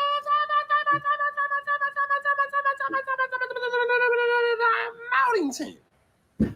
You said that you was with Big U when he pressed Nipsey Hussle. You and Turtle said that y'all was with Big U when he pressed Nipsey Hussle. Now you saying that if you was with Nipsey Hussle when Big U pressed him, Big U would have got his face blown off, but you said that you was with Big U when he pressed Nipsey Hussle. It's looking like larceny. It's looking like larceny. Skullduggery. It's an awful lot of lies going on. You feel what I'm saying? None of them dudes could save dude, bro. None of them little busters he hang with, bro, was able to stand up to Big U, bro. It ain't too many niggas from my hood, my nigga, who will jump out there like this, bro, and read this paperwork and spit these facts, bro. Niggas ain't really like that. Let's get that straight. That nigga told on Eddie Boy 30 years ago, my nigga. Didn't Eddie Boy already come out and said that was a lie, though? It's an awful lot of larceny. Man, he told Eddie Boy 30 years ago, bro. Niggas are scared to read the paperwork. Niggas is flushing paperwork, bro. You feel what I'm saying? Yeah, see, that's not how it goes. That's not how it goes. On the yard, if you got bad paperwork, it ain't no, oh, he flushed it. No. That's not how that works. On the yard, you don't, oh, I flushed the You're making it not make sense, big dog. You're making it not make sense, big dog. Larceny. It's not how paperwork works in the penitentiary. If one person sees it and they flush it, it's easy as hell to get it again. If one person had it, two people had it. If two people had it, four people had it. Four people had it, 8, 16, 32, 64, all the way through, my nigga. 128. If you get it, you get it. Don't worry about it. Math is hard. Niggas is flushing paperwork, bro. This nigga Big U called the homie, bro, and told the LAPD told him he should turn himself in. I'm not gonna mention dude name on here, bro. You feel what I'm saying? You know what I'm saying? Dude is on some positive stuff in his life right now, bro. So who knows, bro? You feel what I'm saying? But Fats told him no. That's the fact. Another one of Big U minions. You know what I'm saying? No, but we're not gonna mention the homie name. You know what I'm saying? But yeah, another one of Big U right now, bro. So who knows, bro? You feel what I'm saying? But Fats told him no. Did this nigga just say that my homie both the Fats was a snitch? Oh, I'm gonna beat the fuck out of this nigga. Oh, I'm gonna beat the shit out this nigga. Y'all give me a second. Hold on. Okay. Oh boy. Give me 1 second, y'all. I apologize. Give me 1 second before I forget. Oh yeah.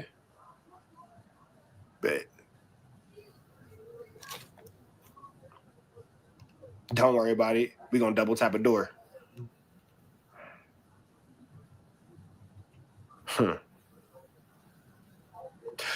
I'ma be seeing you soon, Christopher Love Boys. I'm gonna see you soon, Christopher Love Boys.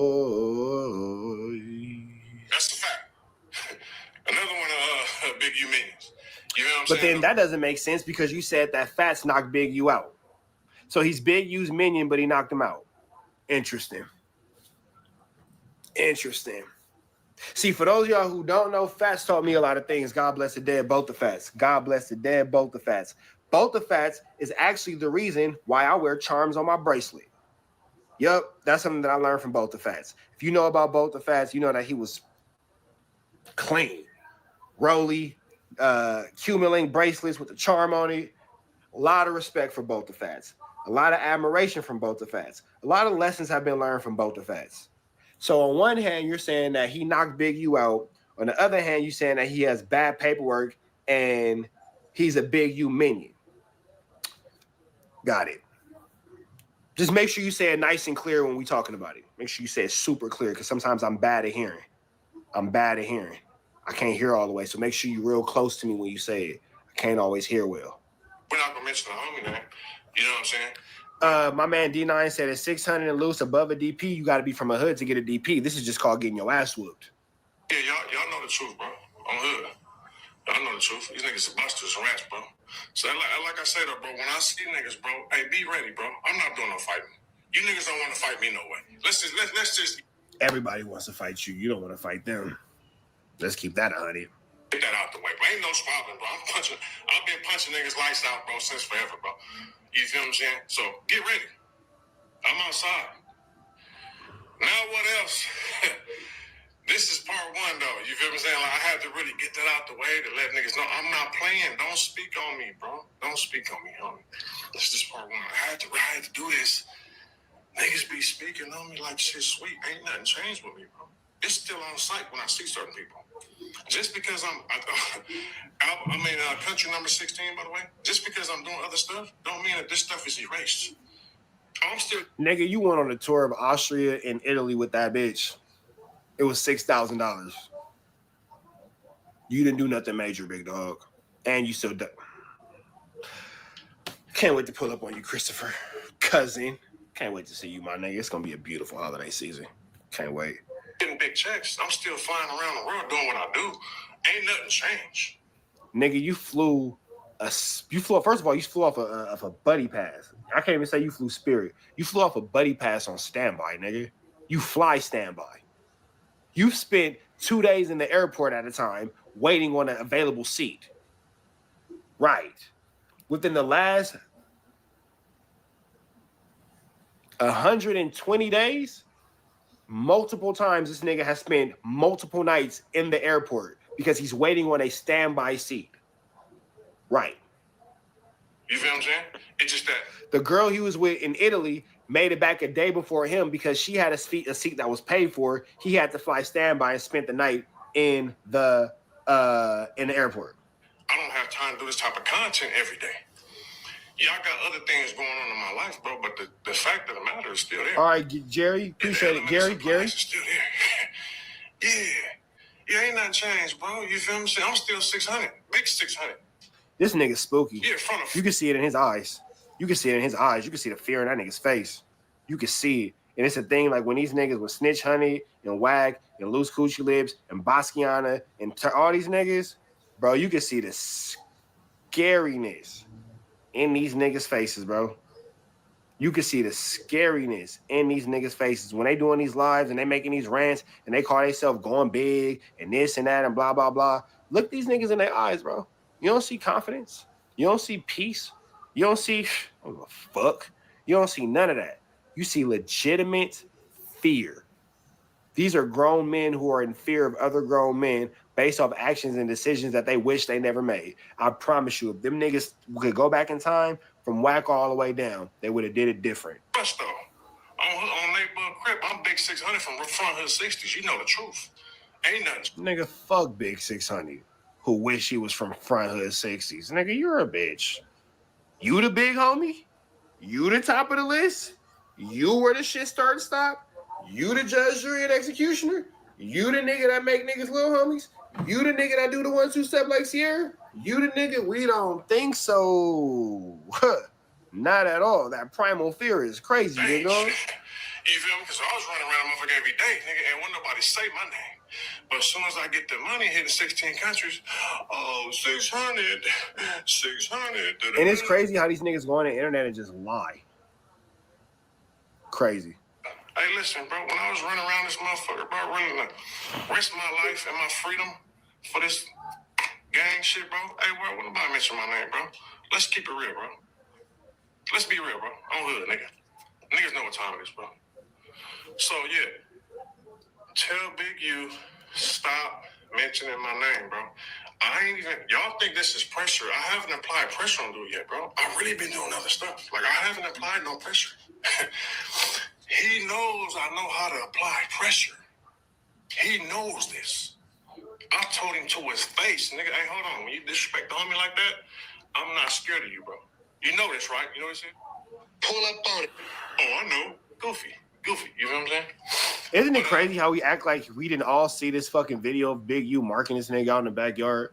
Like, it's crazy how he'll, like, tell this whole story like we didn't all see the video that happened when this nigga got called a buster, got called a hoe, got called weird, got called, you got to choose his friends more wisely instead of fucking with Whack and blah, blah, blah. Why do you act like we didn't all see this? Like, we're all not 100% aware of what happened. Like, we all witnessed this. Nobody was mentioning 600's name before any of this because, nigga, you wasn't outside. Listen, check this out, homie. If you hanging with a rat, you just as bad as a rat, homie. You feel? So your ass is fucking Chuck E. Cheese. I'm saying, though, check this out. Hey, shout out to all the neighborhoods, though. You feel what I'm saying? Shout out to all the people been through the struggle we've been through. You feel me? Who ain't never ratted, ain't never compromised, ain't done none of that, homie. You feel what I'm saying? Them niggas is rats and busters, though, bro. Niggas busters. Hood. Niggas busters. So on whose hood? On whose hood? You don't game like on hood. What hood? On whose hood? What are you talking about? Like whose hood is this? On Roller, shout out Rosato, neighborhood big bro. You know the truth, cuz. On hood. 6 up, these niggas is rats and busters. Wait, didn't Razay just say that Loose Cannon was a snitch? It wasn't from 60s and all kind of stuff like that, and just was on Big U's head? What the fuck is going on here? So you shouting out Razay, but Razay just said that Loose Cannon wasn't shit and Whack wasn't shit and all that kind of stuff. I'm so lost. I'm so lost. I'm how? Wait, let me see something real quick. Hold on. Because I could be wrong. I could be wrong, but let me get right. I could be wrong, but let me get right. Shout out to Scandalous Los Angeles.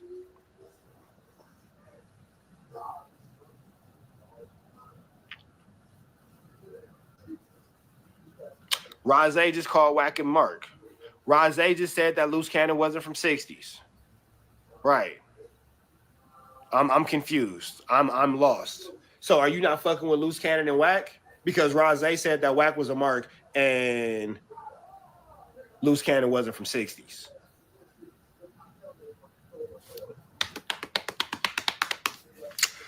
I'm just trying to see.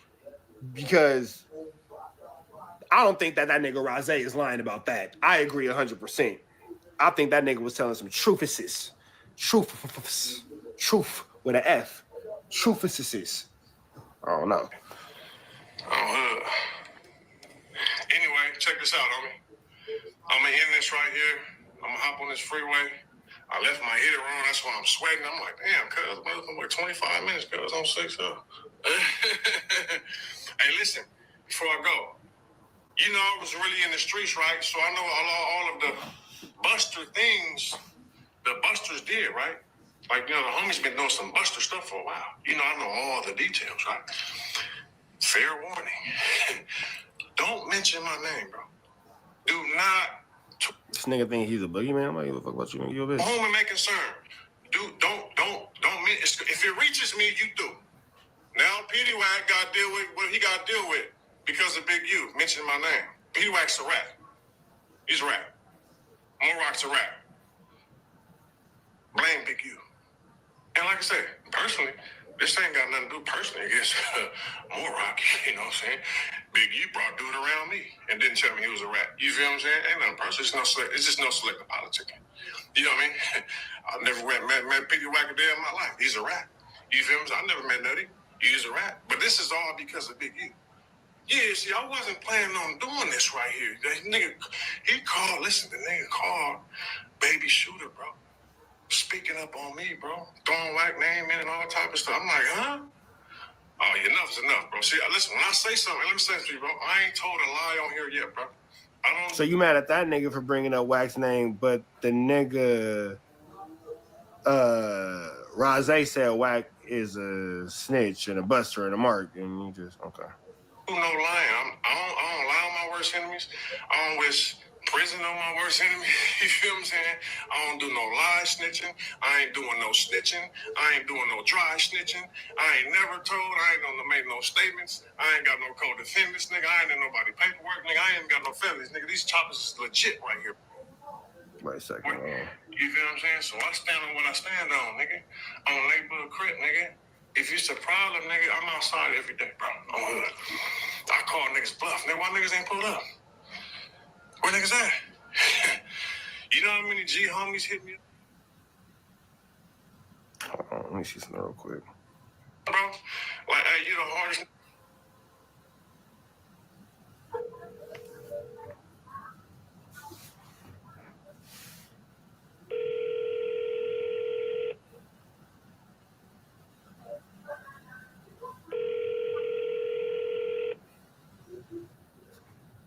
Nobody ever wants to answer my calls. Hey, I see you, G thing. Hey, bro, I don't mind being second father of the year, bro. If you a good father, you a good father, bro. I respect it. I don't mind coming in second to a great dad. Niggas be scared of Trap Shiesty. Don't nobody want to answer my calls. Don't nobody want to answer my calls.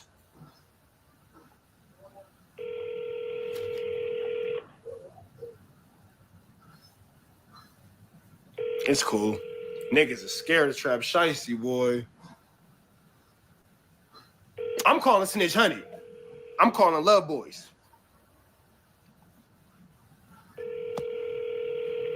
It's okay. I respect you, man. I don't like everything you do online, but you got nuts, my nigga. You know how many G homies hit me up, bro? Like, hey, you the hardest nigga from the hood, bro. I respect you, man. I don't like everything. Name one.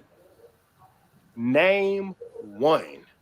Rockstar got me blocked. Bosco got me blocked. Loose Cannon got me blocked. Snitch Honey got me blocked. Flacco got me blocked. I never had Snoopy BA's number, but I don't give a fuck. I'm just gonna slap the shit out of him if I ever see him. That's that. All the tough niggas on YouTube, all the knockout artists, all the super game bangers on Hood, on Blood, on Crib, on the dead homies. Every nigga with a dead homie on Instagram got me blocked with they scary asses. Every nigga with a dead homie got me blocked on Instagram because I put you right with them niggas. Stop playing, nigga. Because I put you right with them niggas. Y'all niggas be playing cards in hell, nigga. Shuffleboard and Satan. Fuck you niggas. You do online, but you got nuts, my nigga. You the hardest nigga from the hood. Ain't nobody Let me try one more time. Let me try one more time. Because I want to fade. On a dead anchors. I want to fade. Niggas be spooked to me. Nah. Show me I'm a bitch. Show me I'm a bitch. Because I'm a for sure show you to be one. Sick of these niggas. I'm sick of these niggas. These lying ass niggas. They got California looking away. And motherfuckers outside of California really think that these niggas is the joints. Get the fuck out of here. These niggas ain't joints. These niggas ain't no fucking joints. These niggas ain't no motherfucking joints. These niggas ain't no motherfucking joints. Get up out of here. On 6 you got my respect, bro. Let me know. I don't like everything you do online. On 6 you pushing around. Name one big homie that called you online and said that he liked what you doing. Name fucking one. Name one person who called you and said on anything, on Blood, on Crib, on God, on my mama, on my granny, on my daddy, on my brother, sister, cousins, auntie, uncles, first pet hamster that got drowned in the goldfish bowl.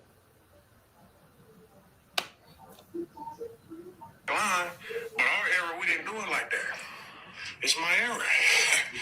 06, nigga, this is my era. Nigga, I earned this, nigga. Hey, listen, I ain't never bigger than a program. Shout out all my G homies who paved the way for me to do what I do. Just how I paved the way for little niggas around there to do what they doing. You see what I'm saying? It's a pecking order, and it's a lot of respect.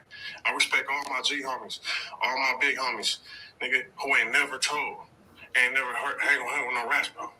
I respect them all, bro. On hood. Let's get that out there, bro. On hood. Yeah, I'm rolling. But listen, I gotta hit this freeway and go get these dollars.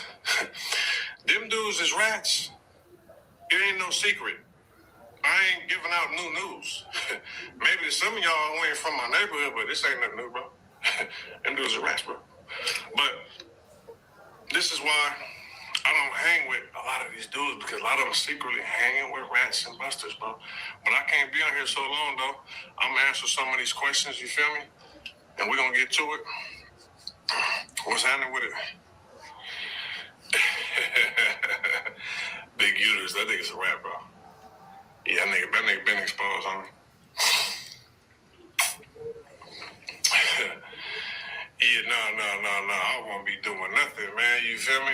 Yeah, we got reservations tonight. Pull up. Y'all know my favorite restaurant. Pull up. I'm hood. NYC in the middle. What's up, New York? What's poppin'? I left my...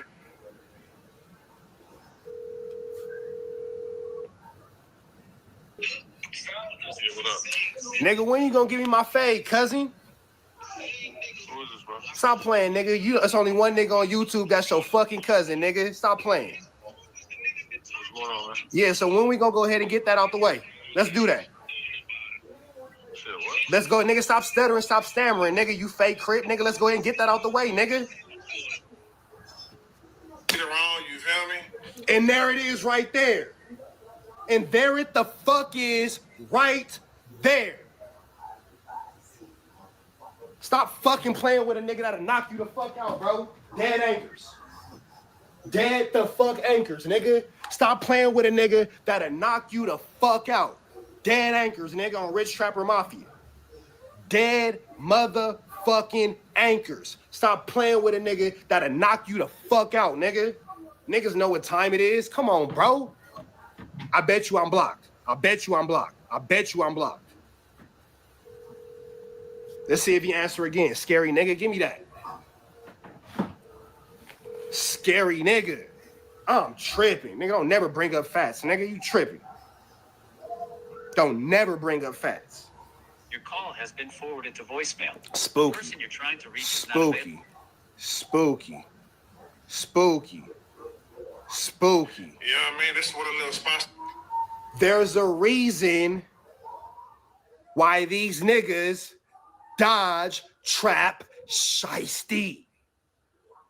There's a reason why these niggas dodge, trap, shiesty. For everybody doing the YouTube comments, it was at the 40-minute mark. Run the content from there. It's not this video that's posted right now. It's the next one. At the 40-minute mark, I'ma title it, Rich Trapper calls Snitch Honey to trip, and he denied a fade. I title it something like that. Don't worry about it.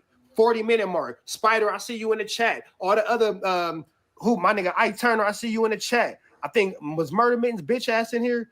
Mad at the World, I see you in the chat. 40 minutes. The title will be Rich Trapper calls Snitch Honey and he runs from the fade or something like that. Don't worry about it. 40-minute mark. Y'all go get y'all content on. Get your clip on. Come on, bro. Come on, bro. Come on, bro. Y'all get y'all clip on. Hey, Proverbs 3:5. What's going on, bro? Whenever Proverbs comes in, I try to change my energy because Proverbs comes in very respectful, very peaceful, very mild-mannered and mellow. So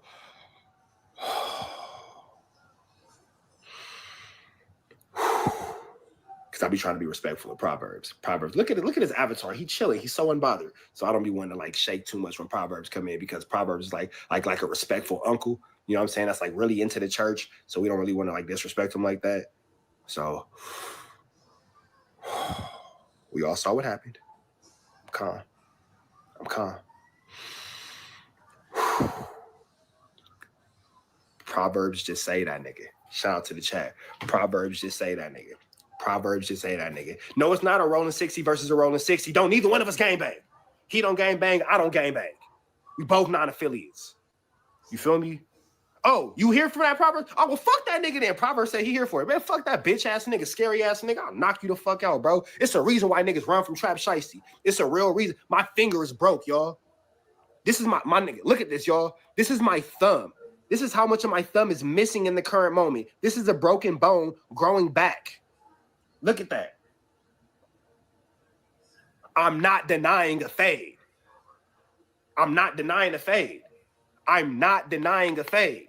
I'm not denying a fade. I'm not denying a fade. I'm not denying a fade. I don't have no excuses. I'm tripping. I'm tripping. Trippiana. Trippington. Trip Street. On Rich Trapper Trip. You feel me? Come on now. Come on now. Don't say nothing. I'm doing a YouTube live. They can hear you. Text me. Bet. Oh, hold on. I'll let you say that because we talking about the other shit. Don't say the other shit. They can hear you. Yeah, I know. I already know. That's why I switched it up. You know what I'm saying? I know. Go ahead, fool. They can hear you. Oh, yeah. I was letting you know, JT the 4th back on the West Coast, man. Expect a lot more shit, a lot more visuals, a lot more, a lot more everything. Hey, man. We keep putting in that work, my nigga. I'm proud of you, fool. Appreciate you, big dog. Call me when you done with the live. All right, bet. Hey, text me right now. If niggas is around, we can put it together right now. Okay, send them up. Bet. It's my nigga JT the 4th, my young guy. He out here doing this shit. Oakland's own JT the 4th. Shout out to bro. We got out here. I slid out here. I had to hurry up and get on my live before I had to go. You know the truth. Yeah, man. My brother owned this company right here, man. You know what I mean? Yeah. Hey, free my big cousin, Big C-Dog. Yeah. Free Lil Petey Wack. On hood, nigga. Free Lil. Free Alibaba, nigga. Now you want to text me? You a bitch. And Nick is a bitch. And his bitch ass is supposed to send me a contract to whoop your bitch ass. And you better believe your whole neighborhood is going to be in that motherfucker. Don't worry about it. From Adams to Imperial. I promise you.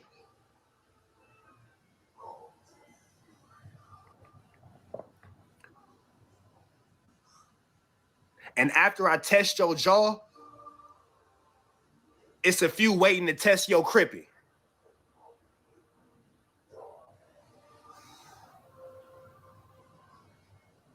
bitch ass nigga. Gonna fuck this nigga up. That nigga gonna get his ass beat. Free ones who ain't never told, nigga. I'm 6-0. Nigga. Free squeeze, nigga. Free thirst, nigga. Free all the homies locked down, nigga. I'm rolling, nigga. 6-0, you know the truth. Everybody know what's up. Yeah. I'm hood. Free the homies, cuz. Hey, free 4-leaf the chief, my nigga. That's my little bro. That's my low. That's my rollie. I'm hood. Y'all know the truth. I'm hood. 6-0, what's up with it? I mean, you know, I salute Domos, gangsters, and hooves, and all that. You feel what I'm saying? I'm far removed. I'm far removed from the BS. You know what I'm saying? We still thugging, though. I got niggas from everywhere. You feel what I'm saying? Perk 600 is funny. Yeah, I don't know Dirk, you know what I'm saying? But free that man, you feel me? So I don't know what he got going on. I'm rolling. Man, it's hot, bro. I ain't gonna lie. You feel what I'm saying? He said, that's not perks, that's coke. You funny. I don't do no drugs. I don't drink. I might puff a cigar here and there, but I didn't get a chance to like this thing, so I left my lighter. You feel me? Yeah. Hey, shout out the ones who ain't never broke the rules, though. It's only a few of us left. Yeah, it's only a few of us, bro. On roll, it's only a few of us, bro. Niggas hanging out rats and sex offenders, bro. On rolling. Niggas just hanging out. I refuse. I mean, I'd rather be by myself, bro. On 6-0, nigga. I'll be by myself, bro. These niggas busters. On hood, nigga.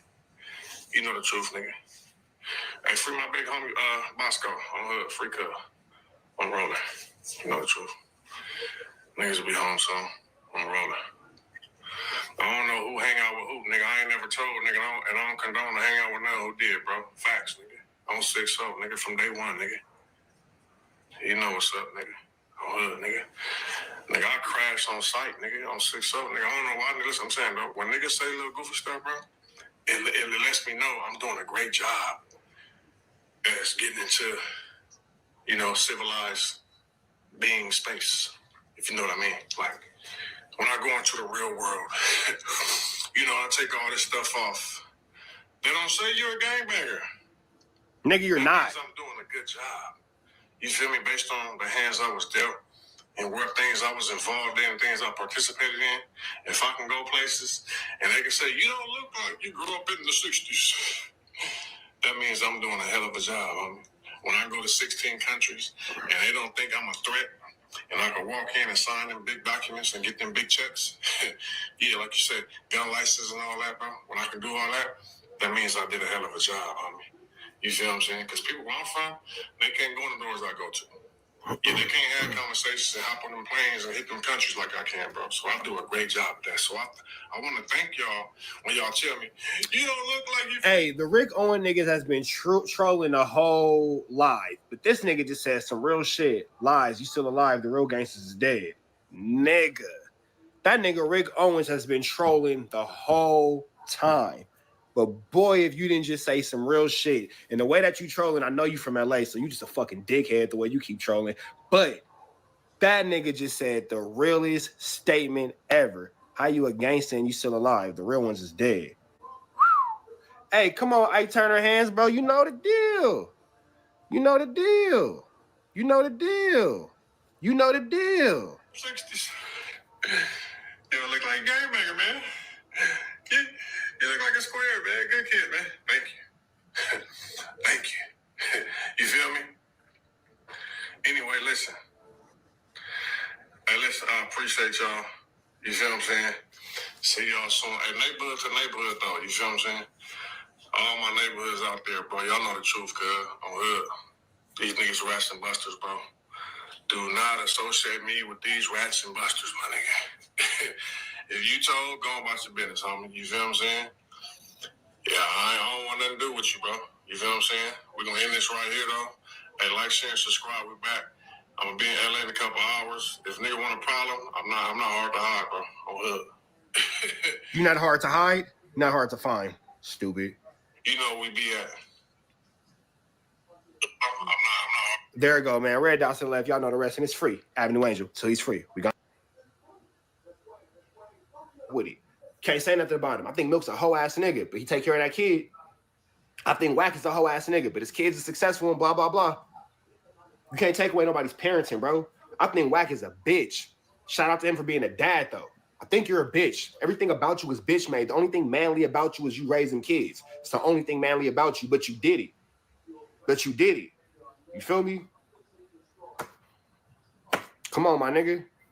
Like, we don't play about nobody and their children, my nigga. I would never lie about somebody not fucking with their kids, especially a black man. No, that nigga don't fuck with his kids. You got all these beef in these YouTube streets. Nigga, you need to go have a fucking diaper exchange with your fucking baby mama, my nigga. Fuck beefing with me. Go to Kids Foot Locker and go get your kids a pair.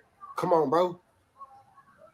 Niggas is crazy out here. Niggas want to beef with me, but don't know what size shoe their kids wear. Niggas got tension with me, but don't know what size clothes their kids wear. Niggas got tension with me, but ain't been up to their kids' school. Nigga, it's the holidays. Why you ain't up there motherfucking painting turkey? Come on, bro. We was just doing turkeys, my nigga. Come on, bro. We was just at the kids' school doing turkeys, my nigga. Come on, bro. You got little kids like I got little kids. Why you don't got one of these, Loose Candy? Why you don't got one of these? It's a Thanksgiving holiday. Why you don't got one of these? Come on, my nigga. What are we talking about? Niggas don't be fucking with their kids. Niggas be running behind Wack. You spend more time with Wack than you do with your kids, nigga. Gay.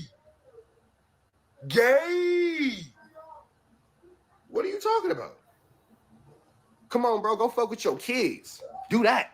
That's what's important. Wack. Oh, put that on your kids. Loose don't fuck with his kids, nigga. What are you talking about? I don't gotta make this shit up. Yeah, I put that on my grandma's grave, nigga. Now what? Now what? Hold on. You deflected one thing at a time, stupid. Because I said you took care of Loose. I said you took care of Rockstar fucking family. Did you not pay for Rockstar shit? Yeah, you did, because you checked that nigga. Didn't nobody say shit about taking care of Flacco. And now look at you following Turtle, who got a hard time reading out loud, and he fed you bad information. Big dog. He got mad when I called that nigga Turtle. He ain't like that. His name is Loose Cannon. That nigga name is Turtle. You're listening to Turtle, who run management. Should I roll the clip? Say that name real slow. That nigga said as slow as he says it. Said as slow as he says it. Said he slow as he says it. He said, I want you to say that nigga's name real slow. As slow as that nigga says it? Because when we watch Turtle's video, we got to watch that shit on 1.50 speed up, my nigga. So, Loose Cannon. Sweetie.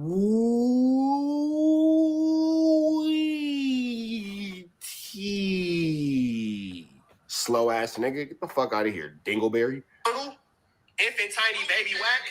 Fuck you niggas. Okay, why? Nigga, please. So when you was behind on your rent, you needed that from Loose? And here go the craziest part about it. When you was behind on your rent, I don't pay rent. I don't pay rent. When you was behind on your rent, I don't pay rent. Okay. Please. When you was behind on my rent, nigga, I own. I don't rent. Hey, did you go to Del Dog's funeral? Hey, did you go to Del Dog? When Luz helped you with your rent, I don't pay rent. Crazy. Hey, did you go to Del Dog's funeral?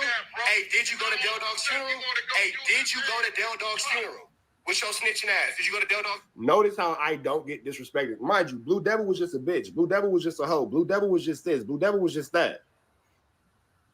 How come I'm not a bitch? How come it's not fuck me? How come it's not fuck my homies? How come you won't knock me out? Rest in peace, Del Dog, for sure. But how come only Blue Devil could get knocked out? How come I can't get knocked out? You said that if Blue Devil would have called you a snitch, you would have knocked him out. Okay, well, I just called you a snitch. Let's see if you call me for a fake. Hey, did you go to Del Dog's funeral? Hey, did you go to Del Dog's funeral? With your snitching ass. Did you go to Del Dog's funeral? No, you didn't. Why you didn't go to Del Dog's funeral? Notice, hold on. Hey, did you go to Del Dog's funeral? With your snitching ass. Did you go to Del Dog's funeral? No, you didn't. Wack's pretty calm and respectful and polite. Wack's pretty respectful and polite. Just called you a snitch. Can't get knocked out. Only Blue Devil, huh? Cool. You didn't? Why you didn't go to Del Dog's funeral? That's your man. That's your homie. Y'all got so much chili together. Why you? That's your homie. That's your man. You was cool with the Wayne Streets. Why you didn't go to Del Dog funeral? Why you had? Oh, now you never got along with him. Interesting. Why you ain't? Hey, why you ducking Jay Diggs? Why you ducking Jay Diggs? See, look, you didn't put yourself in the fire. Now let's do it. You want to go viral, old nigga? I'll get you there first class. I'll get you there first class. Why you ducking Jay Diggs? Hey, and that's the first time I ever said that. You want to go viral, old nigga? I'll take you there first class. That's a quote. Feel free to use it. Y'all can have that one. Call me weird. Why you didn't put it on camera? Hey, you know what's on camera? Hey, you know what is on camera, though? You bowing down to my uncle. You know what is on camera? You bowing down to my uncle. That is on camera. Oh, say it again. Say it again so we can hear you.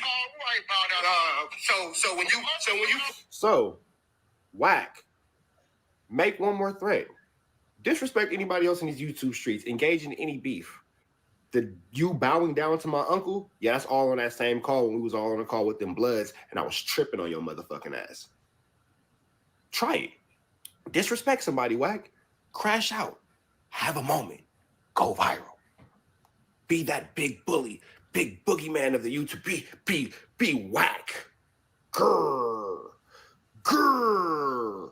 Mean face. I got you.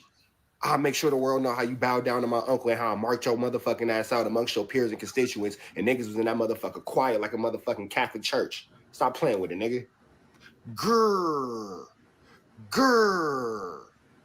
So when you wait, hold on. What did you say about Wacko? He thought I was Wacko. Nah, nigga. That nigga knew exactly who you was, and that nigga said that them West Side Paru niggas don't let you go over there no more. That nigga said that he don't say. What'd you say about my uncle? Oh, okay, cool. Say it again. Say it again. Say it again. Say it again. Say it again. Hey, so why you can't fuck with the West Side Parus? Why don't let you over there? I do. Why don't let you over there? Why you don't go to Gonzalez Park? Why that nigga Mo says you no good? Mo ain't never said. Why no said? Mo did say that. Mo did say that. I bet you can't get Mo said you can't. I bet you can't get Mo in this. Oh, this nigga here, boy. This nigga Officer Run Hunter. This nigga Officer Run Hunter. This nigga can't get. You know what? Hey, but y'all peep out. He's avoiding taking care of Rocco. This nigga will take it. Boom. Let's hear it, y'all. Let's roll the content from this morning. Boom, boom, boom. Hey, y'all finna play the conversation from this morning. I'm finna play the. And now you have Wack saying that how I begged him for a deal and all that kind of shit. Luckily for me, I was smart enough to record every conversation I ever had with this nigga. So what's finna happen next is I'm finna put his dumb ass on mute, and I'm finna let y'all hear the conversation we had this morning, or the morning of that situation, and blah, blah, blah. Did nobody ever beg this nigga for a deal? Even further than that nigga Wack got mad because I fucked up that little podcast that he had going with Flacco because I wouldn't do it, but I got the text message to show that. Y'all want to see that? Y'all want to see that chat? Chat, y'all want to see it? If the chat want to see it, I'll show y'all. Don't worry about it because I got them text messages too. Wack actually wanted me to do a podcast with him and Flacco, and I said, never in life, my nigga. I'm not what, nigga? You want in? Not even a little bit. No. Fuck out of here. Why would I do that? Why the fuck would I do a podcast with Flacco and Wack? The fuck? Come on now. Like, the fact that you would even ask me that question is like, that shit is what? Conversation for this morning. Listen to this. Y'all listen to this. I'm glad I recorded this shit. I'm glad I recorded it. Listen, shut up. Notice how I told Wack to shut up, and he shut up. Wack is in a few minutes gonna ask for permission to talk. I'm gonna tell him to shut the fuck up and wait. He's gonna shut the fuck up to wait. You feel me? That kind of shit. You're doing that on no jumper stage versus him doing it on his own stage. Why you pulling no jumper into that bullshit, boy? Why you put your job on the line like that? So for those of y'all who don't know, this is the conversation advising me to sue Adam and no jumper. Let's listen. So I told you, if he did that, the same nigga. No, stop talking over my content. Stop talking over content. Stop talking over my content. We finna take Wack off speaker. Stop talking over the content. I said that nigga Flacco could have shoot. Told that nigga to stop talking over the content. And he stops talking over the content. I hear how you came at Blue Devil. I hear how I just told you to shut your ass up and you shut your ass up. Hard for me to take it serious, big dog. You would have knocked out Blue Devil if he called you a snitch. And then snitch hunted and loose cannon follow you. So I'm supposed to be like afraid of the underlings who follow the boss that I press?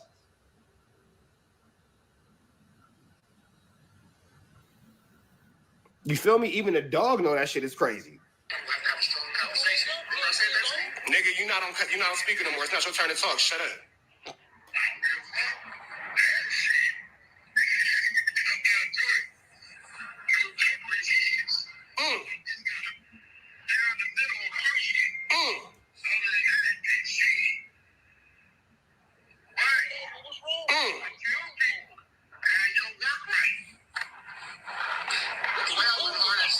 Had I been a snitch, a pedophile, a weirdo, or anything like that, 600 would have been the one to bury me. That would have been the one. That would have been the nigga. Because niggas, hold on, let's let Wack hear that.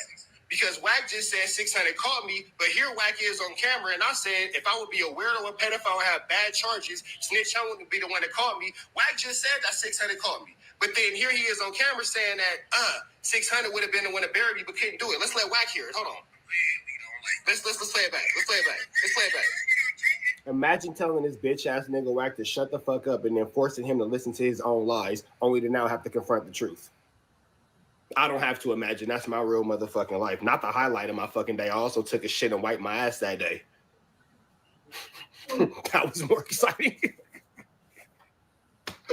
This nigga right here, boy. This nigga right. Internet world. Don't let that nigga fool you, bro. Ain't nothing tough about that nigga. Only thing tough on that nigga is his fucking cardboard ass fucking face. It ain't nothing tough about this nigga. Nothing at all. Wack 100, Officer Rat, that ain't nothing you need to be worried about, big dog. Don't be pressured up. Don't be feeling like he gonna do something. This nigga's a bitch. This nigga's a bitch. If this don't show it, I don't know what the fuck else will. It's a pedophile, a weirdo, or anything like that.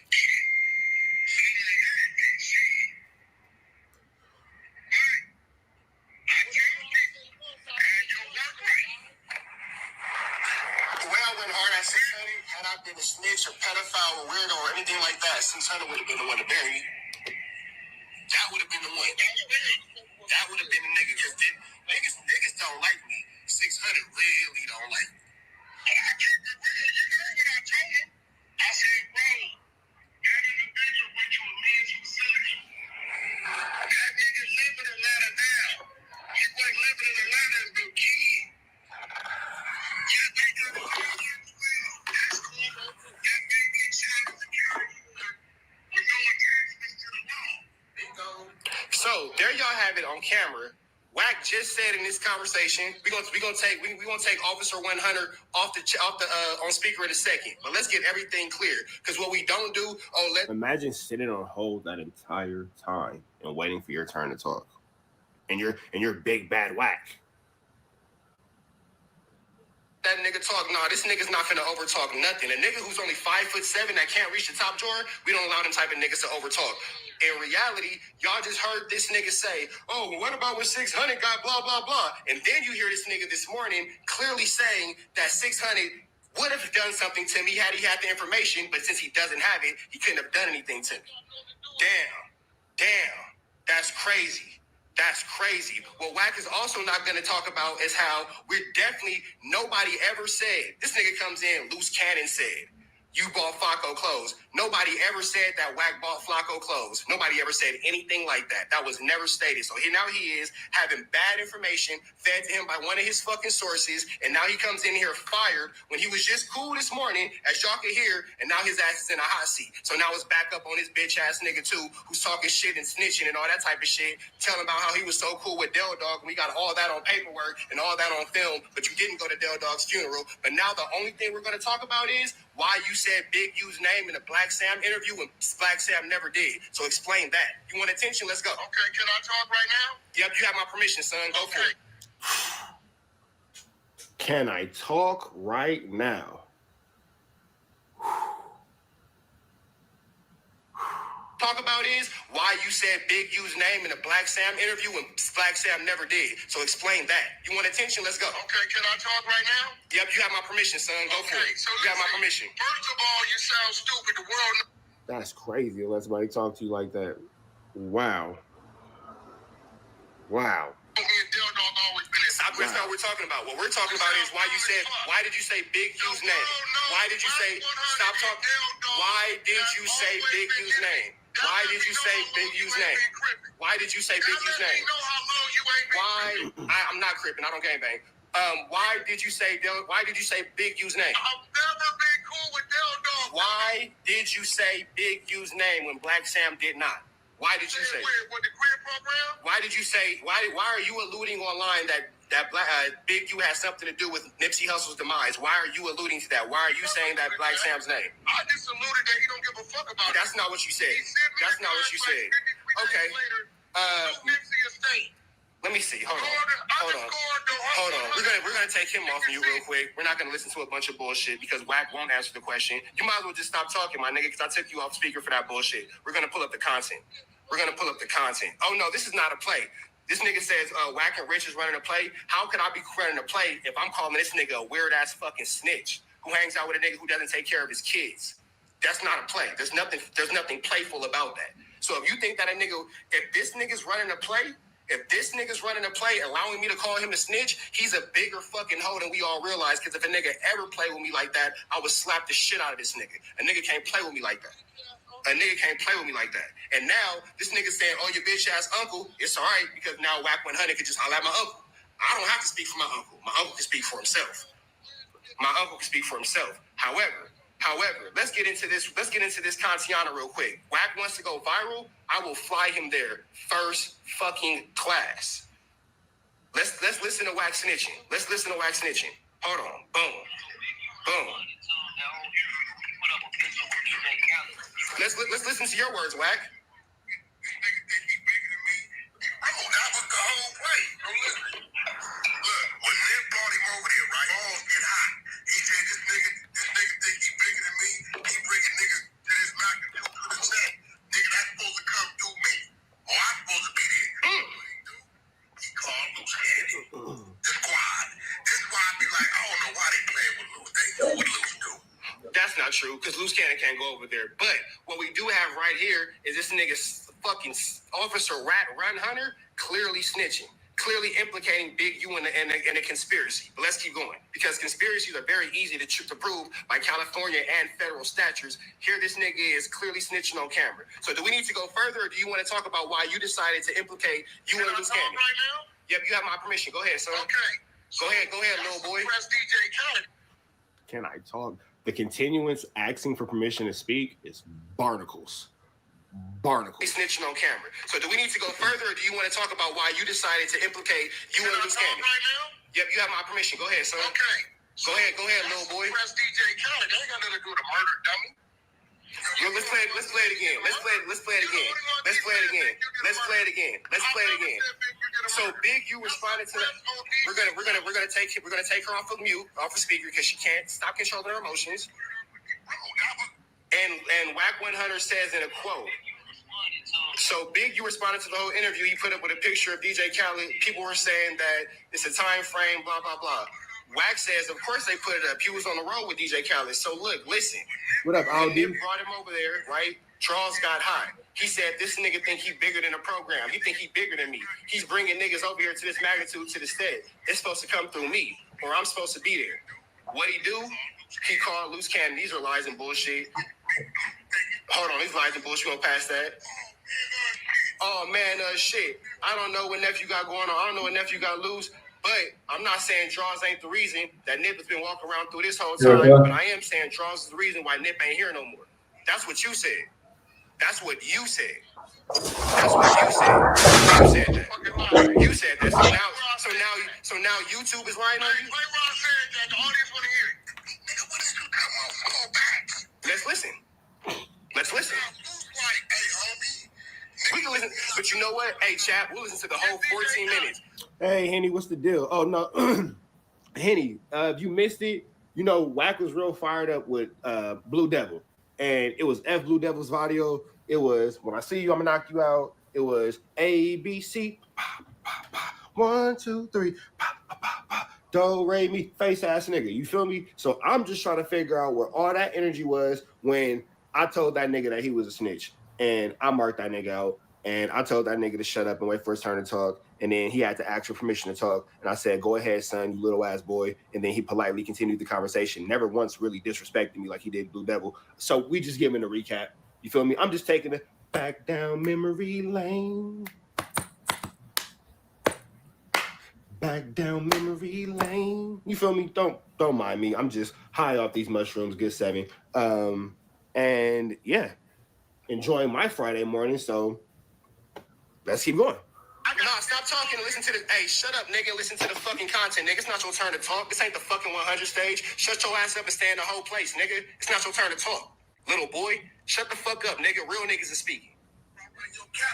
So, Henny, that was actually perfect fucking time. I couldn't have planned that no fucking better. I swear that wasn't scripted. Damn, look at God. That was for that prayer we said earlier in the live. Look at God. That's how I talk to Wack. So at that point, Henny, you are caught up. You have like the absolute best fucking timing. That was crazy how that worked out. Somebody send that to Yazzer so she can clip it. Send that to Yazzers. Listen to yourself talk, you fucking weird ass bitch.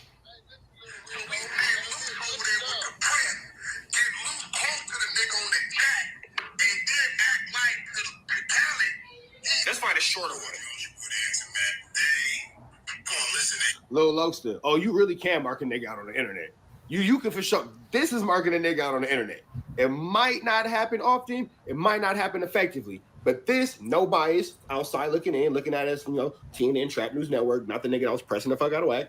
This was an expert level markout. Expert level markout. Like if this was a video game, this markout was being played on like superhero. You got like beginner, you got novice, you got expert, you got hero, you got superhero. Nigga, this is superhero. This is like top tier. Nigga, this is if this was Call of Duty, this is #1 ranked player markout. Warzone ranked markout. You feel me?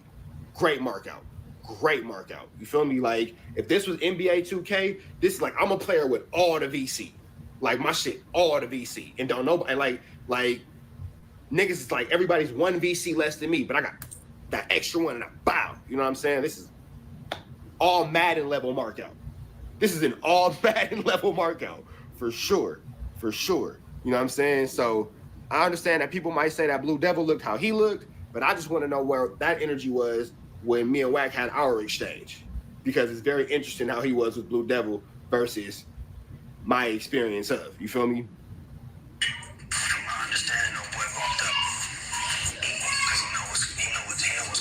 That's Black Sam speaking. I had a conversation. Key. Nobody was in the doorways. Checked how some had on shorts. Checked everybody else. Let's fast forward to Wack. He was nervous.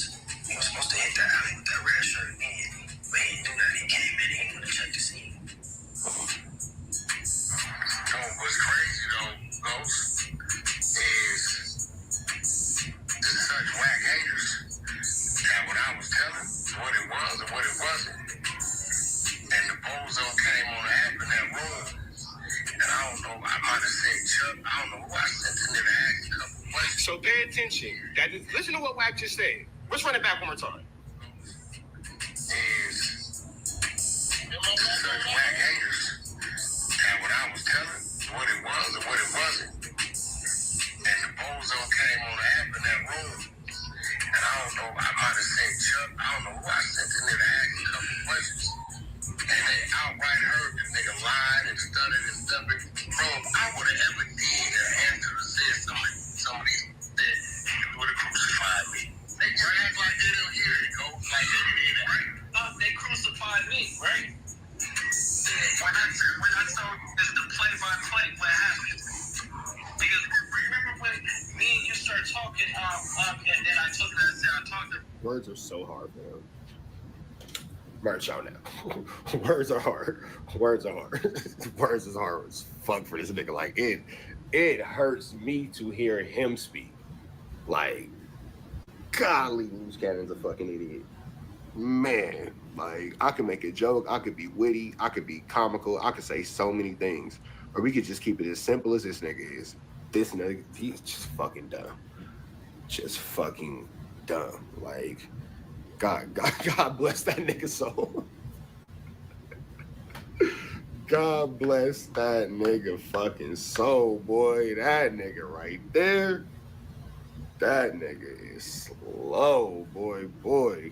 God bless his soul, man. Man. Black Sam said y'all gave me the courage to speak out. And then you got this dummy fucking loose cannon. You want us to believe that this fucking dumbass nigga loose cannon gave Black Sam courage to do anything, and this nigga don't take care of his fucking kids. Fucking loose cannon can't post a picture with him and his kids right now. And this nigga whack over here dick eating. This nigga gonna take care of his kids. Sit on the lap burping. Let's keep going back to the fucking content. Hey, I didn't even realize in mid pressing of whack, I'm doing a fucking YouTube reaction. I made whack. Really think about what's going on here, folks. Really think about what's going on here, folks, and you'll maybe understand in my mind why it's hard for me to take whack serious. I am in the middle of pressing the shit out of this nigga, like a pair of khakis at a uniform school on the first day of class, pressing the fuck out of this nigga. In mid press, I stopped to do a YouTube reaction. It's about fucking loose cannon not taking care of his kids. And Wack is sitting there on hold, waiting for his turn to speak as I'm continuously busting my 1-2 step. Like, see, I'm flawless level markout, bro.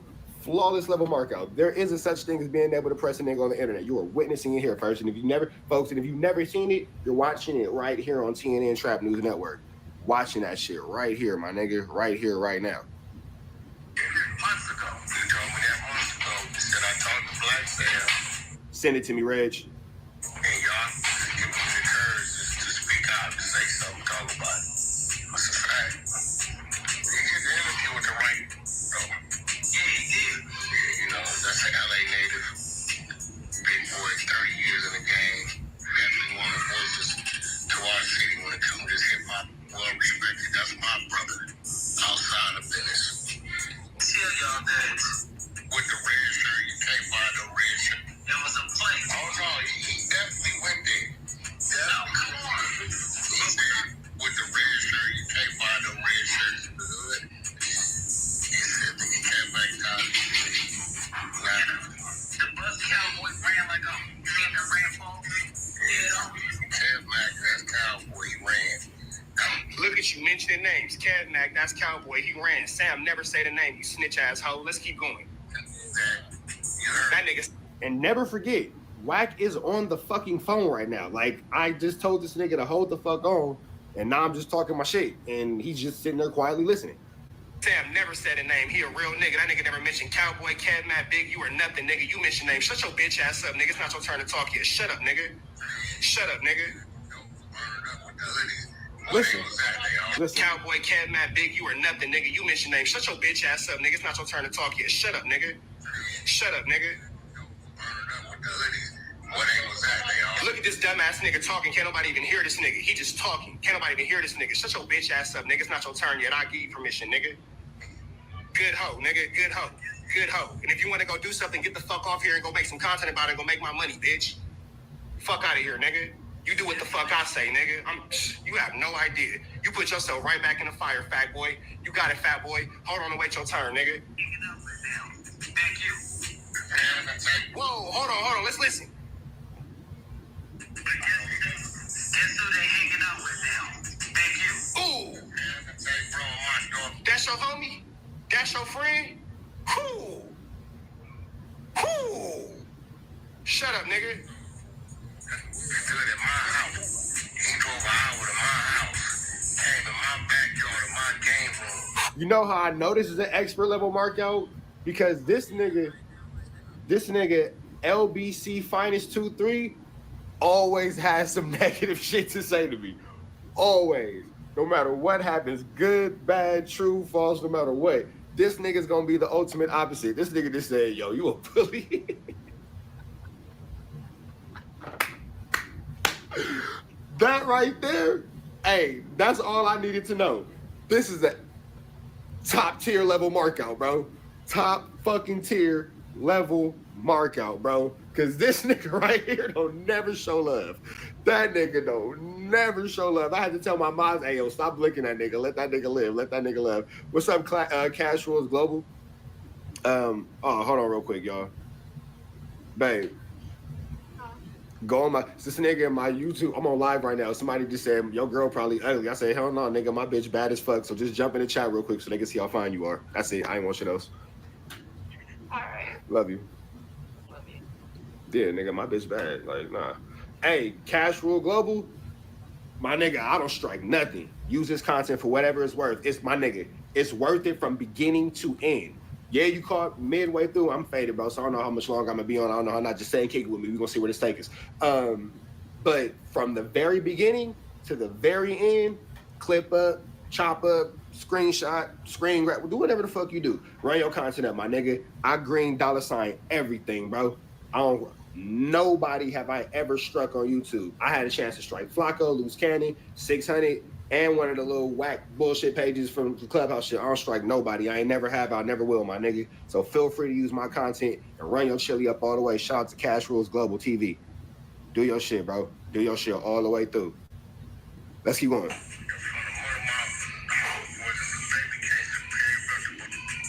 Hey, a 30-minute markout is barnacles.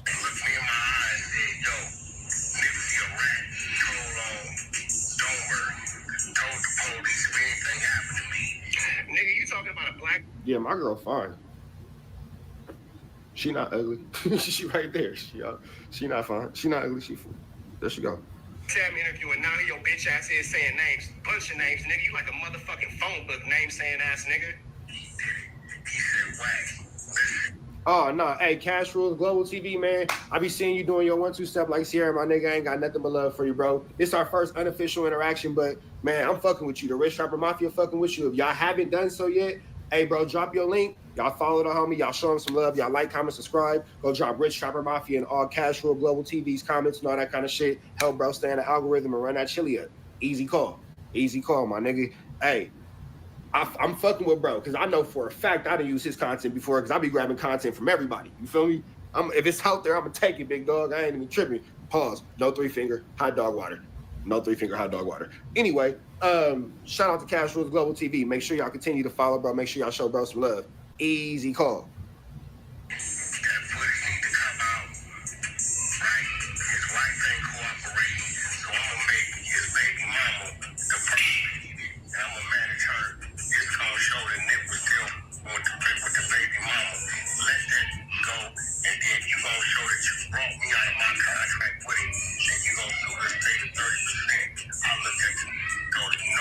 Oh, that's the implication into a motherfucking conspiracy based off motherfucking judicial statutes and litigations off the federal court, nigga. Let's keep going, you rat.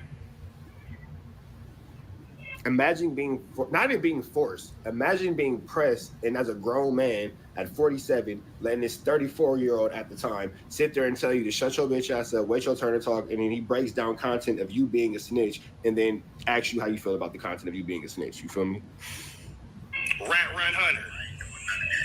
That's when the preachers started, and Luke Cannon is right here to speak on it. And about a couple weeks after that, Big U tried to start a fake argument behind the studio that we own. Right? He tried to start a fake argument with it because I denied him doing any of that. I denied it. No, I'm not doing that, but that he was just fighting and get at him about that 30% when he was alive. I'm not gonna let you release that footage. That ain't cool. No. Don't you just do it. You go at the panel, you do it. You want to talk, I can hide your hand, look, and stand over here like you ain't did nothing. No. A couple weeks after that, he tried to start a fake argument over the studio that I owned, we paid for. That I don't know how he even got involved in the conversation. When that didn't work, he jumped on the phone with Suge. Suge already disqualified. So I'm on his. Cash Rules Global. Hit me on my Instagram, fool. It's the same as YouTube. Tribe News Network. Everything is spelled exactly the same. So if you talking about Black Sam's interview, again, why the fuck are you saying all them names? It's your turn to speak now. Go ahead. I'm allowing you conversation. Oh, now niggas don't want to talk. Because you's a nobody. You still talking about you calling your uncle. Yeah, whatever, nigga. Why are you? Oh. So if you talking about Black Sam's interview, again, why the fuck are you saying all them names? It's your turn to speak now. Go ahead. I'm allowing you conversation. Oh, now niggas don't want to talk. Because you's a nobody. You still talking about you calling your uncle. Yeah, whatever, nigga. I'm a nobody, but at this point, you've been on the phone for 30 minutes. Why are you? That's fine. That's fine. Why are you bringing up Big U? Why? What you mean? Why? Why are you bringing up Big U? He had nothing to do with that. You wanted me to go sue the Nipsey No, what does that have to do with Black Sam? What does that have to do? You're not talking about that. No, we're not allowing you to do that. We're not allowing you to do that. No, nigga, the only thing we're talking about is you talking about the interview. Nah, nigga, so here, are we taking Wack off speaker again? We're taking him off speaker again. Wack does not want to address the fact that Black Sam did not mention Big U at all. This nigga wants to talk about everything but that. So when I put this bitch back on speaker, pay attention to the fact that this nigga has nothing to say about why he mentioned. I never get this. I just call this nigga a bitch. He's listening to me call him a bitch. This nigga's listening to me call him a bitch and sits there patiently like a bitch and just waits his turn. He's a good bitch. Probably one of the best bitches ever.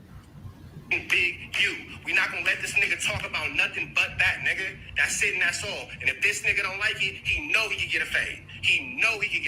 But we not gonna let him backtrack and talk about that neither. The only thing we're gonna talk about, we're not gonna let this nigga content back and forth. That's out. And anybody in the chat who says let this nigga content and bullshit without talking about the one issue, moderators block them bitch ass niggas because we're not facilitating no hoe shit. We program it. Nigga, talk about the topic. That's it and that's all. That's it and that's all. Am I on, bitch? Why did you mention Big U? Because Big U wanted me to extort the family. What does that have to do with Black Sam's interview? Why is he about to cry again? Why every time Wack get under pressure, he wanted me to extort the family? Every time bro get under pressure, he sound like he finna fucking cry. What's up with this? What's up with this nigga? Like, I thought you say you a gangster, but you never popped nothing face ass nigga. You say you a gangster, you need to stop fronting. Like, what's up with this nigga?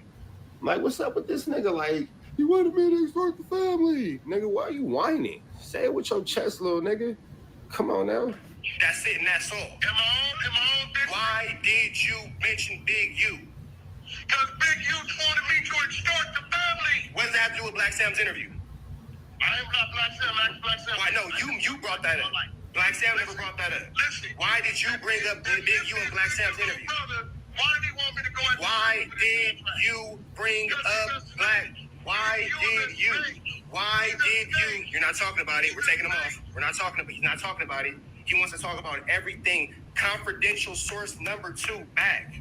He wants to talk about every single thing but why he brought up Big U in this interview. Sam never brought Big U up. This nigga's talking about everything but the fucking fact. It's a very simple situation. It's a very simple question. You keep saying the same shit that you done said from 5-10 years ago. You've been saying the same shit since COVID. The question is, Cash Jones from Daryl Hill, since we're all being formal in this motherfucker, fuck a Rich Trapper, fuck a Wack 100, nigga, I'm asking you, why did you bring up Big U in reference to Black Sam's interview? Let's hear it. Because Big U is a snake and he snaked Nipsey after his death. So that's why you snitched on him? I ain't snitching, that's the fact. Oh, so that's why you told him? That's why you brought him up? You can't go to jail. That's why you brought him up? Just exposing. Let's look at the definition of exposing. Let's listen to exposing. Let's stand with Big U. Yes or no? Nah, nigga, don't try to twist me up. That's what's not gonna work. That's not gonna work. So now what we're not gonna do, it's not your turn to talk. Shut up, honey. Sweetheart. It's not your turn to talk, sweetheart. You a sweetheart. The little bullshit and manipulation. Oh, you stand with that and blah, blah, blah. That doesn't work. We don't do that. That's not going to work. We don't allow manipulations. We don't allow goalpost moving. We don't allow roundabout answers. Nigga, answer the fucking solid question of why did you mention Big U in reference to Eric Holder and the situation in the interview with Black Sam when Black Sam never did? I never talked about Eric Holder and Big U, dummy. Why are you talking? Okay, so now, so we're taking him off. We're taking him off because he doesn't want to listen. He doesn't want to listen. We're gonna take a moment to give y'all this new Kendrick Lamar snippet real quick. J and X. Let's see what Kate I got. Let's go. Quick commercial break. Only thing better right now is living right now, and I can't spare no feelings. Quiet on set, but my whole loud. I never get through her shit and wisdom. The money out here, young man, for a coat in your hand, you die broke trying to play victim. The little ideas I told made people go rogue until God did me a big one. Reincarnated with love. My Gemini twin back power went up. No more handshakes and hugs. The energy only circulate through us. Everybody must be judged. But this time, God only favoring us. 20 years since, still got that pen dedicated to bear hard truth. The head can speak with a vigilant tongue. The predicate this time is fuck you. I'm carrying heavier hearts right now. I can power live for the Olympians too. I'm carrying various darts right now. I deserve this bitch like tiramisu. See, we go body for body. I hate your body. I'm probably a better masseuse. I really don't bother nobody, but they wouldn't buy me if I gotta clear out the rings. God, this nigga Kendrick. We gotta hear that one more time. God, come on, K-Dot. We need that. Oh, we need this album. Hold on, we gotta play that back one more time. We gotta play that back one more time. Shit. We'll get back to wax. Just something more important just happened. K-Dot just dropped.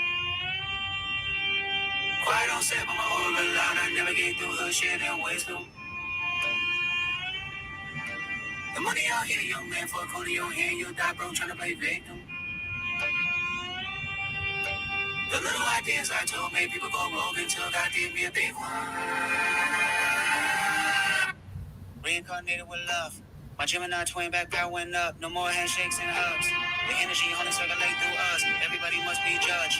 But this time, God only favoring us. 20 years since, still got that pen dedicated to bear hard truth. The head can speak with a vigilant tongue. The predicate this time is fuck you. I'm carrying heavier hearts right now. I can power live for the Olympians too. I'm carrying various darts right now. I deserve this bitch like tiramisu. See, we go body for body. I hate your body. I'm probably a better masseuse. I really don't bother nobody, but they wouldn't buy me if I gotta clear out the rings. Oh, that's all we got. He cut us off. Let's get back to it. Fucking solid question of why did you mention Big U in reference to Eric Holder in the situation in the interview of Black Sam when Black Sam never did? I never talked about Eric Holder and Big U, dummy. Why are you talking? Okay, so now so we're taking him off. We're taking him off because he doesn't want to listen. He doesn't want. Only Wack will listen to content. Only Wack will listen to content on himself, literally saying something and then lie and say he didn't say what he just heard himself say on the content. Crazy. That is an extremely high level of narcissism. Wack will listen to content of himself saying something and then will lie and say he did not say what was just clearly said by him on that content. Crazy level of narcissism. Listen, he keeps dancing around it. He's dancing around it. We're not going to keep going back and forth and all that kind of stuff. So we're going to ask this special ed kid. So now we know who drives the short bus. We got Turtle licking the fucking windows. We got Semen Time Erotics getting yelled at in the back crying. And then we got this weird ass nigga driving a fucking boat. Nigga, we not finna do this weird shit, nigga. No. Never, never, never. We're not gonna allow this nigga, like my man Ox say, never, never, never. Can't forget the snitch. Never, never, never. We not finna let this nigga tap dance, bitch. We not on Clubhouse. We on my motherfucking shit, nigga. This is Words is Hard. This is Trap News Network. It's not your turn, nigga. Shut up. It's not your turn, nigga. Shut up. I said sorry, so please shut up, nigga. Anyway. Wack was Big U. And then you can hear Wack in the distance. Nigga, shut your bitch ass up. And why Nip was alive, and now this nigga trying to whoopty bam. Never, never, never. Never, never, never. It's not his turn to talk. That nigga shut the fuck up and listen. For 23 minutes, this nigga been treated like a fucking hoe. Why do y'all let this nigga talk to y'all any kind of way? He not gonna do shit. Wack is a buster. Wack don't come outside. This nigga Wack don't get he don't get bracking on Paru. That nigga don't do shit. That nigga can't even go to Gonzalez Park. Them West Side niggas ain't fucking with him. No real Paru and Compton is fucking with him. That nigga can't even go over there. That nigga can't even fucking go over there. This nigga's on the phone right now waiting for his turn to talk in silence, nigga. He treat Demon Time like a hoe and I treat him like a hoe. I'm like fucking Semen Time's crazy ironic karma, nigga. Crazy. And it's crazy that this nigga stayed on the phone in a good bitch's place, waiting on his permission to interject, nigga. He not on fucking mute. I ain't playing, nigga. It's not for fucking content. This shit ain't for play. Shit ain't for fucking play. The only question is, why the fuck did you bring Big U? Oh, now he hung up. Yeah. And that's pretty much where it ends. But never forget. So, right. We got into the next one, man. Make sure y'all like, comment, subscribe for more of this good content out in the chat. I appreciate y'all for sliding with me this morning. Y'all know it's red dots to the left. You know the rest, and it's free Avenue Angel until he's free. We are. Tell it, nigga. He left city tomorrow. I went to prison afterwards and all that. He tried to play, I went to prison, I went to this and that. No, you did not, nigga. You went to the nigga. What? Drop the link. I'm finna find a nigga Neiman in the building. Shout out Gangland, nigga. Fuck a nigga mean. My nigga Gangland. Nigga wanna play with me, nigga. Like we too big for these niggas though. That's why we say I'm too big for niggas, cuz. And cuz 100%. No, this is wrong one. Let me see. Hold on. Let me see that.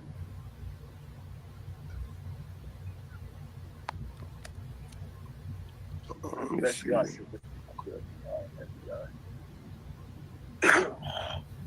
Email.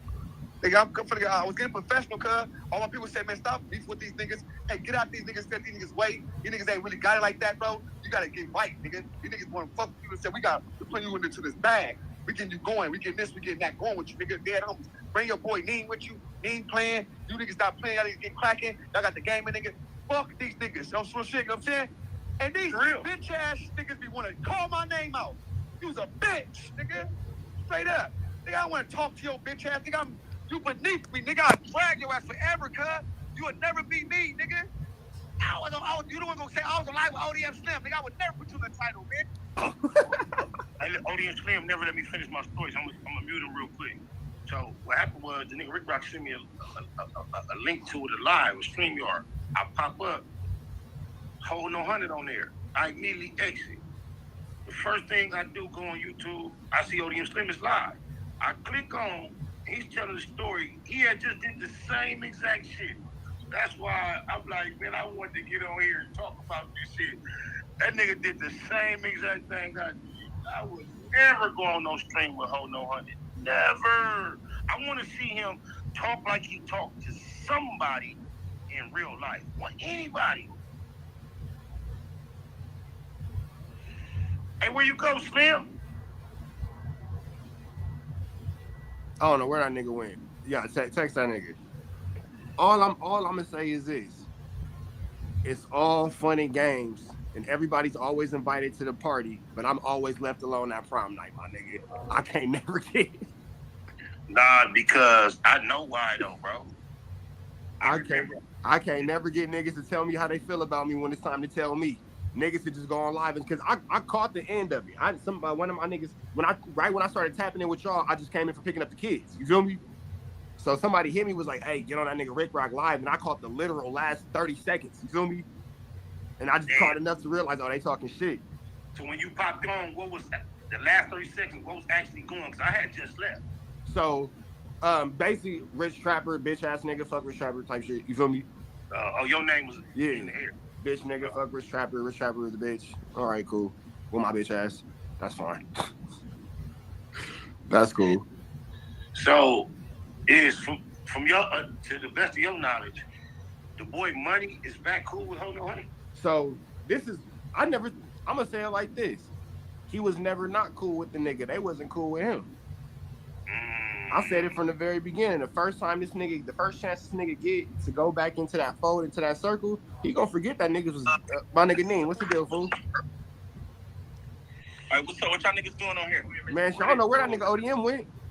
Hey, ODM was on here. He got on. But got going. Now, but I was just see what y'all niggas got good. Shit, Craig, you just been active little few minutes, bro. The boy Rick Rock sent me a link to a StreamYard. I popped up. Ho No 100 was on there. I get right up out of there. I scroll down YouTube, click on ODM Slim Live, and he telling a story. He just did the same exact thing. So I went back live so we could laugh at that whole ass nigga, man. And then that's just get you up to speed. Rich Trapper tapped in. Hey, Neem, I'm the only nigga who don't get the link, bro. They don't ever send me the links. I gotta wait for R&B to send me the links.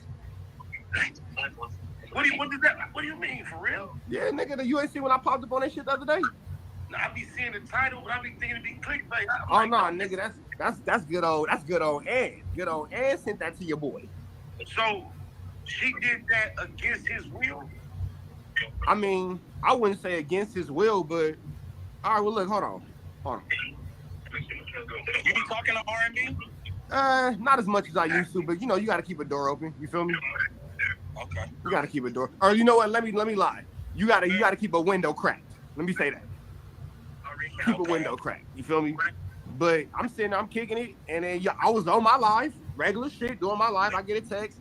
Hey, you busy right now? No, I'm on live. What's up? You trying to fuck with this nigga? Yeah, here go the link. Here go the link to a StreamYard. person that's fucking saying that will say why. Damn. What's going on? There's women sending folks links like that. That's kind of crazy. Nah, he might have told her to if it happened like that. Nah, you see how mad that nigga was when I came on that bitch? That was. I ain't seen it. He was too mad. You ready to triple everything, nigga? I don't give a fuck, nigga. What's up, Joey? Hey, look, niggas. This like the niggas that ain't in my personal camp. These the core niggas I fuck with from the outside. It's y'all three on the that I be on the line with, I politic with. That it's y'all three. Like, yeah, that's crazy. It might be one or two more, but it's really y'all three. That's crazy. Hey, hold on. Compton Rick Rock is in my chat. Compton Rick Rock, go to Spider Loaf so we can all be on one. Send your shit to No, Compton fuck Rick. that. Don't all be on one, nigga. That nigga Compton Rick. No, nigga. Compton Rick Rock trying to come on my StreamYard, but he should go on that nigga Spider Loaf StreamYard. Odium Slim. Shut your mouth, Slim. Shut your mouth. No, hey, Odium Slim, is you feeling that right now? Hey, Slim, is you feeling that? Yeah, because I want to highlight Compton Rick Rock anyway. Let Rick Rock pull up to this session. Don't give a fuck. Pull up. No. Hey, look. Hey, can I ask a question? Yeah, go ahead, bro. All right, boom. All right, cool. So what's up? Y'all niggas is like a group or what? Y'all niggas is like a group? Hell yeah, nigga, this B2K. What the fuck you mean, nigga? I think I'm ODM Slim, nigga. This B2K. This B2K. No, we're B2K, bro. We are. Nigga talking about me, nigga. OFO, nigga. Fuck everybody. Yeah, look. I'm telling you, nigga. What's going on, Niggas linked, nigga. Doom. Get your nice ass up, nigga. Get your nice ass up, nigga. Hey, we gonna big Power Ranger, cuz. Shut up. You get to my house too, nigga. I don't give a fuck, nigga. I'm gonna slam your ass on your head. I know, nigga. I'm playing. I know, nigga. I don't know what make a nigga think I'm playing. I don't know what make a nigga think I'm playing. I don't give a fuck, You nigga. saying? Hey, big powder head ass nigga got all that goddamn look, I'm not sketchy, gang. I'm a different kind of light skin, gang. And you know that. Fuck you. I do that. You know that. But this ain't about me and you, man. This ain't about me. You know what I'm saying? Facts. It's about us. Stay focused, Slim. Stay focused. What's going on? You know what I'm saying? No, nigga, I'm ODM Slim, nigga. On Crip, I quit. I said I'm ODM Slim. I'm jumping out. I'm doing the ODM Slim shit. I'm flying New York. I'm not taking you niggas with me. You niggas better fly yourself, nigga. Ain't nobody coming to see you, Otis. Hey, Odium Slim. Rick Rock trying to pull up. Pull him up, nigga. Say that. I'm Crip. Hey, who y'all about to bring up? Rick Rock. All right. Hey, I'm out though, y'all. Shout out to y'all niggas. Hey, it's good to see brothers doing it up. Ain't no smoking all that. You know what I'm saying? Stay positive. You feel me? I'm a nice ass nigga. Hey, before you go, we B2K and I'm a Mario. Just saying. Say that again. We're B2K and I'm a Mario. You a Mario? Hey, hold on, G. Nigga. No, wait. Can I ask you a question? No. Me? No. Yes, no. No. Yeah, yes, no, sir. Get out of here. Dean, get up out of here, cuz. Dean, get up out of here, cuz. Tell me what you do. What's up, though? Why you leaving right now? I'm on live, bro. I just want to fuck with y'all niggas. You feel me? Yeah. Salute, gang. Nah, Neem know what he doing. That nigga getting the fuck on. That nigga know what he doing. Oh my God, he's going this shit. I'm gone. You gone too? You got a guest coming. Oh, we come for me? Yes. Oh no, I gotta wait for him in his line, cuz. He didn't put me up, nigga. I was on mute waiting for the nigga. Look, I opened this session because you told me to, and then that's why I asked you, do you want him to come up? No, you come up. I ain't tripping. I thought you said you was gone. Don't leave, man. I gotta wait for his show. I gotta crash up on for his show. I'm gonna crack out. Yeah, but I mean, you can go ahead to your audience. We listening to you then. Me and Rich Trapper might mute you right now. We need to talk to each other, but we go ahead and do your shit. We waiting on Rick Rock to pull up so you can get back on this side. Shut your mouth. Where you going? What's up with y'all? My motherfucking chat really low. I see you, baby. Tell them niggas to stay up off you, cuz. Shout out to Rick on West Side. Straight up. Nigga on West Side Crib.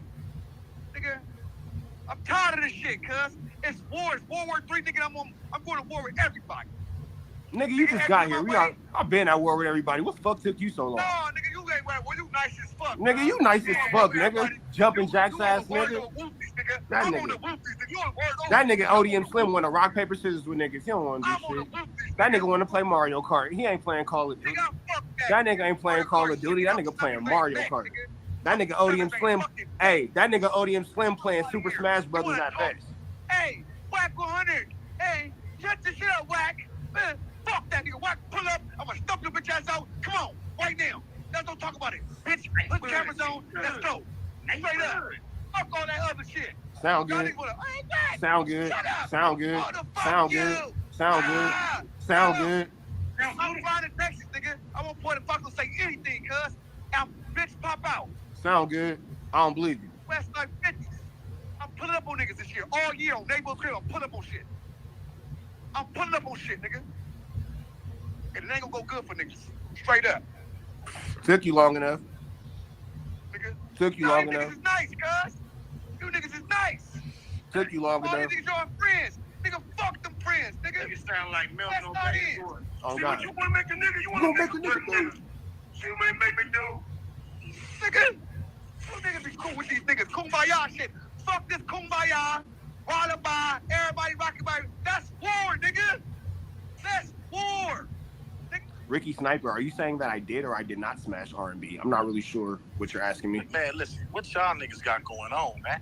I'm catching strays from everybody because I get along with everybody. Man, what's going on? Man, fuck that, Rick Rock.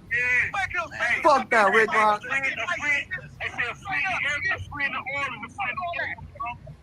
Look, Rich Trapper, I conversate with. Slim, I conversate with. Spider, I conversate with. So let it stop right there. Stop talking to them other niggas. No, but listen. No, don't do that. Don't do that. Do not do that. Do not stop talking to me. On Crib, I don't need that. I don't listen. I'm trying to sell dope to everybody, homie. Right, all right, cool. Listen, all right, cool. I'm saying this. I'm saying like as a nigga like me, I'm a nigga. I'm selling dope to. I've got the pure Peruvian coke. I'm going straight to somebody special. And I don't give work money. You know what I'm saying? I'm going direct to my. I'm not selling to everybody. Fuck these niggas. That's one of your dope now. Everybody got it. Fuck that. You want my dope? Come directly to the source, nigga. I'm Peru. Nigga, hey, listen, fuck listen. all that. How I can't add I'm how Peru. can I add my people in here, man? Send them that link, Spider sent you. On the panel? Wait, no. Connect your Fuck your YouTube people, account to join this live chat. Fuck the niggas, cuz. To join this live chat. I hope niggas is pulling up with them contracts to the phase niggas owe me. You ain't gonna phase, cuz. I hope niggas is pulling up with them contracts. What's up with 11-11? You ain't hollering at Nick lately? Oh, I can get at Nick. You know it's never a problem to get at Nick. You know that's never a problem for me to get at Nick. Fuck Kelly, bitch. Come to LA. Fuck beat your bitch ass. You midget. As a matter of fact, pull Nick in here. Pull my favorite victim in here. Pull Nick in here so he can be collateral damage. Y'all had a good one going. Hey, they had no good shit going. Cuz said the same thing over and over. Cuz is broke as fuck, nigga. Dead homies. Oh, you do coke. Oh, you do coke. Oh, shut the fuck up, nigga. You broke as fuck, nigga. You live with your mama, nigga, on Crib. Let's keep that real, nigga. You yelling at your mama and shit, nigga. Shut up. He be yelling at his mama? I don't know what they had going on. That shit was funny, though. I can't have my folks to hear on. Send him the link Spider sent you. No, I'm trying. No, he on StreamYard. He can have the StreamYard together. Who you dealing with? No, I'm talking about how do I connect my YouTube channel to it? You can connect it. You can connect it. Yeah, just Oh, my shit on Spider shit. My shit on my own shit. I'm talking about my own shit. I'm not on Spider shit. I'm gonna have to start going. I'm gonna have to stop. I'm a nigga. I'm different. Maybe you. You gotta do a spot local. If your side, you gotta when you add them in, you can add the links together. You can link it. It's in the back. You gotta go to like settings. From the beginning when you first start. Nah, you can do it. I think you can do it right now. You can add. I have to add a link to his channel though, huh? You got to link to his channel when you get to send to the thing. So when his channel emerges to your channel, that StreamYard see both your channels. Y'all gotta sign to StreamYard together. So when I go to settings, would I go to general? I believe so. Let me see. I ain't see. That's that new shit. That's the old shit. I'm saying I gotta rethink this shit around. Let me see. Oh yeah, you know what? I ain't gonna. We gonna investigate it. I ain't gonna do it in real time. I'll figure it out for next time. Right. Nigga, FMW, nigga. Fuck these niggas. Straight up. I'm going to the top, nigga. Fuck all this playing with these peasants, cuz. Just pay me a Crip. Save me a seat on the ride. Nigga, on that homie. All my people go to the top. We Hebrew Israelites, we headed to the top. Let my people free, bitch. I'm not bringing none of you strays with me. Fuck you niggas. You niggas from other nations, bitch. You need to die. Bye. Straight up. Hey, you gotta bring your picture up, homie. You gotta bring. Hey, no, I don't. We don't know if My you in there in the dark with the lights off. You gotta bring your that's picture up. listen. You told me my platform see my picture fine. They see my head fine. They see my face. They see all my. And you know what? And you know what, I'm homie? on my platform. You know what I'm saying? I'm just yelling my voice on this motherfucker. Be grateful. I wish we could see you too, though, man. I wish we could see you. I can't do it. It's impossible, cuz. Okay, loco. God damn. That nigga is on. Hey, nah. What is that? That's us. That's Slim putting his shit on. That's right. Hey, nah, look. The other nigga had him on one this morning. It was going on. That's what's up. That's all he can show us. That's all I can see. Y'all gonna see my head. Y'all see my head, cuz? That's what y'all want to see? No, he just was looking good with everything. So I'm saying, Ricky Sniper, do you think that you think that I'm lying because I did, or you think that I'm lying because I didn't? Like I'm not really sure what you're saying. You're it's a lot. You're not really speaking in complete sentences. Nigga, I told you right now, cuz, on crib. As soon as I'm off here, I'm pulling up. I got some bombs. So how's Rich Trapper live? How he live on this channel? I'm live on my channel. Hey, look, Rich, put the link in your chat that I'm gonna come on yours and I'm gonna do it that way. All right. It's the same way, bro. It's the same. No, I'm not live. You're not live on your channel. Right. You trying to figure out how to. Hey, listen, man. My people said, cuz, she tired of seeing these motherfuckers. She said, hey, what's up with these niggas, cuz? What's up with them? Hey, listen, I'm just telling them, hey, listen, I love y'all, cuz. No, they told away my shit, my screen is. Hey, Trap, you put the link in your Yep, it's in there. All right, let me get out of here. All right, so look, I'm gonna say this, and I'm gonna just say this, and I'm gonna just say this. Shut up. You shut up, with your big head, ashy thought, motherfucker. All I'm gonna say is this: as long I'm not tooting my own horn, I'm speaking on facts and historical evidence. As long as I'm on this motherfucker, them scary ass niggas not gonna pop up because above all, fuck semen time, fuck whatever. I'm going straight for cash. Straight up. I'm taking cash straight to the bank. I'm going straight for cash. And that nigga Cash don't want no smoke with a nigga that he knows. The kick his feet down the throat. Y'all got a box BBL. Cash Jones. You sitting higher than a monster truck, nigga. Yeah, shut up. All the other niggas want attention and all that type of shit. You, nigga. You a monster truck. Hey, I'm gonna say it like this. Hey, Spider-Low, what's the name of the turtles on Mario? The little blue turtle, the green turtle, the red turtle. What's the turtle's name? Niggas don't fuck the turtles. The niggas is the street sharks. I don't know their name. Sharks. Nobody know the turtle name, but everybody know Bowser name. Go straight for the top. That's crazy. I didn't know I had the right answer. That's crazy. I thought I was fucking your whole little thing. Nope, because don't nobody know the name of the turtles. That's deep. Go straight to it. My nephew love Mario Kart. All my kids, I know about the shit. I'm like, damn, I know. They say you weird, Rick Shopper. They say Rick Shopper weird as fuck. His title is stupid. What's your title? I don't know. Some shit. My stupid ass. Trap Safety. Oh, Trap Shiesty. Trap Shiesty. No, I say. No, that's the title of the thing to his YouTube channel. They like, fuck. They on your ass, man. I don't give a fuck. Give it down. Hey, Rick Rock, it'll make more sense. Now I can't see that. Now I can't see them. That's what I'm saying. You got to go on they shit, fool. You got to go back on Spider-Low shit, fool. Listen, bro. Y'all niggas y'all doing some shit. Spider-Low got the mainstream, not me, my nigga. You got to go. All right, it's cool. It's cool. I can hear him. What I'm gonna do is I'm gonna go ahead. I know I'm gonna do it. Go ahead. I can sing. Go ahead. So this nigga Rick Rock is on my shit, but my shit show him he can't see y'all two niggas. Rick Rock. No, I can see him from here. Look. The middle ground. He working with too much. This he got. It's the middle ground. Sure might. Let me find out you can't work that $1 million setup, Rick Rock. I got 2 short mics. I got all type of shit over here, man. Fuck B2K. Fuck a Morion, nigga. Straight up. Fuck you talking about, nigga.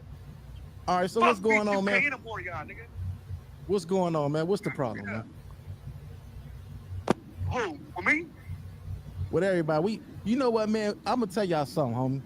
We got the talent. I can tell you something. Hold on, Rick Rock. My spiel is 2025. Fuck everybody.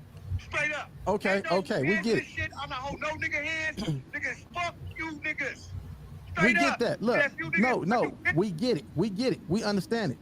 But at the same time, we got enough talent to where we could take over this whole internet, but we keep on going at each other, homie. Yeah, we can. Everybody don't got to get along. Everybody don't got to get along. I want to be on top of the weird niggas. I don't want to do that. I don't want to come on top. I don't want no weird niggas to part of my journey. I want to bring all these handout niggas. I'm cool with that. I can relate. I definitely I got my niggas. My niggas got. I'm trying to get to the 400,000. They got 400,000. They got 100,000. They got 200,000. I just told Spider last night. Go grab niggas from down below. Fuck that. Now I got my niggas. That's that. They got their platforms. And they grinding. And I'm everybody can't go. Everybody can't go. Fuck these niggas. Everybody can't go. Fuck them niggas. And that's what I'm saying. And listen. And my thing is this. Everybody played is different. Your favorite 5-your phone is your favorite 5-your phone. You might be I don't got them niggas at all. And nigga, my favorite 100. So on the dead homie. So I don't give a fuck about them niggas. Any nigga. I'm just saying, that's just on my thing. I say I'm gonna quit. I'm gonna do this, cuz. And it's fuck everything, cuz. It's about me, nigga. F.O. Nigga selfish, cuz. So I'm being selfish as fuck, nigga. And if a nigga walk across my table, cuz, I'm on a bumper. That's all it is. Took you long enough. Shut your nice ass up. Took you long enough. Took you long Fuck, enough. cuz. Took you long enough. All right, he did that. We gonna let him do that. We can do a little organic recap. We ain't gotta stretch it out. What's on your mind, huh? Rick Rock on my shit. I'm gonna just say you know what? Let me. Damn, man. I'm gonna have to go back. Yeah, you might go ahead. Go back on Spider shit. Yeah, but you might as well go back on Spider shit. We can't see you though. All right, let me leave out of here. All right. Rick Rock got all that equipment. He don't know how to use it. Equipment. It's too much. That nigga got $1 million setup and don't know how to work that motherfucker. Oh man. But nah, all I'm gonna say is this. Niggas gotta, I ain't gonna say niggas gotta pick sides. Niggas can do what they want to do, but I pick sides. I do as well, to a certain degree. I don't know where y'all niggas been when I was out here swimming in this ocean all by myself. That's crazy. You feel me? By the time I get tired of all the trolling, here come the niggas just like me with the troll shit. I ain't troll gangbanging no more. But I still got integrity in how I build my squad and, my relationships too. That's it. You feel me? So, man, Rick Rock, I don't know what your end game is over there with the niggas who in protective custody, my nigga. I don't know what you got going on with the PC squad, my nigga, but I ain't gonna front. Fuck them niggas. Right. Straight like that. Like, I mean, niggas talk a lot. And this is what I'm gonna say. I'm gonna say the same thing I've been standing on. If niggas is going, I get it. Niggas gotta get their chili how they get their chili. Run your interviews, run your platforms, get your content up, get your sound bites, get your viral moments, get all that, because that's really what it's about. It's the ticks and the clicks. That's what we all here for. The ticks and the clicks. But I'm gonna just say this on some real nigga shit. If niggas can ask this nigga about tripping on Blue Devil, talk to this nigga, fuck me, talk to that nigga about him ducking J Diggs, tripping on him. Let's talk about everything. If we're going to encompass this universe, let's encompass this universe, not just the shit that make niggas look a certain type of way when they fabricating full-blown lies. You feel me? Loose Cannon for the best example. The toughest nigga ever. Sweetie, sweetheart. Let's talk about this nigga lying about going to jail to duck my face. That really happened. Why we don't talk about that? Why we don't talk about that? That happened. That's a YouTube clip. That's a viral moment. That happened in real time. I look at it like this. Every man on his own. Every man hold his own. So when a man put himself in a position, it ain't for another man to put on his cape and go save him. I'm not fit to get shot from that nigga. You see what I'm saying? Now if we in the car together, we riding down the street, somebody come air it out when this both happen to get hit. I know, you know what I'm saying, that's another scenario. But when a man put himself in a position, a man got to get himself out of it. And, that's just how I go, man. I don't. One thing I don't do on this internet, if somebody getting into it, right? I learned in the past to mind your own so you can live long. Don't get into dude's business. If you got a relationship with that dude, and you got a relationship with that dude, I'm not the dude that's going around, hey, he said this, he said that. Because I ain't trying to get nobody no harm, no serious altercation behind it. They're going to do that on their own. I don't even want to be implicated in nothing. If you fit to go do something, man, do not tell me. I don't want to know it. I don't want to hear it, man. Because I'm 5 years head down the line. I just told Spider that last night about Alex. He was upset about something that went on the show. And you know, it's not my job to say, hey homie. Nah, if you said that, you got to stand on that. I'm gonna play my position and just sit back and watch the show because I'm not fit to participate in it. So there's no need for me to even get involved with it or even speak on it. I learned my lesson from that. I'm not even hip with what y'all talking about. What happened? Had that issue with the homie, and who stuck their neck out there, Spider? You did. I stuck my neck out there, and then when I looked up, I was the only one riding food. Wait, what? And it had bled offline to some real testosterone. I don't know what happened. I missed that one. So I stopped doing that. Okay. I stopped. A little history for you, Rich Trapper. Before all of us was doing any of this regular, me and BG Knockout, just because of our rap history, had a little disagreement that bled over online. Before I was vlogging and all that. And it went kind of viral. And we got to trolling each other kind of aggressively. And that's how Rick Rock was really inserted in my program. First trying to mediate it over the phone. We couldn't find a meeting of minds, and that shit got deep for some years. We was like, yeah, I was avoiding this neighborhood for head on the swivel. So I learned from that. I said, you know what? I'm not getting in nobody's squabbles, nobody beats, because you're gonna be the only one right. And that's my homeboy from the set, you know what I'm saying? But I didn't, that wasn't no internet stuff. You see what I'm saying? I didn't know what that was.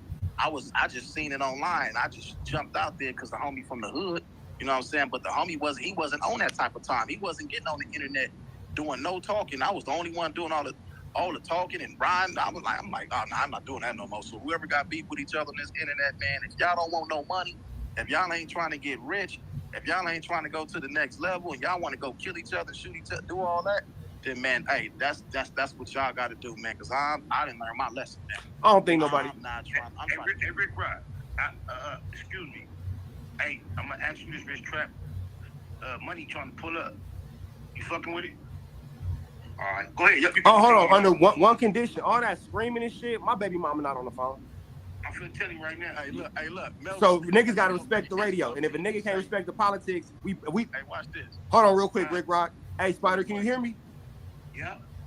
We politicking. Respect the radio. That's all I'm gonna say. Milk said Rick Rock played both sides. Man, I just played my side, and whoever in the game, they in the game. You know what I'm saying? That's how it is, man. Ain't nobody on this internet for Nutty Block Crip, so I ain't got no side. Ain't no plan on both sides. We all associates. We all got a communication line. You know what I'm saying? Ain't none of us. We ain't that cool to where we all fit to go jump in the car. If Spider was to call me right now, and I know if I was to call Spider, so we fit to go hit a lick. Don't say, hey, I ain't do. You know what I'm saying? I don't know you like that, homie. And I can also say the relationships in this community change like the weather. You got to be careful taking on somebody else's emotional situation, then they get over it, and you didn't establish some type of disdainful individual you would have not had no problem with prior to that. And these niggas done resolved their relationship. I have real life situations with people like Fat Joe and others to where I would have never had an issue with them had they not had an issue with another guy. And now these dudes are bosom buddies, and I'm left with the remnants of, you feel me? So I've learned on a grander scale, bro. I know all y'all hot. Y'all done got into it with Fat Joe. And this dude over here, Fat Joe, they best friends now. I know y'all mad as, I know y'all sick about that. And outside of that, shout out my nigga Inglewood Muggs, which caused me not to ever really come down on Fat Joe the way I would have back in the day. Me and Muggs, our birthdays both on January 19th. We got a tight bond like brothers. That relationship would have caused perhaps me and Fat Joe to have built something that lasts. I'm gonna tell you something. Fuck that. The deepest thing that happened because of me. Troy Carter. Look him up when you get a chance. He's a billionaire. He's part owner of Uber. He used to manage The Weeknd and a Lady Gaga. He sought after me shortly after I was signed to G Unit. He had a management group called Sanctuary Management. It was located like in Beverly Hills, Century City. it was so early on in my career, I was thinking about the shit you always hear. You never jump on the first thing smoking. It's gonna be this. Long story short, bro, I turned it down because he managed fat. I didn't want to jump on it and offend 50. I said, let me see how these niggas feel about it. He not only managed Fat Joe, he also managed Eve at the time. Eve was on TV at the time. He told me at the production meeting that while Eve was filming that TV show as her manager, he was making 30 bands a week on that one venture. Also, remember that Boost mobile campaign back in the day? Ludacris, Game, Jeezy, Fat Joe? That was him too. So I forfeited all that because I'm down and loyal like we describing, y'all. That's how deep it cost me, y'all. And then when I doubled back and tried to knock on Troy's door, because I realized he was like a Chris Lighty. He was like a violator. And it was not many out there. And I didn't get many more people approach me like that. I had taken so long, he was offended. He was no longer interested, bro. Wow. Blew the bag, man. Hey. Oh, man. Then I looked up years later, Shark Tank is my favorite show. The only black host I ever seen on there was the Fubu nigga. Then one day I'm seeing a nigga, I'm like, man, this nigga look familiar. I know this nigga somewhere. They start calling him Troy. Bingo, he was on there with the Sharks on Shark Tank. Yeah, so think about that one. All over the fact 50 Cent and Fat Joe didn't get along. It's crazy, man. That's another thing. Like this stuff is. I remember when I came home, man. I got on this YouTube, man. It was fun, man. I could pull up Ice Cube them videos from way back in the days that I ain't seen because I did all that time in the pen. When I came home and I had action to go pull up all them videos I used to see on the box before I went, I'm like, man, you ain't got to wait for it to come on. I could just pull it up. I did that all day while, as soon as I get off work, I come on and sit there and watch street TV, and I watch what's the old boy from 60s, Kev Mack videos. I watch all that stuff, you know what I'm saying? And I was catching up on it. Now we got the power. We got the power.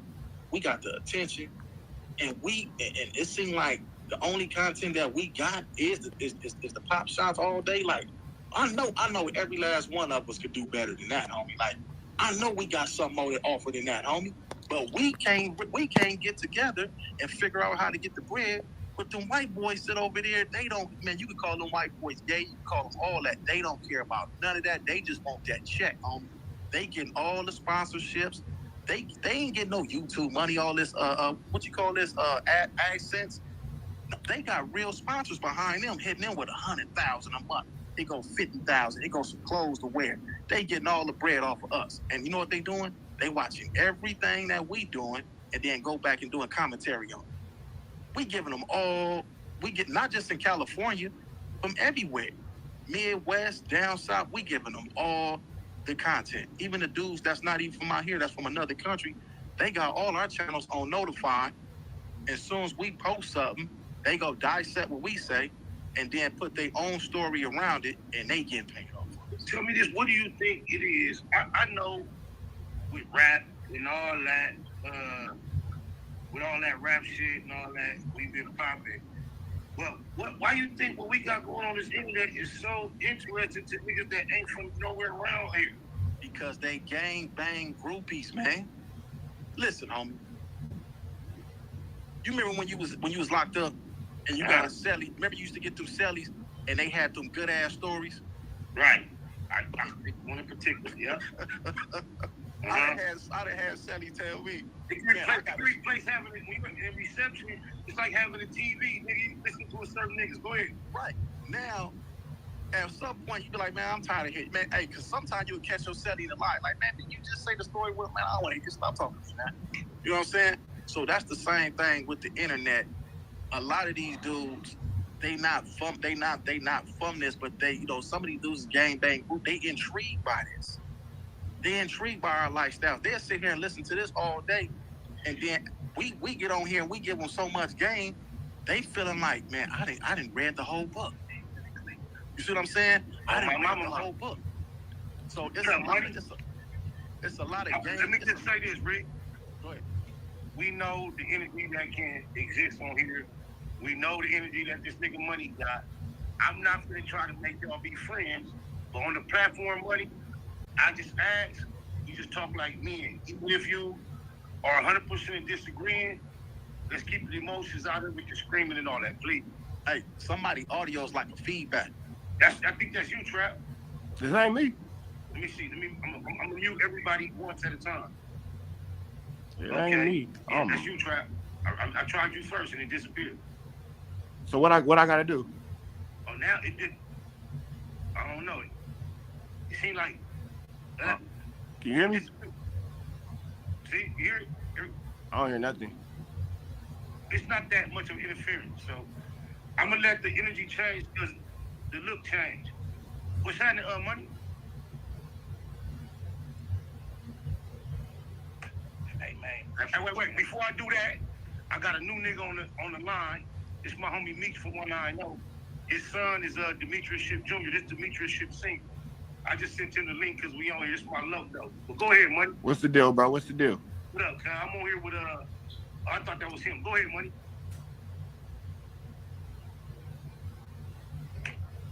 First, Spider Love, man, I want to appreciate you having me on the show. You know what I'm saying? It's been a wild day, man. But you know, I'm gonna come on here. I'm gonna try to keep it respectful. No, I ain't gonna try to keep it. I'm going to keep it respectful. And I appreciate you. You know what I'm saying? Having me on the. You can have your own mind. You could have your own thoughts. Just all that hollering and fuck you, bitch. We not doing that. I appreciate it, bro. I got you. So we're gonna let you entrap. You know, at the moment, this happened to become yours, y'all. Go ahead, y'all can kind of like go ahead. Hey, before we get started with anything, you got 1111 number? Yep. All right, bet. Say less.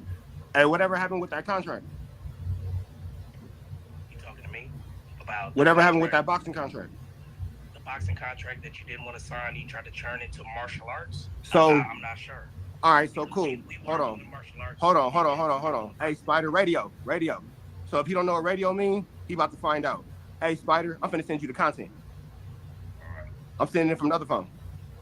All right, and then it's then what I'm gonna do. Try to send it to my computer and want me to try to share it on the screen or just read it. Man, no, it's the YouTube video.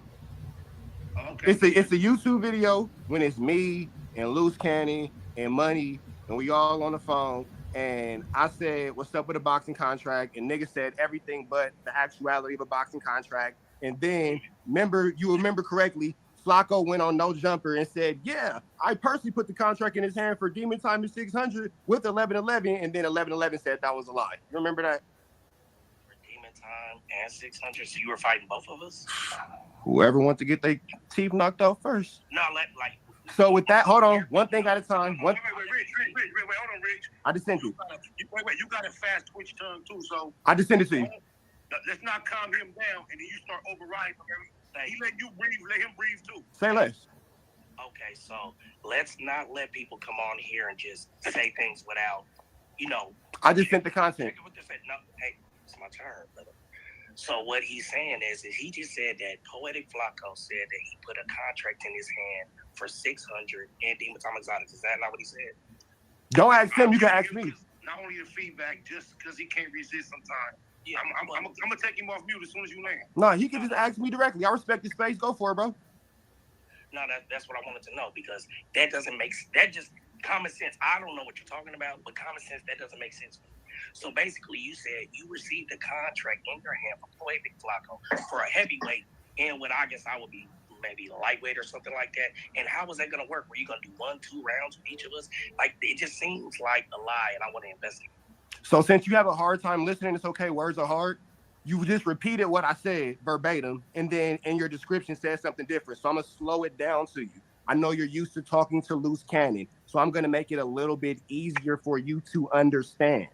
Pathetic Flacco, your big homie, your mentor, your leader, your king, one of your kings, said on No Jumper, he and 1111 personally gave me a contract for you and 600. That's what your king said. And then when we called 1111, he said that was a lie.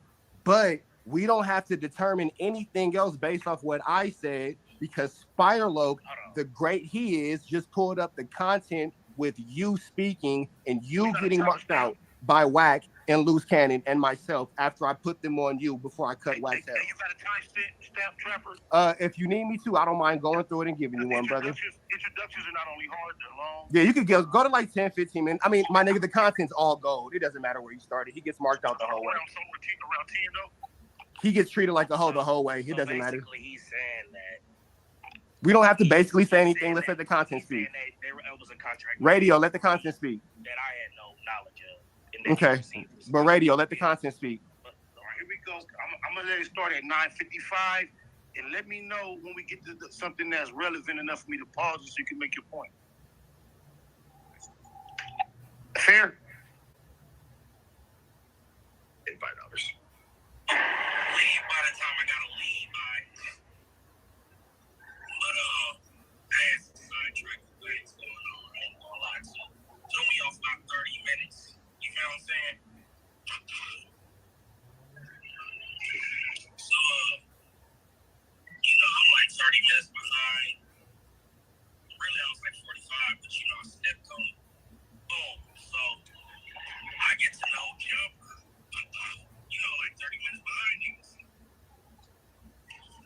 Man, when I tell you the security guard, bro, he got it on me, bro. This nigga. Hey, my bad. I sent you the wrong link. My bad. I just sent you the right one, Spider. Hold on, that's my fault. I sent you. However, go back to my No Jumper interview. I was an uninvited guest. You still keep. No, my fault. I sent you the wrong link. That's the link of them niggas leaving him outside because he's an unwanted guest. I just sent you the right one. That's my apologies. I fucked up. Is the time stamp on me? They said it's about 45 minutes. One of my moms just sent it to me. I could take this as this was set up on purpose. This was just a smug campaign, but I'm allowed to continue. What money? What, you being here? No. Oh. What I'm saying, what he's doing right now. Oh, okay. Like sending you, let's I'll just drop this look. Oh, you gotta live on a No Jumper, but let's find it. But I said, that's what I'm saying. You gotta stay fair in the world of debate and presenting us. He's not being disrespectful. He's utilizing actual historical content for y'all to analyze. So, and that's why I said I could take it that way. I could take it a certain way that he dropped some shit that's basically smutty that has nothing to do with it on accident. Are you preparing me to hear his point be made very well? No, not at all. I don't even understand the point still. I could take it that way, but I'm not going to. Now, you don't prejudge. He is sharp.